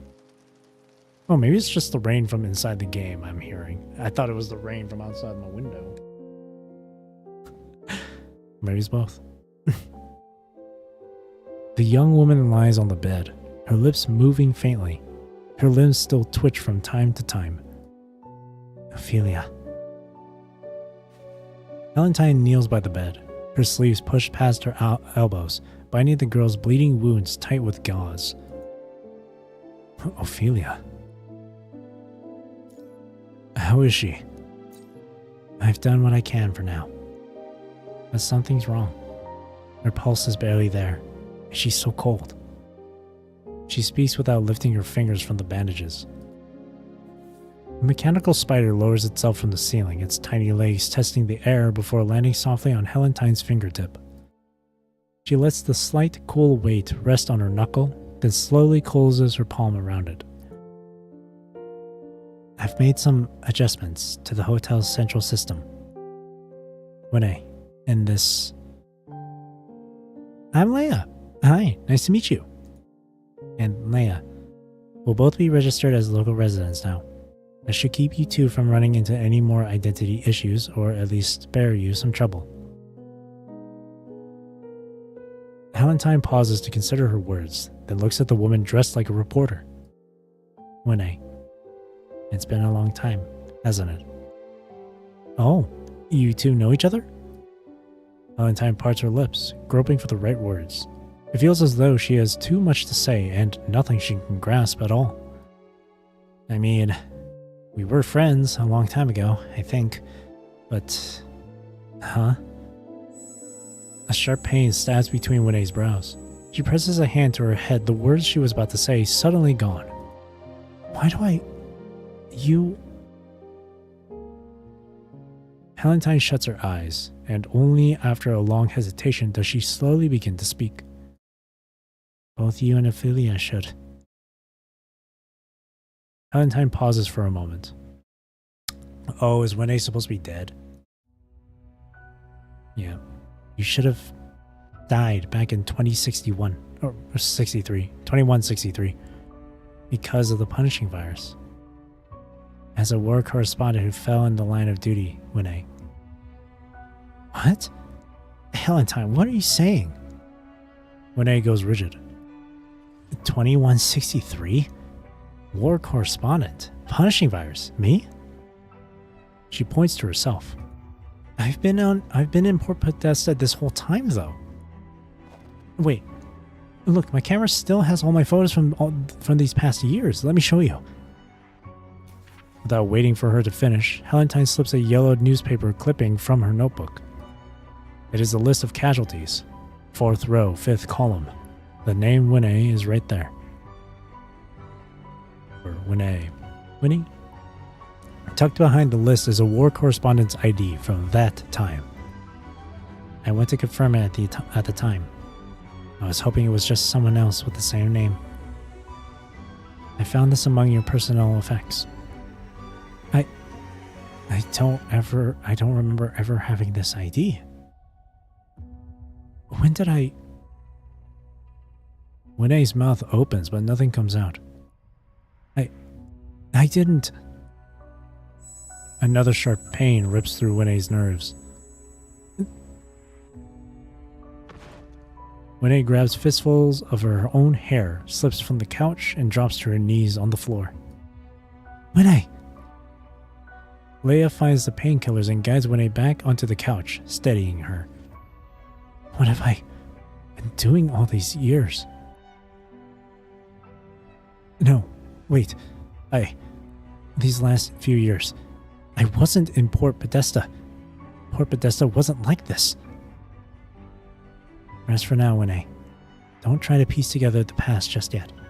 We'll talk more once you're feeling a little better. Winnie gives a vacant nod. Leia eases her back onto the sofa and pulls the blanket snug around her. The room settles into silence. Only the rain outside the window can be heard. So, from what you said earlier, Ophelia's in the same boat as Winnie? Her voice sounds different from usual. The playful lilt at the end of her sentences is gone. It's hard to make sense of any of this right now. When Winnie first told me, I thought it was just rumors. Leia, what exactly brought you to Port Podesta? It's a whole thing. Long story short, someone robbed a tomb. Leia digs a newspaper out of Winnie's bag and unfolds it across the table. The front page headline is circled in red ink. Erhorn family cemetery burglarized. Intel came in about a grave robbery and a body was stolen. I followed the trail.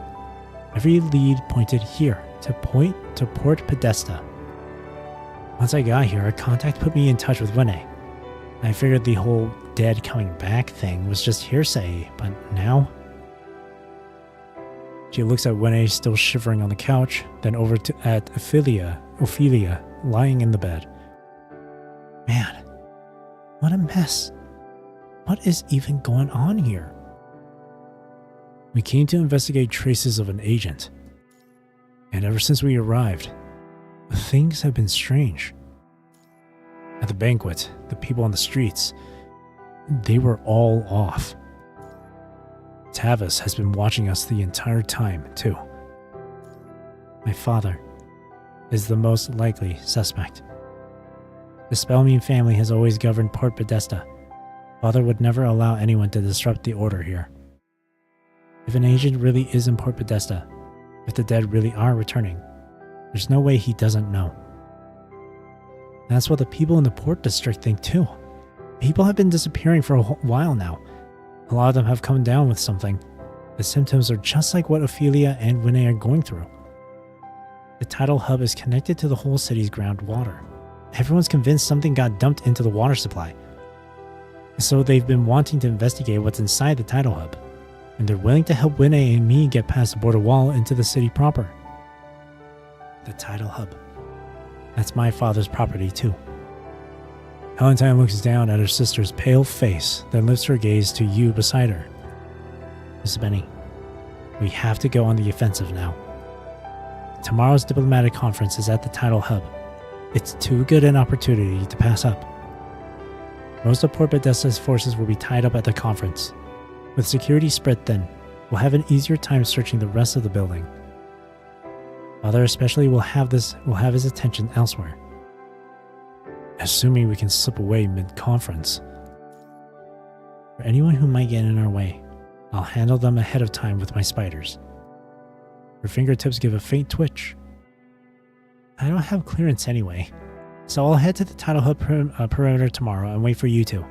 I'll be your backup. And once you shake loose, I'll find a way to meet up with you. I've gotta ask though, aren't we a little short-handed here? This is getting deeper by the second. Should we call this in to Babylonia? Valentine shakes her head. My father is watching her every move, and he's already on edge about Babylonia's involvement. If Babylonia moves him now, we risk tipping him off. Exactly, and we don't have anything solid enough to formally charge him with yet. I'll contact Grey Raven in code and have them on standby. Bringing them into Port Podesta too soon would only alert Tavis. Valentine stays quiet for a moment, then her eyes flick toward Ophelia again. Just then, Winnie's voice comes from the side, weak and unsteady. I'll stay with Ophelia. Don't worry about us. The state I'm in? I just hold you back. Hey, none of that. Lie down and rest. We've got Babylonia behind us, and the Great Raven Commandant right here. How would we even lose? Valentine regards Winnie on the couch and says nothing for a moment. Thank you, Winnie. She looks at her sister one last time, then slips her hand back beneath the blanket and smooths the edge. Then we move tomorrow. Primary target, the tidal hub. If anyone picks up anything suspicious, report it immediately. Beyond the window, a brighter flash of lightning splits the night. The room bleaches white for a heartbeat, then settles back into its dim, damp quiet. And take a drink of water.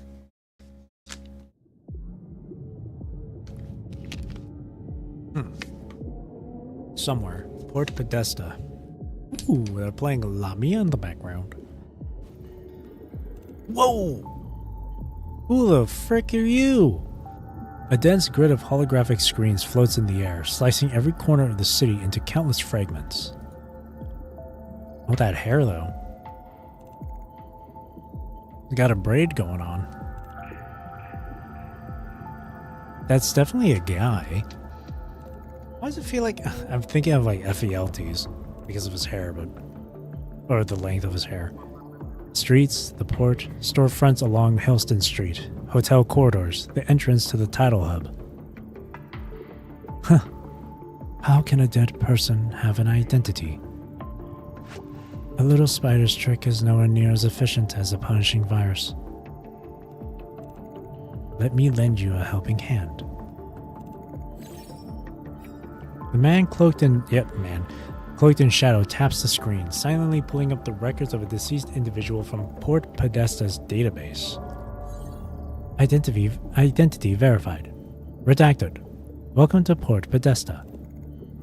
Grant administrator permissions to Helentine Spellmean. Helentine Spellmean. Permission authentication complete. Don't thank me. I'm only hoping you invited guests might disturb the Saphira's slumber a little. He chuckles quietly and swipes away the hotel room feed, the scheme dismissed. The next scene loads. Inside the tidal hub. Is this guy on our side or not? I can't tell now. Lithos and Tavis still stand before the vast observation window, their eyes fixed on the Saphira beyond the glass. All my pieces are on the board, Lithos. It's your move now. He sounds like he's on our side. On the screen, Lithos seems to be staring absently off to one side. He tilts his head a fraction, then slowly turns his gaze toward the center of the lens. Through the screen, he appears to look past all the data and static, straight at the man watching from the other side. Found you. Okay, I'm assuming that stranger is on our side. Well, I mean, he seems to be going against Lithos here, or he seems to be against the Lithos here, so I'm only guessing. Miracle. How do we best repay those who gave everything? それから流されるままに生活は整っていった。家の簡単な書類仕事を任されるようになった。仕事と呼ぶには大げさかも。ほとんど自分の名前をサインするだけだから。オフェリアには随分助けられた。仕事を始めてそこまで経ってないけど、コツをつかめてきたと思う。書類の中には結論と方針だけを見ればいいものもある。すでに彼女が確認済みのものも多い。構造体であることの利点が一つある。それは眠らなくてもいいということ。昼間の効率が多少悪くても夜に埋め合わせればいい。そうすれば自分の理解が遅いことも気づかれにくい。人間が全員構造体になったら効率の問題はなくなるかもなんて想像することもある。でもそうなったら働く必要はないよね。ともあれ少しは慣れてきた。やり取りする相手から変な人だとは思われなくなったはず。父は相変わらず忙しく、研究の仕上げに追われているらしい。こっそり書類を見たことがあるけど、理解できなかった。数式と設計図を見ただけで視界が揺れる。それからは踏み込んでいない。夜遅くに帰ってくる父に何か食べるか聞くだけ。あの人はいつも疲れていて、ほとんど返事もしない。仕事のことを書くより日常のことを書いた方がいい気がする。私がマカロンを好きだと知ってから、オフェリアのおかげで冷蔵庫に毎日いくつも箱が並ぶようになった。仕事が終わってから甘いものを一口食べる。それが一つの習慣になっていた。苦しさが少しだけ薄れる気がするから。自分のことよりオフェリアのことを書いた方が良さそう。彼女には癖が多い。今は同じ家で暮らしているから、昔の生活の感覚が自然と戻ってきてる。例えば、家は広いのに夜はほとんど電気を消さない。彼女は暗闇が苦手で夜間弱視でもある。一度何気なく消してしまった時、彼女は壁に手をつきながら慎重に部屋を探っていた。私に気づくと少しだけ気まずそうに、何事もなかったように要件を聞いてきた。それ以来、家で不用意に電気を消すのはやめた。それ以外にも、オフェリアは眠りに対しても不安が強い。部屋の前を通ると、いつもかすかに音楽が聞こえる。帰り道にそのことを聞いたら、少し音がある方が眠りやすいと言っていた。今の体では、人間のそういう感覚はよくわからない。でも、夜にその音楽を聴きながら、昼の残りの仕事を片付けるのは悪くないと思う。それから、彼女に髪を洗うよう声をかけること。以前、遅くまで残業して帰った夜、彼女は少し横になると言って、そのまま眠ってしまった。私は起こさずに部屋の扉を閉めた。翌朝起こしに行くと、髪がぐちゃぐちゃになっていて、急いで洗ってあげた。結局、その日は遅刻した。幸い、重要な予定はなかったけど。だから決めた。これからはどんな時でも、寝る前に髪を洗わせる。他にもいくらでもある。書ききれないくらい。一人の人間をしっかり書こうとすると、どれだけ言葉を重ねても足りない。オフェリアは花が好き。オフィスには毎日新しい花を飾っていて、部屋に入るとほのかに香りがする。甘いものも苦いものも好きじゃない。コーヒーには氷とミルクをたくさん入れる。機嫌が悪い時もある。そういう時は一人にしておく方がいい。無理に関わると余計に機嫌が悪くなる。そういう日はペットのフーフーと散歩に出ることが多い。環大西洋の発明は嫌っているのに、あの奇妙な人工生物は気に入ってるみたい。触っているとストレス解消になるらしい。餌もいらないし、病気にもならないって。ペットの話では彼女に同意できない。私は猫の方がいいと思う。オフェリアのそういう癖についてアデレーネにも聞いてみた。以前の私は彼女に合わせて生活していたらしい。今の私も同じことをしてる。その点だけは過去の自分の考えを理解できる気がする。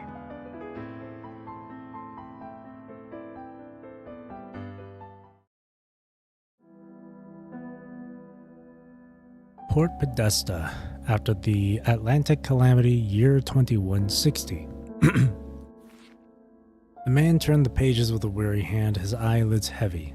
The dark bags beneath his eyes told of many sleepless nights. Knock, knock. Come in. The man outside shuffled into the office, visibly uneasy.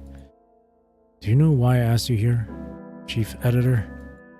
I can't say I do, Mr. Spellman. The last several issues of the Port Podesta Daily were under your supervision, and this Port Podesta radio station running on the signal tower. You're in charge of that too, correct? Soaring death tolls, the four great families turning on each other, the truth behind the Atlantic calamity. Tavis pulled a stack of documents from the cabinet and threw them onto the desk. That's... The man's face flushed with deeper discomfort. Under normal circumstances, I can look the other way when you publish things like this.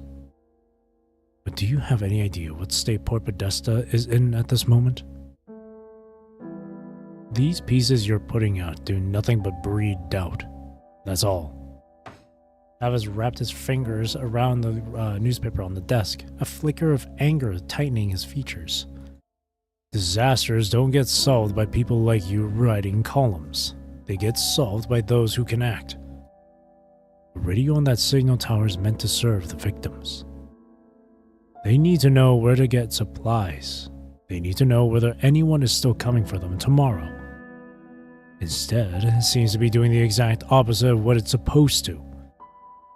Mr. Spellman, with respect, the people do need the truth. Their fear right now comes from not knowing what happened. The world government keeps saying the Atlantic Eye wasn't destroyed, just temporarily shut down. But who can guarantee right now, as we speak, over 8,000 people are dying in hospital beds across this port. 50,000 more are struggling to survive in camps with no homes to return to. Tavis rapped his knuckles on the table, cutting him off.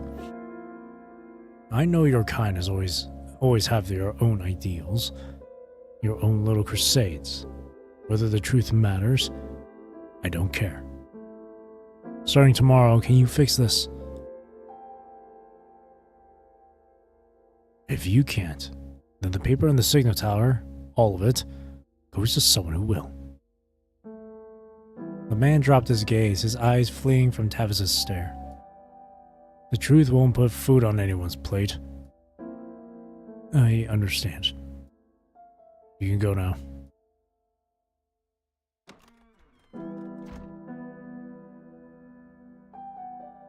Port Podesta Daily Editorial Office. Port Podesta. This piece won't work. Haggard and exhausted, the chief editor gazed at the freshly submitted piece and dragged his hands through his hair. This article about the hardships people are facing after the disaster, I can't let it run. I've said it over and over this morning. Write something that puts people at ease, alright?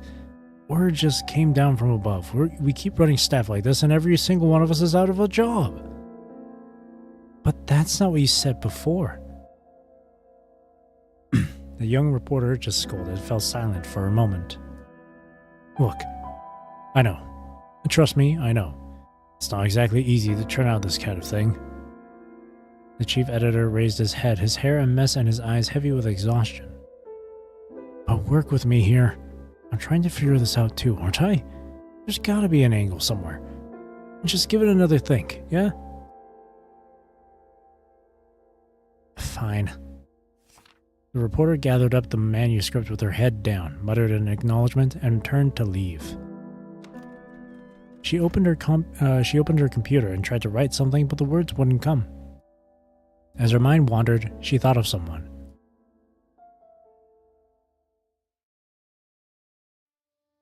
Day redacted, month redacted, weather clear.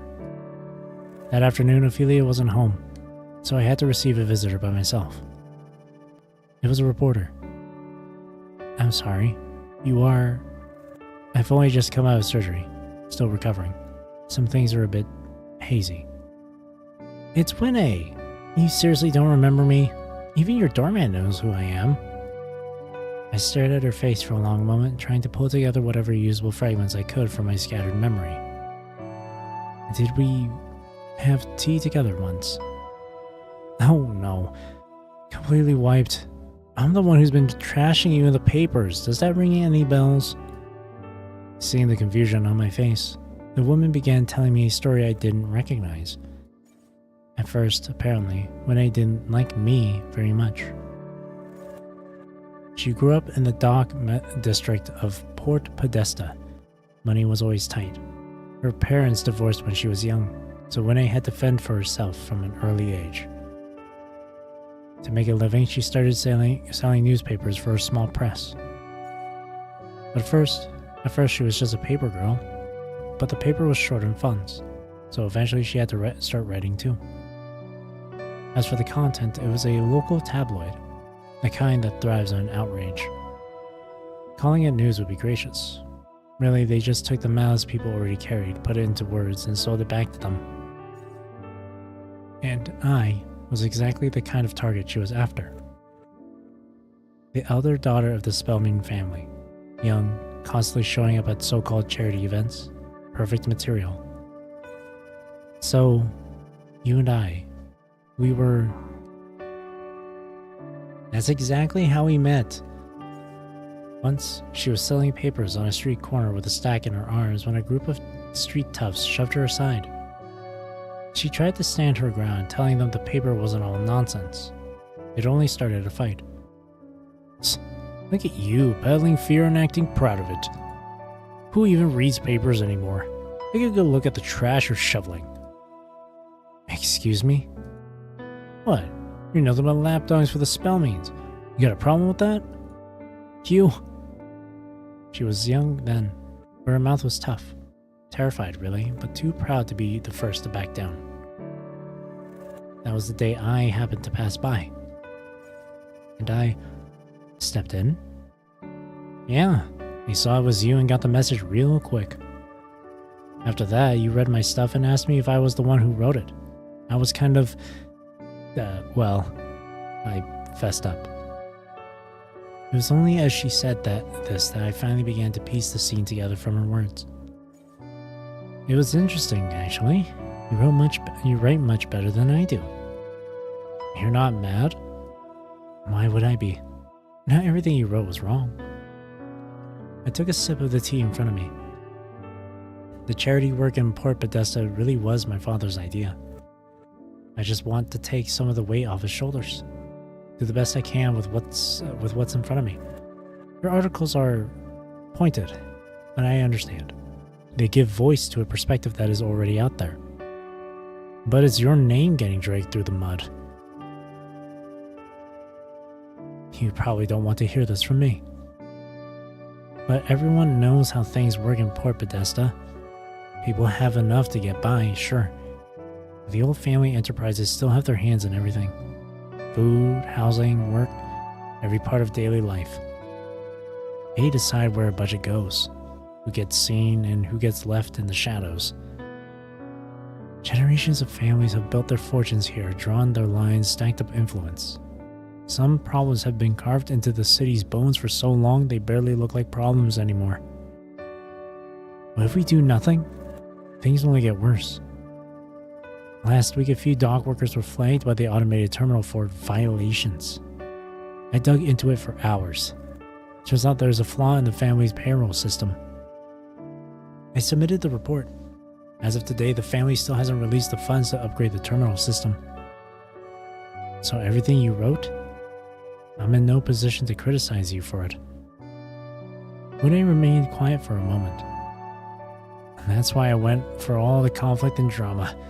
That's what gets people to read. Honestly, I was just trying to scrape together a living. I did read your paper, you know. Back then. Bad news always travels, doesn't it? You had a strong instinct for where to dig in. I just thought, maybe you could push a little further. Look past the surface and see the people behind the story. You're seriously such a weird person. Take it as advice from a reader. What happened after that? After that, you actually gave me your contact info. You said if I ever ran into trouble again, I could come find you. And did you? Of course I did.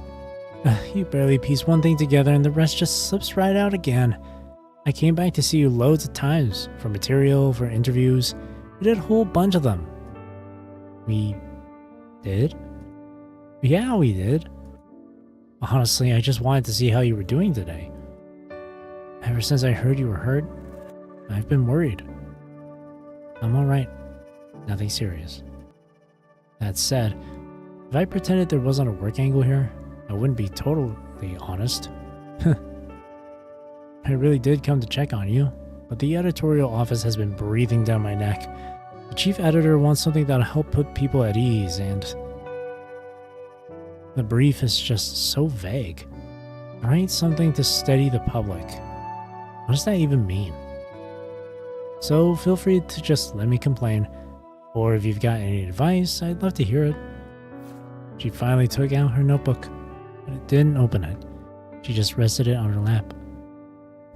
Is there anything at all you'd want to talk about? Literally anything. I'm completely tapped out. Like how the memorial service felt, maybe. I heard you were there too.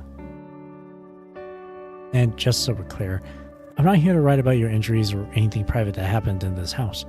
Anything you don't want to answer, I won't write down a single word. I just need a thread to pull on. Anything. Thinking back to what Ophelia told me in the memorial, I felt a tangled mix of emotions all over again. It's hard to put into words. Grief, sorrow, regret. I can't quite sort it out myself. Well, I'm not sure I can explain it very well, honestly. Ophelia was the one who took me there yesterday, so mostly I just stayed with her the whole time. I heard a lot of voices there. Some sharp, some grieving, some trying to comfort. It's still hard to pin down exactly what it all felt like.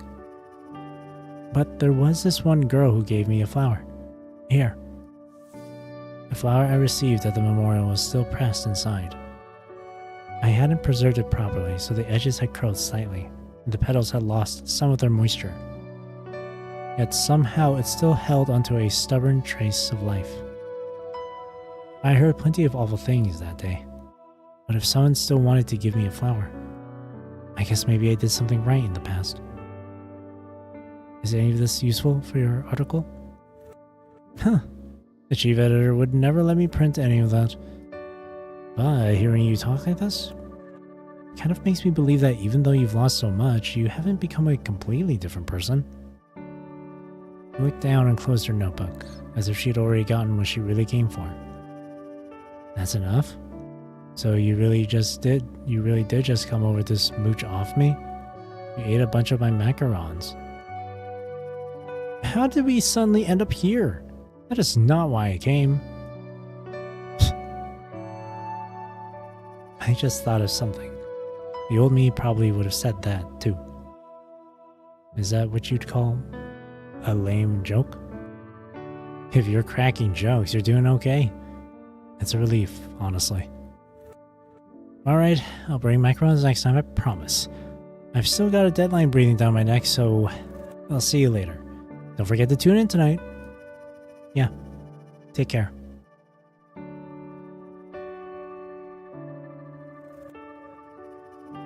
later, I listened to the signal tower broadcast. No breaking news, no accusations. Nothing about the 4 Grey families or the truth behind the Atlantic calamity. Winnie had simply gathered what people wanted to say to their lost friends, their family, and their loved ones.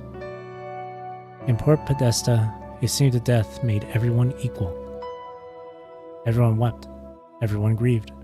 Everyone had regrets. Everyone fell apart. Winnie had just collected those voices and turned them into a segment. Thinking about it now, I don't suppose I was much help in the end. Winnie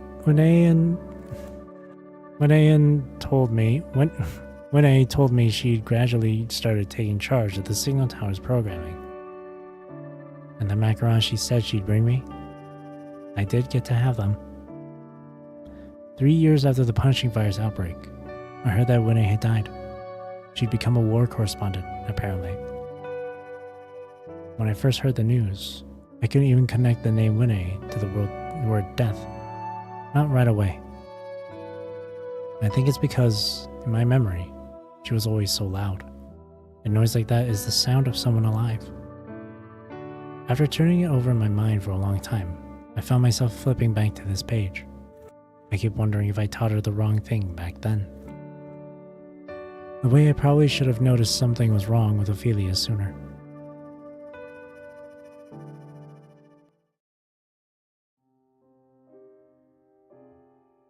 Port Podesta Medical Center, late night.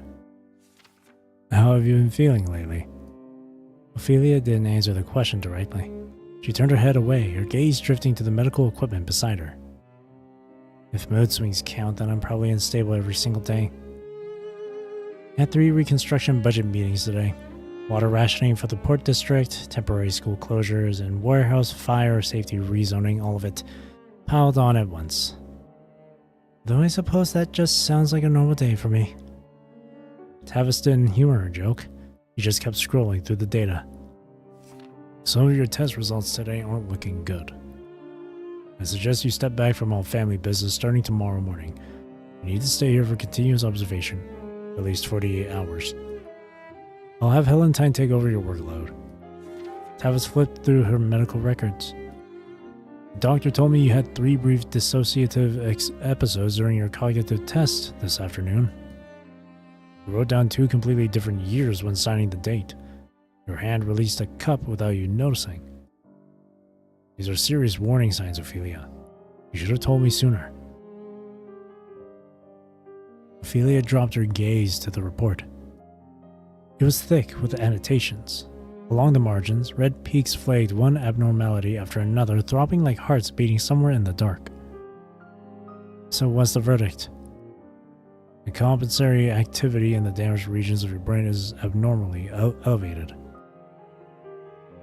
The external structure was only meant to stabilize things. Now it's actively taking over more and more neural functions. What I'm saying is, it's growing too fast. Like a wound healing over a foreign object, fusing it into the flesh. If this keeps going, Ophelia. The words caught in his throat. He couldn't bring himself to speak of death. Father, I thought your research project was shut down. I'm trying to save you. The hospital room fell quiet for a moment. I'll handle that end. The Great Family Council won't be receiving the full report. You don't need to worry. Can we keep this from Helentine? Just for now? She's only just started to have something close to a normal life again. I'll have her take over your work in the meantime, but she's going to find out sooner or later. Then later. I'll check in tomorrow. Just let me go home tonight. Absolutely not. Do you have any idea how serious your condition is? I need to go back and pack a few things, and I promised Helentine I'd be home for dinner. I understand, Father. I really do. Tavis held her in his gaze for a long while, saying nothing. If you feel even the slightest dizziness tonight, any trouble speaking, any memory gaps, any symptom at all, you come to me immediately. I still don't feel right about this. Father, will you save me? I'll do everything in my power. Then that's enough. Thank you. I'm going home now. See you tomorrow, Father.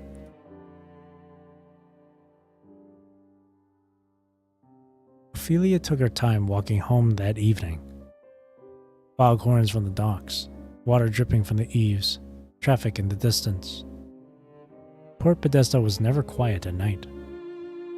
Head down, she watched the cobblestone steps beneath her feet, lost in thought. What words would ever convince Helentine?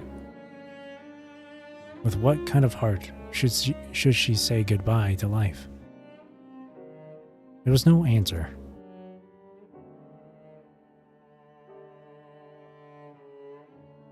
She raised her head and took in the street she had walked more times than she could count, as though seeing it for the first time. Everything was just as it always was.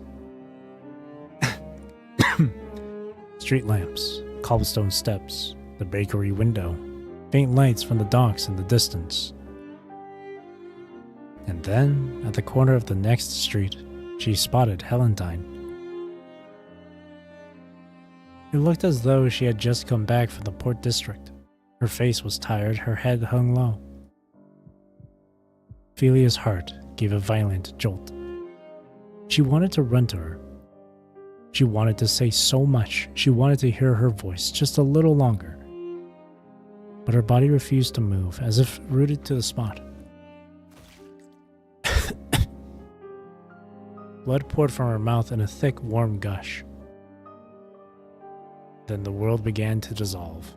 Her vision lost its focus. Her hands and feet became strangers to her. She lost all sense of distance, of warmth, of color. The very idea of direction slipped away. Helen. She held herself up with the last of her strength, her body pressed against the wall. Helentine was heading home, and in moments she vanished from what little remained of Ophelia's vision. Helentine. The dark silhouette had already vanished around the corner. The streetlights faded to darkness as her vision collapsed. She never got to see Helentine one last time.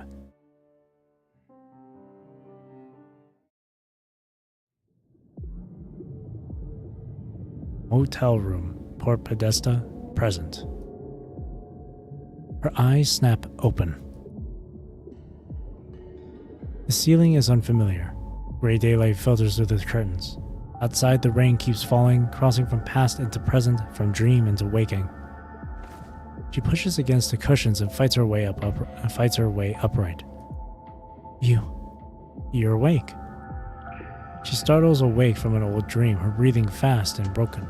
Cold sweat covers her forehead as she looks around the room in alarm. She does not see her. Helentine. Where is she? She went to the Tidal Hub with Usbeni. There's a conference today between Tavis and Babylonia's diplomatic delegation. Leia's also... Right, Leia is paying no attention to the barrage of unfamiliar names. Ophelia shoves herself up and tries to climb out of bed. Hey!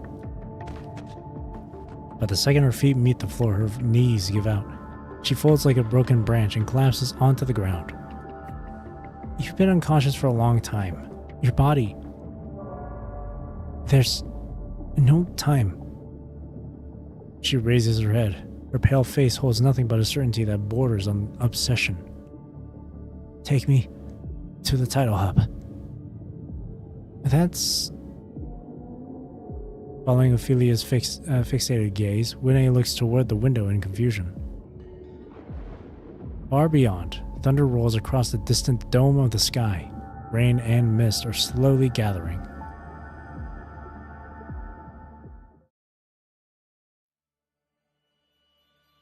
Tidal Hub, Port Podesta. The seats wrap around the central podium in concentric rings. The projection screen has been lowered and the lights are set to conference mode. Tavis stands at the side of the stage, nodding to each delegate as they arrive. A diplomatic conference, set up like a lecture hall. Staff said Tavis added an academic presentation last time. The meeting's been pushed back. He left Academia decades ago. What's he going to present? No idea. But if he's bold enough to set the stage, he's the host. We've got time. The agenda changed. Poor Podesta only informed us this morning. The presentation's at least 50 minutes. With Q&A, Father will be on stage for at least an hour. His eyes are still on me. Wait for my signal. Understood. In the fading light, Tavis mounts the lectern and straightens the microphone. I know many of you here, particularly our diplomats from Babylonia, have questions about today's arrangements.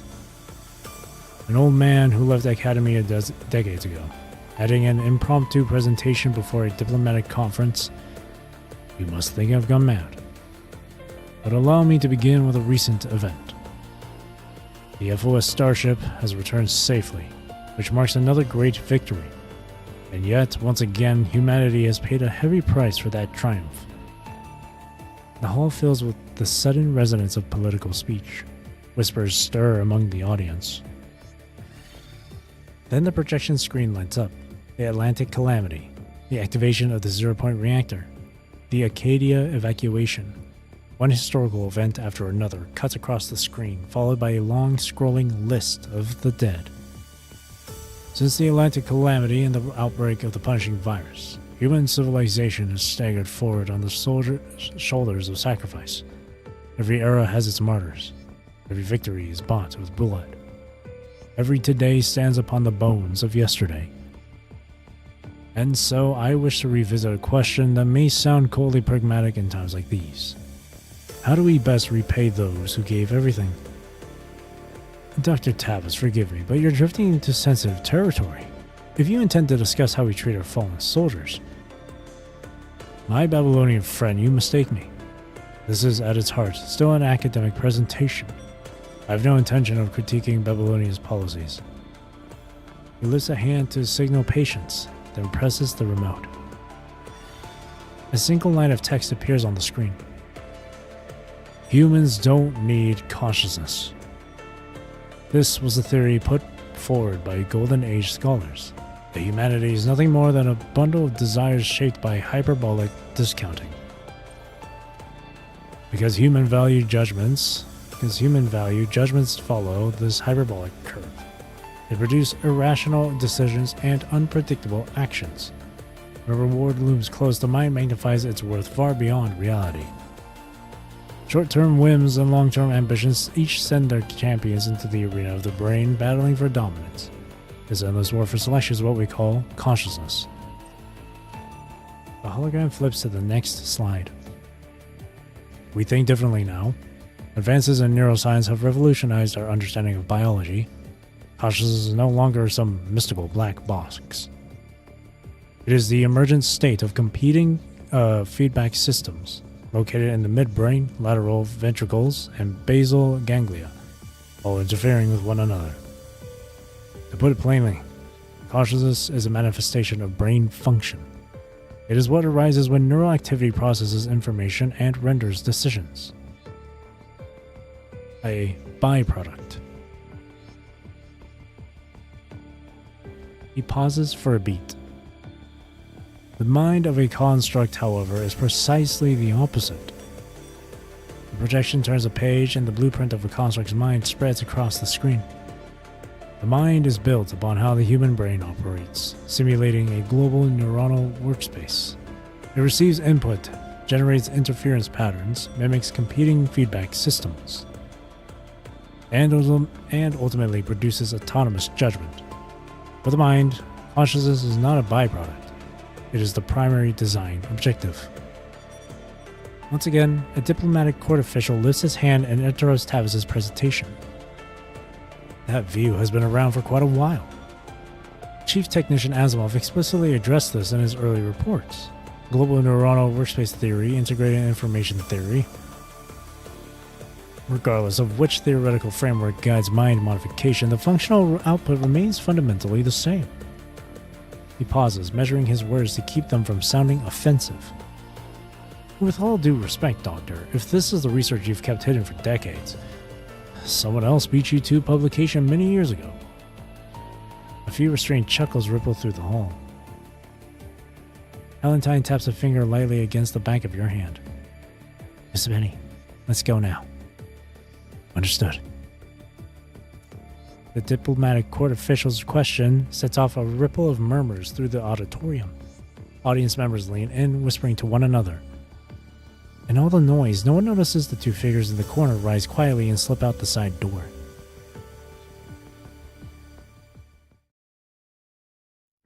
Once you're outside the hall, a mechanical spider crawls from Valentine's sleeve and probes the interface of the maintenance panel at the corridor's end. Leia, side door. Come in now. The familiar girl in aqua blue slips deftly to your side and steps onto the elevator with you.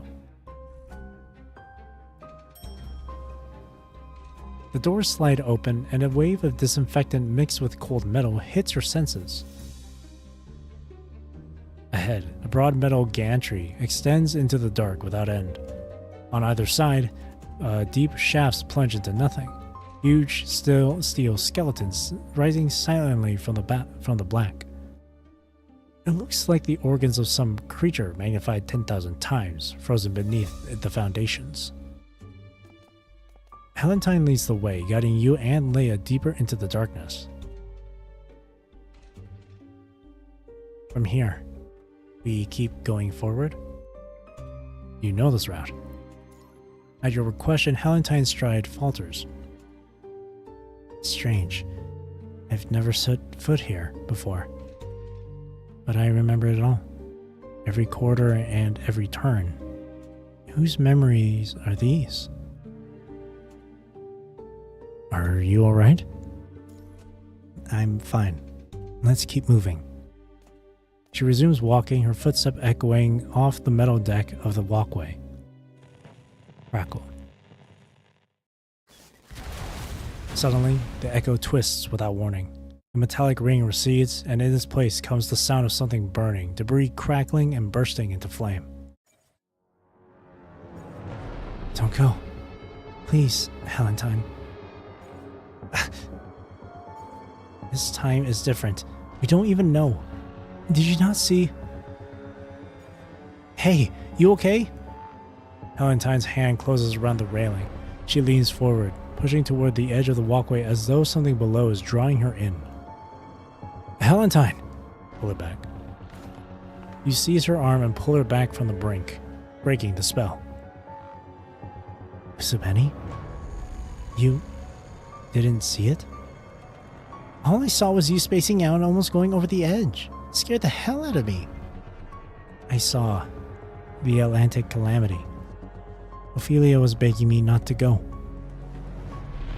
There is an uncoming tremor in her voice.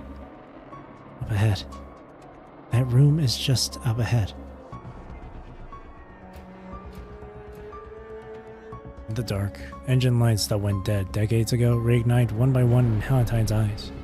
She could almost see the ports as they used to be, magnificent and alive, before the past swallowed them whole. Then she quickly tears herself free of the memory. The phantom lights die again, and only the deep, unbroken darkness remains.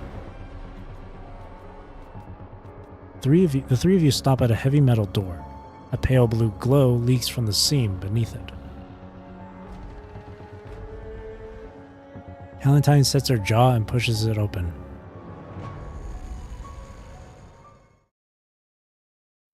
Inside the hall, Tavis's presentation moves into its closing phase. All of our current research on construct minds rests on the single premise. A mind can only house the cognitive foundation of its original owner. But what if we could replicate a person's consciousness in full, with complete fidelity? The work of Dominic and Arias converges on a single conclusion. Given sufficient biological conditions and a vast enough volume of replication data, an artificially constructed mind can fully replace the original cognitive foundation of the subject being copied. He pauses for a moment. Regardless of the subject's current physiological state. What does that mean? Alive or dead? It doesn't matter. Alive or dead. It makes no difference. how much data would that require? Based on the conclusions left by Dominic and Arius, we've run the calculations exhaustively.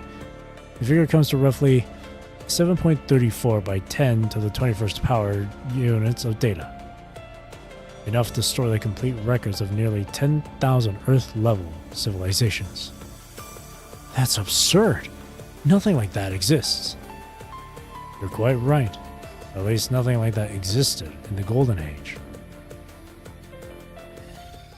As if savoring the suspense, he lets the sentence breathe, leaving a long pause. Then he advances the projection to the final page. A searing red spills across the screen. But it does exist within the punishing virus. The air in the hall seems to vanish. The diplomatic corps official's smile freezes, then twists into something closer to fear. Do you know what you're saying? Tavis Spellman! As his voice cuts through the room, the crowd's fear gives way to something more volatile. People begin rising from their seats without thinking, hurling questions straight at Tavis, each one sharper than the last. Those who remain seated dismiss his words as ravings. Others, more alert to the danger, start searching for the nearest exit. I know. I know exactly what I'm saying. And I also know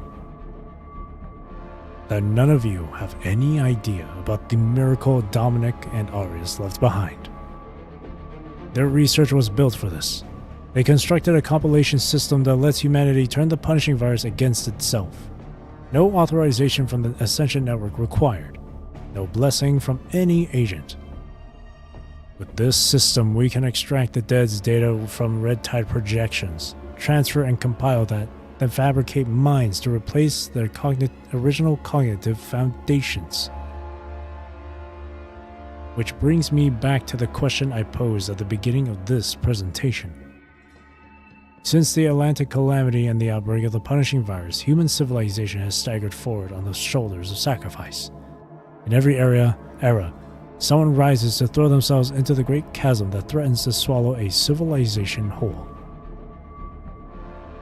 For those brave souls who stare death in the face for the sake of humanity, for the greatest, the fairest reward I can offer them. He presses the remote one last time, is to bring them back. The click of the remote sends an invisible ripple sweeping across the entire city. Then comes the roar, a deep hum rising from the planet's core. Every beam and every pipe in this dead whale named Port Podesta begins to shudder. This colossal corpse, lifeless for over 30 years, is reclaiming its heartbeat. For over 30 years?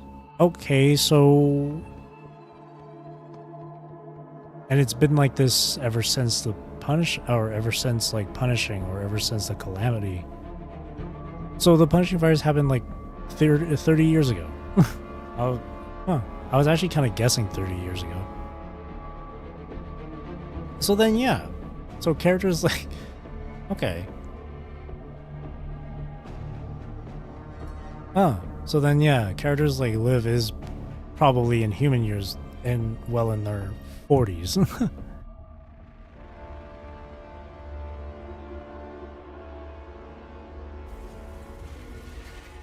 Because I think at the time... One other character I know who was in their teenage years just before the punishing outbreak was Vera. She was like 17 years old when she was a military officer or something. And then the punishing outbreak happened. And if the punishing outbreak happened 30 years ago, then Vera is like in her late 40s. A lot of the constructs are in their 40s, I guess. Well, same thing with Lucia, same thing with Lee. Underground, the floor beneath Halentine tilts violently. The whole foundation seems to be lifting. Whoa, is this an earthquake? Dense phantoms begin to surface along the dark walls, transparent at first, then slowly reclaiming their color. That unmistakable crimson, the red tide. At the sight of the crimson bleeding through the walls, a violent pain splits Helentine's skull. Something is tearing at her, pulling at every muscle and nerve. Deep within this iron prison, something is forcing out an endless crimson tide, sending shockwave after shockwave through her mind. Around that thing, a flood of memories surges in, some her own, some belonging to someone else. Why me? But under the present circumstances, the list of people I can trust has grown very short. Or to put it more precisely, among the researchers who are left, you are the safest choice. I intend to entrust the remaining half of the understanding Saphira to the spell means, to your family. Something's in my mind. The tide bursts from wall seams, pipe fittings, and every corner, like malignant tumors blooming through the whale's decaying flesh. And as this sudden sickness grips the city, the truth about the agent finally seems to surface from the shadows.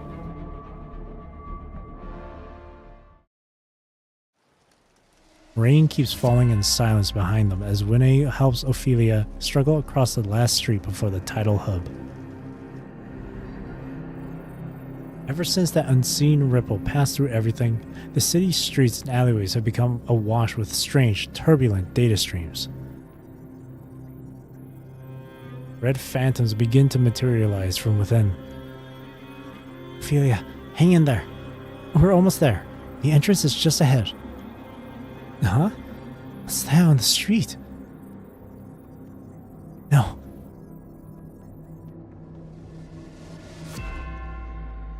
The timing on the music. Winnie slips downward out of her field of vision, and the gray, rain-soaked sky rushes in to take her place. Ophelia falls backward, plunging into a dream woven from the broken murmurs of the dead. The same wet nightmare. Memories, voices, faces of countless dead pour into her mind like a burst dam, endless and unstoppable. She drowns once more in Port Podesta's rain. She drifts and sinks through an illusion in dark red, body warm and clinging like blood. Faces drift with her in the liquid, every one of them talking, and she understands nothing. Sinking without end, she fails to make her sister stay once more. Ooh, shit. Dang. Now, I could go through 11 here. But these other, well, that last note there, note 10, was quite lengthy already, and it's already hit the 5-hour mark here. So what I'm going to do is I am going to finish it here for tonight, but another rare occasion where I stream again on Sunday, being tomorrow. But if you live on the other side of the world, it would be Monday. So I'll stream again tomorrow. I'll play through nodes 11 all the way to the end. That will be the plan. That will be the plan. So far, the story has been really good so far. I'm super into the whole Phylactery of Osea plot going on right here, especially with the Saphiras, because I didn't realize this until like a week ago, but there is a real actual thing known as like the Saphira stuff. Let me show you, or specifically Sephiroth.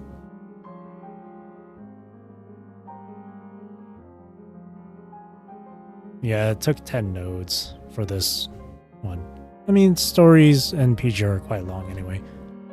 But yeah, the Sephiroth stuff, I came across this one day, like a week or two ago. And I was looking at this, I was like, oh, huh. Crazy. From Hebrew root. Forms the basis of the words book, story, and number, and sapphire. And it has the different categories, which is right here. Super conscious, number 1 at the top, crown. That's alpha. And then there's conscious intellect, wisdom, and then there's understanding. which is what's going on in this current story. And then other emotions right here. It doesn't say mercy, or no, was it mercy? I forget. I think that's Liv's. Liv's was like mercy. One of these was mercy. I think it was...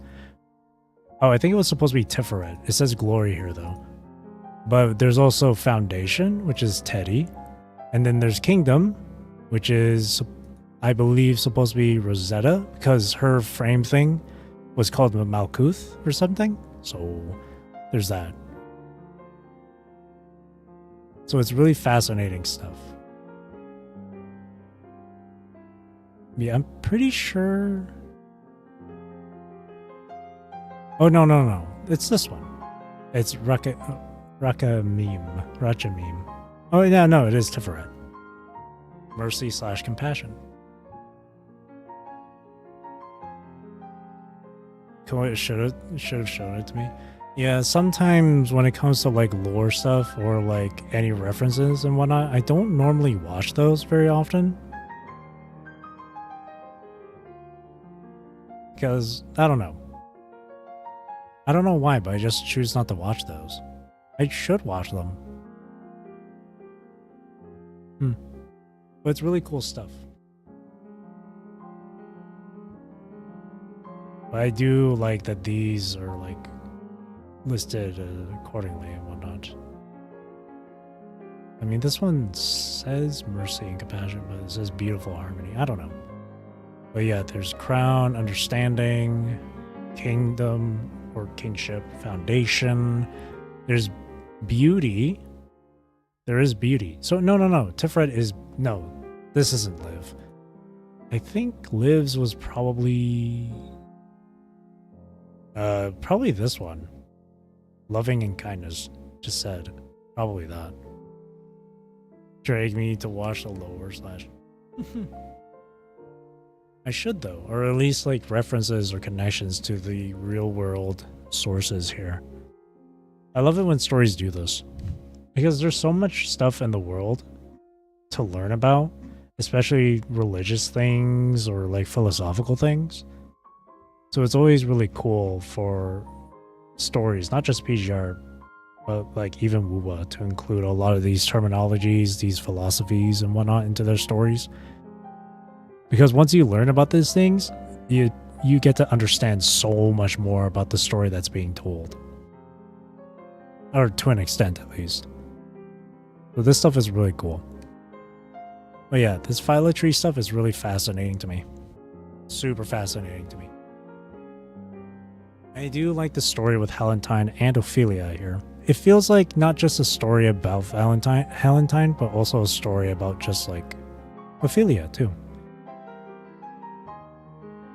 Or really their connection and stuff. There was one of those notes back here, which was like a really long note about Helentine talking about spending her time with Ophelia and stuff. And it kind of just like,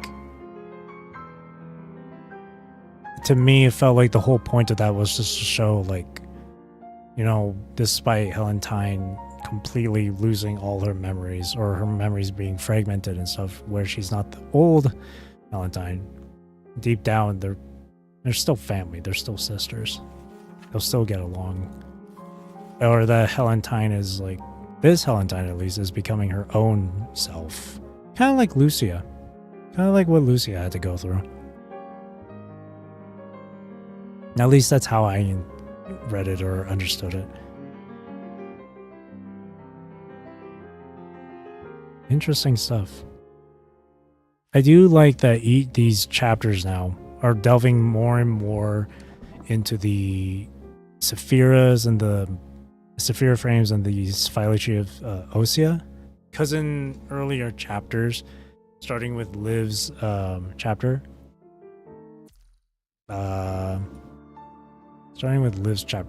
from 37 here, from Homeward here, we don't get too much about the Phyllotree of Osea and the Sephira frames. We don't learn too much. They get mentioned here and there with these 3 chapters here. But then we get to learn so much more from chapter 40 and further beyond. These ones start to really feel like chapter 40 is where it started to really feel like we're focusing more on the phylatry stuff, which I really do like. It's a slow burn. It's a slow burn, but I personally am okay with slow burns. But yeah, I'll finish it up for tonight. It's a good thing I'm not as exhausted as I was like yesterday night. Oh, last night was just terrible. Last night was just terrible.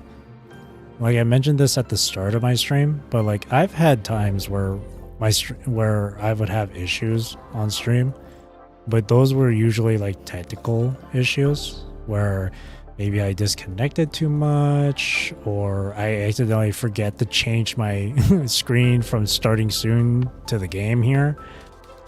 So I've definitely made those mistakes before. I've made a mistake where I was actually muted for the entire stream, so I had to redo it and all that shit.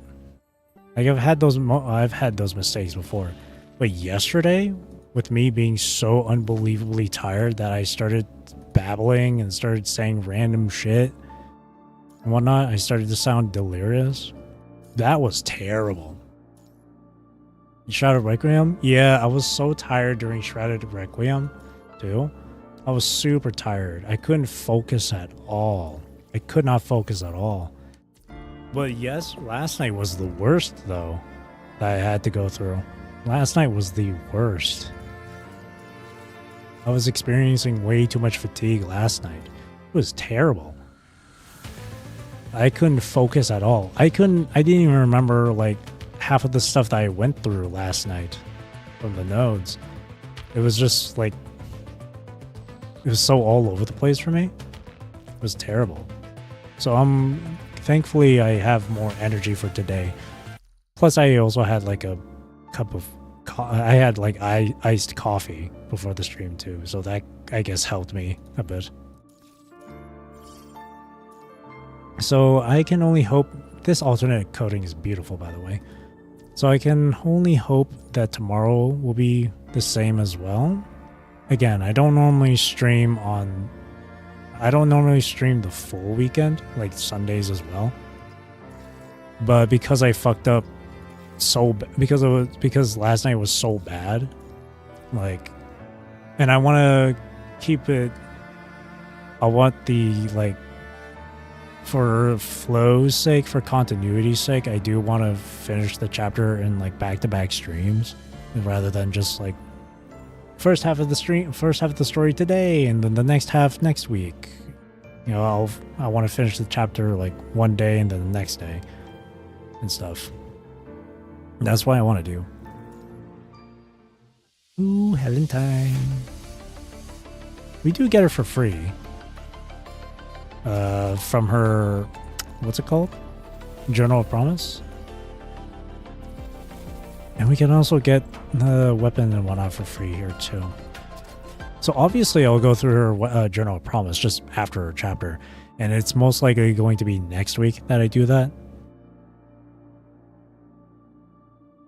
So, but yeah, with that being said though, I'm going to finish it up here for tonight. So thank you for watching. Thank you for chilling with me. Thank you for chatting with me.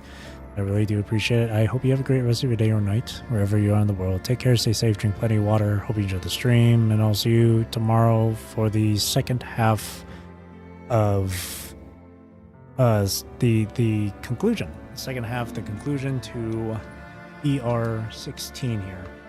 Hang on a second. Okay. So yeah. And again, I hope I'm not going to be too sleepy tomorrow as well. And I kind of want to try and, well, no, I don't want to rush into it too quickly. But hopefully I'll get through it in a nice, good pace. All right. Again, thank you for watching, and again, I hope you enjoyed the stream. See you tomorrow for the conclusion to ER16. All right, thank you. Bye-bye.